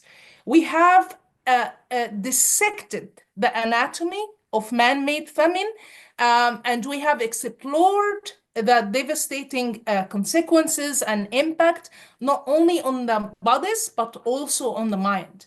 And we also aim from this session, specifically session 6, is to envision the pathway toward the healing and accountability. Let us here not only be informed, but be transformed. Let us carry forward the stories of Gaza health professionals, the data, the testimonies, and the ethical imperatives that demand our response. Let us be the voice and the echoes in the halls of powers. And let's be the hand to heal. Let's be the heart to refuse, to turn away.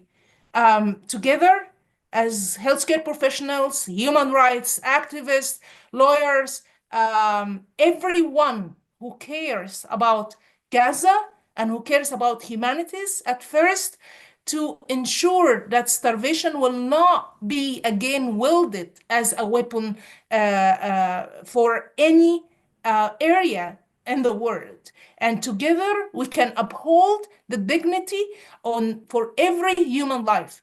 Thank you so much for everyone who joined us through the Zoom link, through the YouTube, speakers, panelists, the team, the wonderful team that I've worked for almost 2 months to prepare for this conference. And thank you so much for your passion and your promise to act. Thank you. Thank you, Dr. Abir. And now as I said, we will present now the 3 videos of 3 presenters.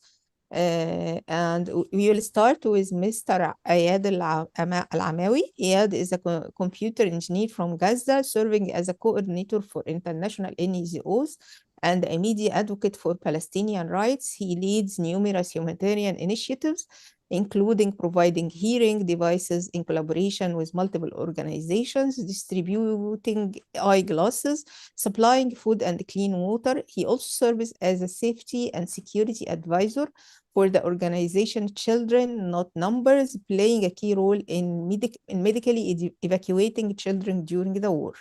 Ayad has participated in numerous scientific conferences addressing famine, genocide, and hidden barriers to food access in Gaza, and their long-term efforts on future generations. He contributes to studies on the engineering and structural impacts of destruction in the region. He has a prominent media presence.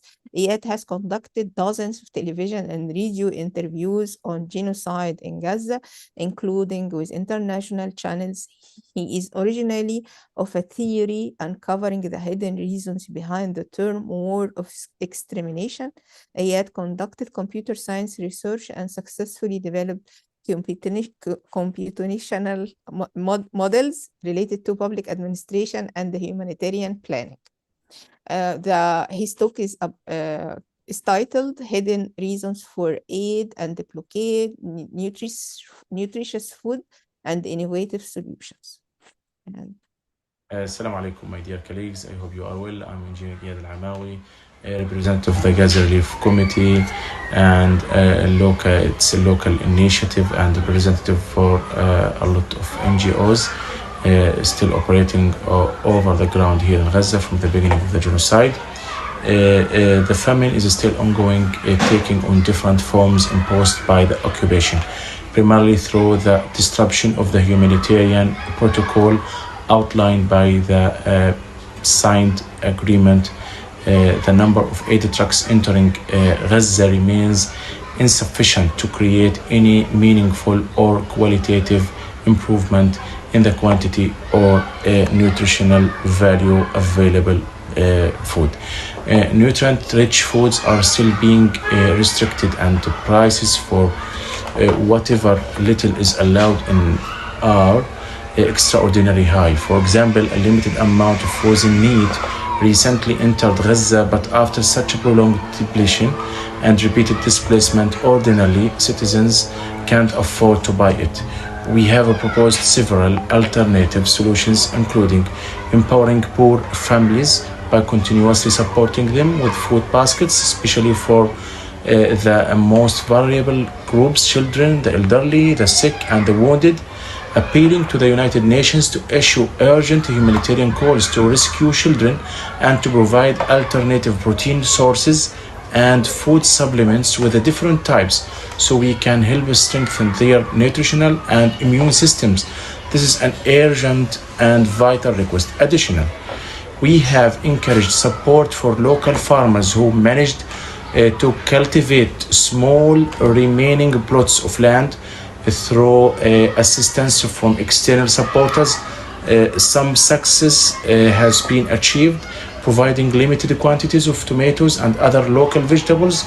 Of course, the overall need for exceeds local capacity, but we are trying through partnerships with others to expand these efforts and encourage larger organizations to adopt similar initiatives on a wider scale and with stronger resources. We also call on the United Nations to facilitate the entry of vegetables baskets and distribute them freely to families, alongside the flour that is already being distributed, and to recognize vegetables and fruits as an essential food items, just like flour. This would help improve the nutritional balance and reduce the spread of immune-related diseases among children and the wounded in Gaza. So we hope implement that, and we will continue covering the reality and talking about our worsening suffering. It's worsening more and more by ongoing time. Thank you so much. Thank you, Mr. Riyad, and thank you for your effort and being involved completely with Gaza. And he went, I see him everywhere speaking about Gaza and Gaza needs.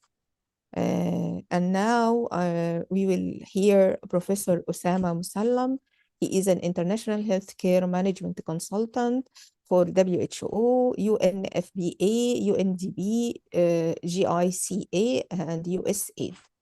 His talk is about demystifying the role of AI in crisis management. Can you share his presentation, please, Engineer Mahmoud? Thank you. It is my pleasure and my honor to participate in such a very valuable conference. I would like to thank Professor Muhammad Yusuf for inviting me to be a speaker in the event. The title of my presentation is Unlocking AI's Power in Post-Starvation Scenarios. Our agenda in the next few minutes is going to include what is natural intelligence, what is artificial intelligence, and what is B+. Then we are going to talk about the dark side and the bright side of AI and the different scenarios for using AI in Gaza. Let us start by what is natural intelligence. In fact, natural intelligence is reasoning, and it is not related to previous knowledge or experience or even education.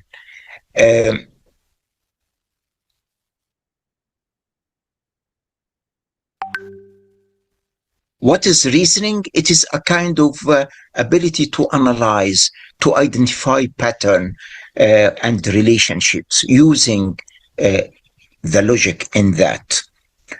So let me introduce some real IQ simple questions for you. This is real IQ test question. Which shape of the 5 shapes is different? Here we are going to use logic. We are going to use logic to identify pattern. So, as you see, The last one in the left is different. It has the same shape twice. Circle inside circle. This is different. Another question, for example, which number is different from the numbers in the set in front of us? It doesn't need actually a PhD. It needs natural intelligence. It is 9. Actually, all other numbers are prime numbers, cannot be divided except on itself, except 9, 9 and 3. This is natural intelligence. Let us go to artificial intelligence. Artificial intelligence is a kind of simulation by a machine to the human intelligence. That is to solve problems, identify pattern, relationships, and decision taking. Actually, it is documented then John McCarthy was the first to coin the term artificial intelligence in 1965. He is an American computer scientist. Since then, AI developed and have different types. Currently, we have 4 types so far: narrow or weak, general or strong, super intelligence, and singularity. Narrow or weak. Actually, maybe from my perspective, it is neither weak nor narrow, but compared with others, it is narrow. It is having entity or machine doing specific tasks, something like playing chess. In some references, actually, they put AV, autonomous vehicle, in front of us, or drone as a kind of weak or narrow artificial intelligence. Then we have what's called artificial general intelligence or strong intelligence, which is having a machine that can think in the same way as human beings, in reasoning, in problem solving, etc. And sometimes they put examples like Grok of Tesla and ChatGPT of OpenAI. The third type of artificial intelligence is super intelligence, in which we have entity far surpassing Albert Einstein in intelligence. It is more intelligent than human beings. And it has ability for self-improvement. Then we have a subset of super intelligence, or maybe a different layer. It is so far hypothetical, what's called singularity, in which we have a kind of machine or entity that can improve itself without our help as human beings. They call it the point of no return, in which we cannot change as human beings what singularity is going to do, even doing with us. So let us move now to the bright side of artificial intelligence. Definitely it has its value. Actually, it has its value in curing healthcare. Few years ago, all of the world suffered from the pandemic, COVID-19 or Corona. Actually, 2 companies in the world developed what's called mRNA or messenger RNA, developed by Moderna and Pfizer, and these vaccines used by the American people, which is completely different from classical vaccines used by the world, because artificial intelligence used in developing messenger RNA. Moving to the dark side of artificial intelligence. Here we have to remember that in medicine, we have what's called Hippocratic Oath, which is a kind of ethical principles for practicing medicine. One of very important principle in Hippocratic Oath is first, do no harm. Unfortunately, we don't have it in artificial intelligence. Sometimes I feel first, do harm, unfortunately. AI knows no Hippocratic Oath. AI feels no emotions. AI does not bleed, but Palestinians do bleed. AI technology needs money, a lot of money. And this is why if we are going to move to ranking, official ranking in 2025 for the company, for the countries investing in AI and developing a higher level in AI, ranking according to investment and achievement. Number one, of course, USA. It is significant lead in AI. Immediately next to it, China. China rapidly closing the gap with US.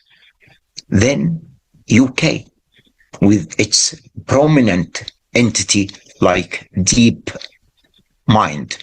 Maybe some of us know that DeepMind, the founder and the former CEO of DeepMind is Mustafa Suleyman, originally from Syria, and he wrote the most important book about AI in 2025, The Coming Wave, bestseller. Then India, and number 5, United Arab Emirates for investment and achievement in AI, with its famous Group 42 in Abu Dhabi. After United Arab Emirates, there is France, South Korea, till reaching Japan and Singapore. So the valid question now in AI, do we have the same gains from AI? It's not only discussing equality or equity. It is what we do with AI versus what the other side did and has done with AI. There is a big issue in the dark side of AI regarding privacy and security. Main concern, the risk of AI systems being abused by hateful actors could have serious consequences. So let us look to Gaza. Do we have a kind of dystopia in Gaza? What is the definition of dystopia? It is an imagined society marked by oppression, suffering, and absence of personal freedom. Do we have something different in Gaza than dystopia? Moving to George Orwell and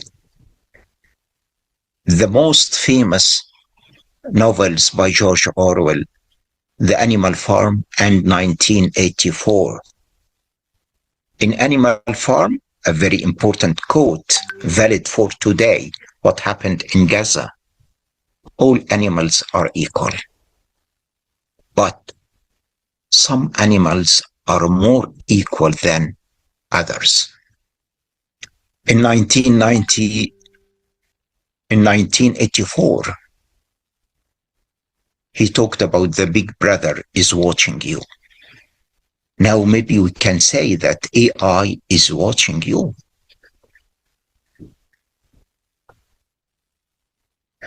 Another dimension from China. China, they have a very famous experiment. It's called CRISPR twins, in which they edited the DNA of embryos. So this is a very important conference talking about what did CRISPR was a harm or help. The first ever gene edited babies, while the famous scientist Francis Collins said DNA is the language of God. So now we can edit genes for a specific race. We can edit genes for a specific nation. We can edit genes for a specific religion. This is really a dark side of AI. Two famous professors from Stanford, Jeffrey Pfeffer and Robert Sutton, wrote a book long time ago. It's called The Knowledge Doing Gap. This is what we have now in Gaza. This may be the ultimate goal of this conference. Maybe it should be the ultimate goal of the mankind, the knowing doing gap. So how smart humans turn knowledge into action? Everybody knows and nobody acts. Everybody knows and nobody acts. So let us move to something bright. When AI is B+ in starvation. What is B+? B+ is not my blood group. B+ is not my grade in math. B+ is not in algebra. B+ is B positive. Let us move to something bright, something positive. What we can do with AI in Gaza. How people suffering under starvation, warfare, could use AI to survive, adopt, and resist. First, we can use, I am going to put it in a very generic, quick way to respect the time allowed for me in this presentation. It can definitely used for food supply prediction and optimization. We have scarce resources. We can use AI for that. Mapping safe routes and supply access. This is AI will be very effective. Water and energy resource management. It's very valuable. Water and energy. Community coordination and communication. AI is going to be very valuable tool for communicating the people together. Medical support, and this is a main concern in this conference, and nutrition analysis. And I heard some sessions today regarding the nutrition analysis. It was wonderful regarding the nutritional needs for the people there and the amount of lies and false statements mentioned in that respect. Detection of disinformation. This is a very valuable tool. How to spread facts, not lies, among people in Palestine. predictive migration and shelter planning, and local agriculture, new trends in agriculture using AI like micro agriculture tools like hydroponics, vertical farming, etc. And finally, documentation of all this, like what happening in this conference. AI is very important to spread facts and to point out to lies and to false information. I think I have to close. I have to confess that I have co-authors in this presentation. My co-authors were ChatGPT-5, Grok, DeepSeek, and so many other tools I used in preparing this presentation. Thank you very much, and I hope you enjoyed the presentation. Thank you, Dr. Osama, for innovative AI solutions. And hopefully we can use AI to combat this starvation. And now I'm inviting the last but not least speaker. He is Dr. Izzat Afifi, a consultant pediatrician in a Prince Charles Hospital, Merthyr, Tydfil, Wales, UK. And Dr. Izzat Afifi will speak about the effect of famine on the children. And his presentation will be from real situation because Dr. Izzat was in Gaza during the famine and the starvation. And so we can now see the video. Hello, everyone. Today I want to talk about a subject that is both a profound global health challenge and a critical area of biological science. This is the impact of malnutrition on the developing child. We often think of malnutrition simply as a lack of food, but it's far more complex. It's a spectrum that includes protein energy deficiency and the often hidden hunger of vitamin and mineral deficiencies. The central thesis of my talk is that malnutrition, particularly during critical window of the first 1,000 days, from conception to a child's second birthday, doesn't merely cause temporary weight loss. It inflicts a permanent scarring legacy on the child's physical growth, cognitive capacity, and it causes long-term metabolic health issue. Now we're going to talk about the spectrum of malnutrition. The aspects of malnutrition are few.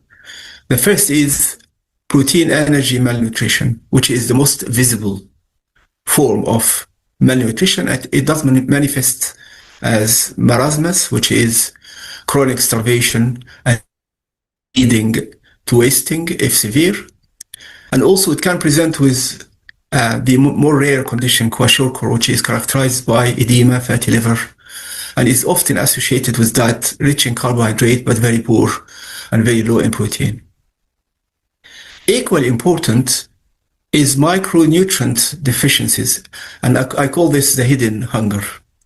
And even with adequate calories, the lack of specific elements can be devastating to the health of the child. And I'll give you a few examples. For example, iron deficiency can cause anemia and can affect neurodevelopment. Deficiency of iodine can affect thyroid function and also brain development. Vitamin A is very important for immunity and for vision.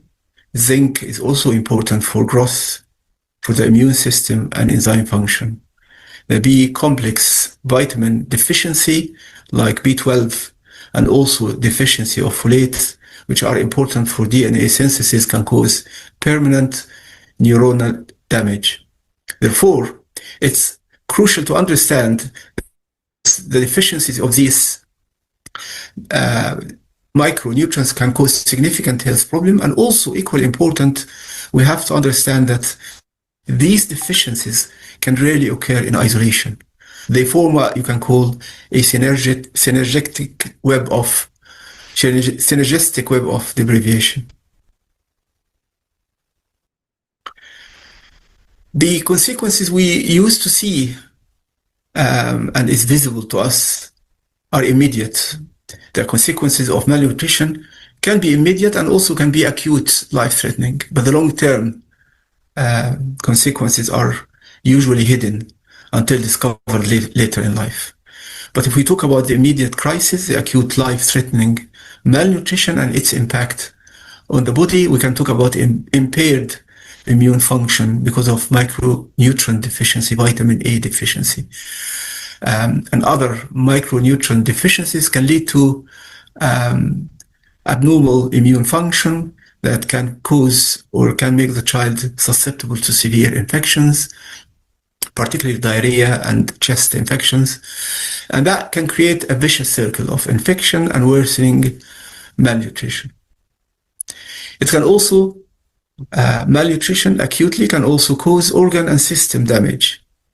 For example, the brain, acute iron deficiency impairs neurodevelopment. B12 deficiency can cause permanent neurological damage. It also can affect the gut. The gut during malnutrition atrophies without adequate protein and zinc intake. That is, in turn, causes reduction of nutrient absorption, a condition you can call environmental enteric dysfunction. The child also during acute malnutrition will fail to thrive, which is the most direct and visible outcome. And there is weight for age, wasting and linear growth stunting, and that is in its more severe form. And that can certainly lead to high mortality, as in marasmus and kwashiorkor. Now, the other aspect of malnutrition, which is not visible to us, is the long-term legacy. And that is quite important and quite interesting to study. And it's a developmental origin of health and disease. Early life conditions during critical periods of development can cause permanent damage to the metabolic processes in the body, can cause disease susceptibility, and can affect physiology. This idea challenges the notion that adult health is only determined mainly by adult lifestyle and genetics. This idea emphasizes the developmental plasticity, the ability of a developing organism to adapt to its environment, sometimes with long-lasting consequences, which we will see. The historical background for this is the Baker hypothesis. In the 1980s, Baker observed that low birth weight babies are more at risk of cardiovascular disease and type 2 diabetes when they are adults. Baker suggested that poor nutrition in utero causes permanent changes in the metabolism and organ structure, programming the body for survival in a nutrient-scarce environment. When exposed later to a nutrient-rich environment, this mismatch increases disease risk, as we can see in the following slides. But how it happens before we delve into the consequences of this programming? Well, there's several biological mechanisms that explain this maladaptation. It can happen through epigenetic modifications, that is, changes in gene expression because of environmental factors. It also can happen because of placental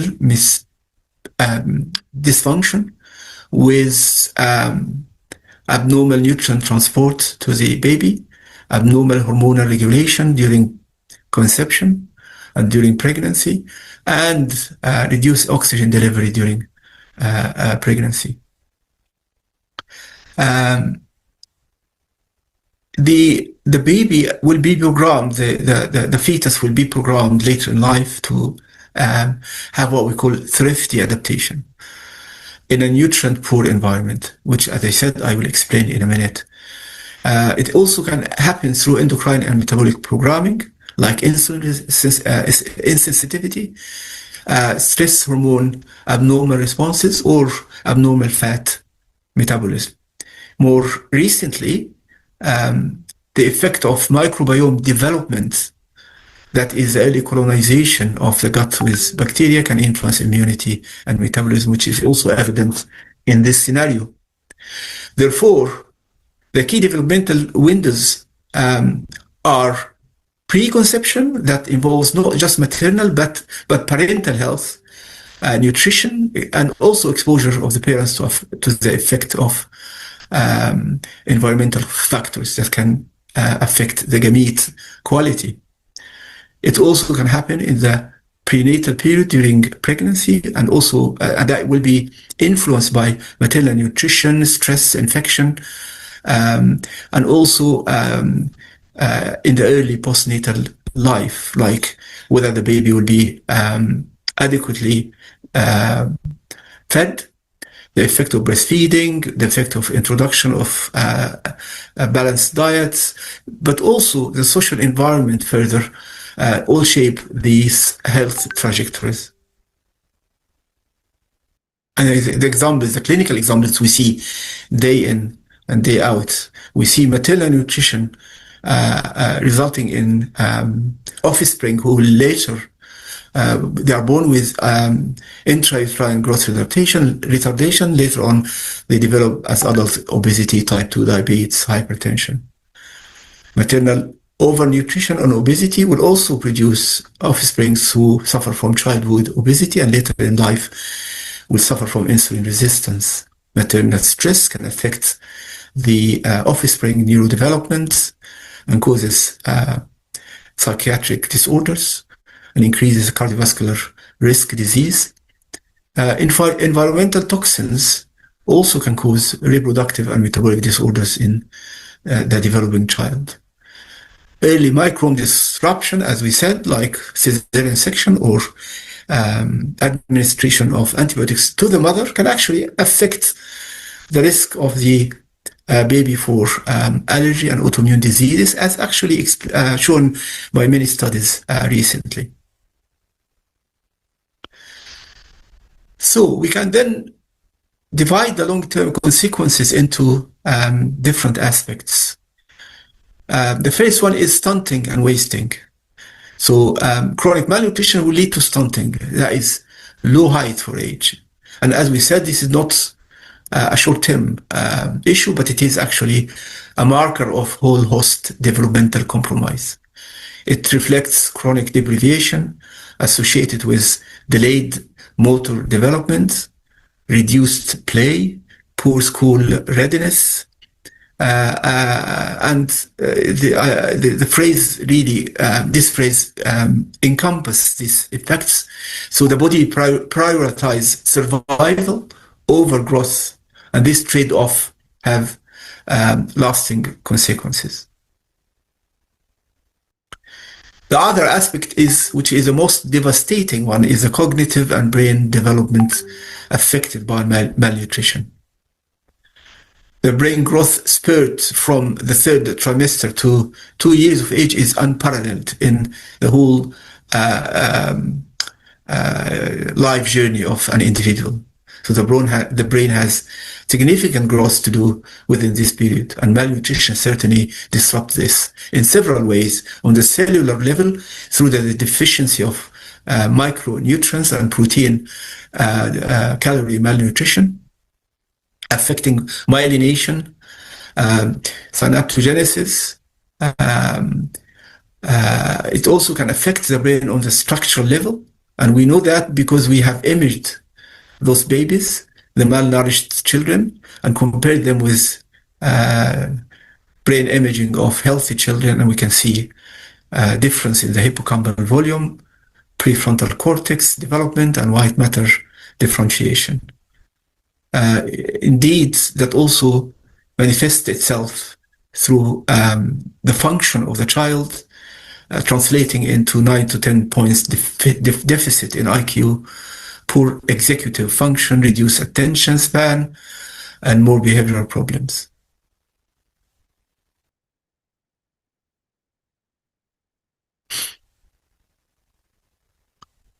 Now, the other aspect of long-term consequences of malnutrition is quite fascinating.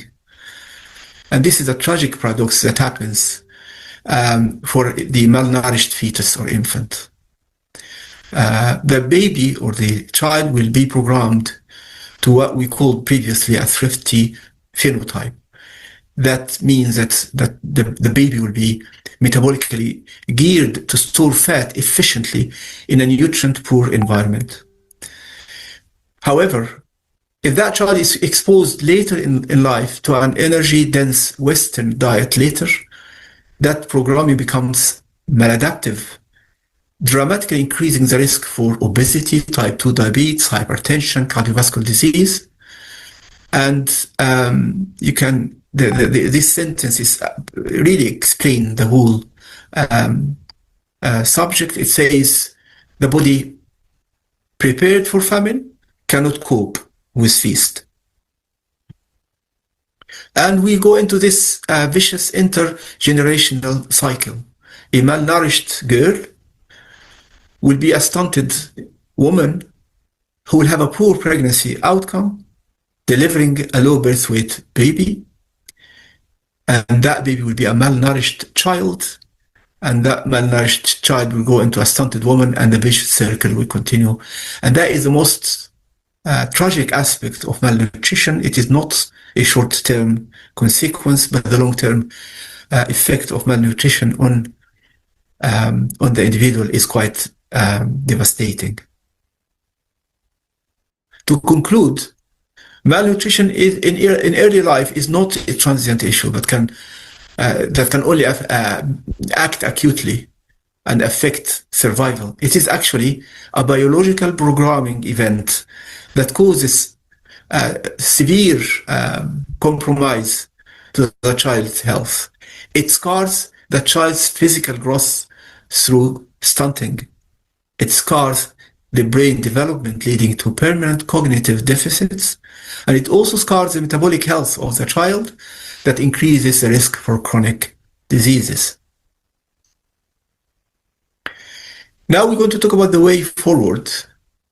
And it must be a multifaceted, promoting not just proper nutrition to infants and babies, but for maternal nutrition, because we now know that providing adequate nutrition starts before conception, paying attention to parental and maternal health, promoting exclusive breastfeeding, providing high-quality complementary foods, and also targeting micronutrient supplementation. We need to move beyond just providing calories to ensure the specific nutrients required to build a healthy human being are provided. And the science is absolutely clear.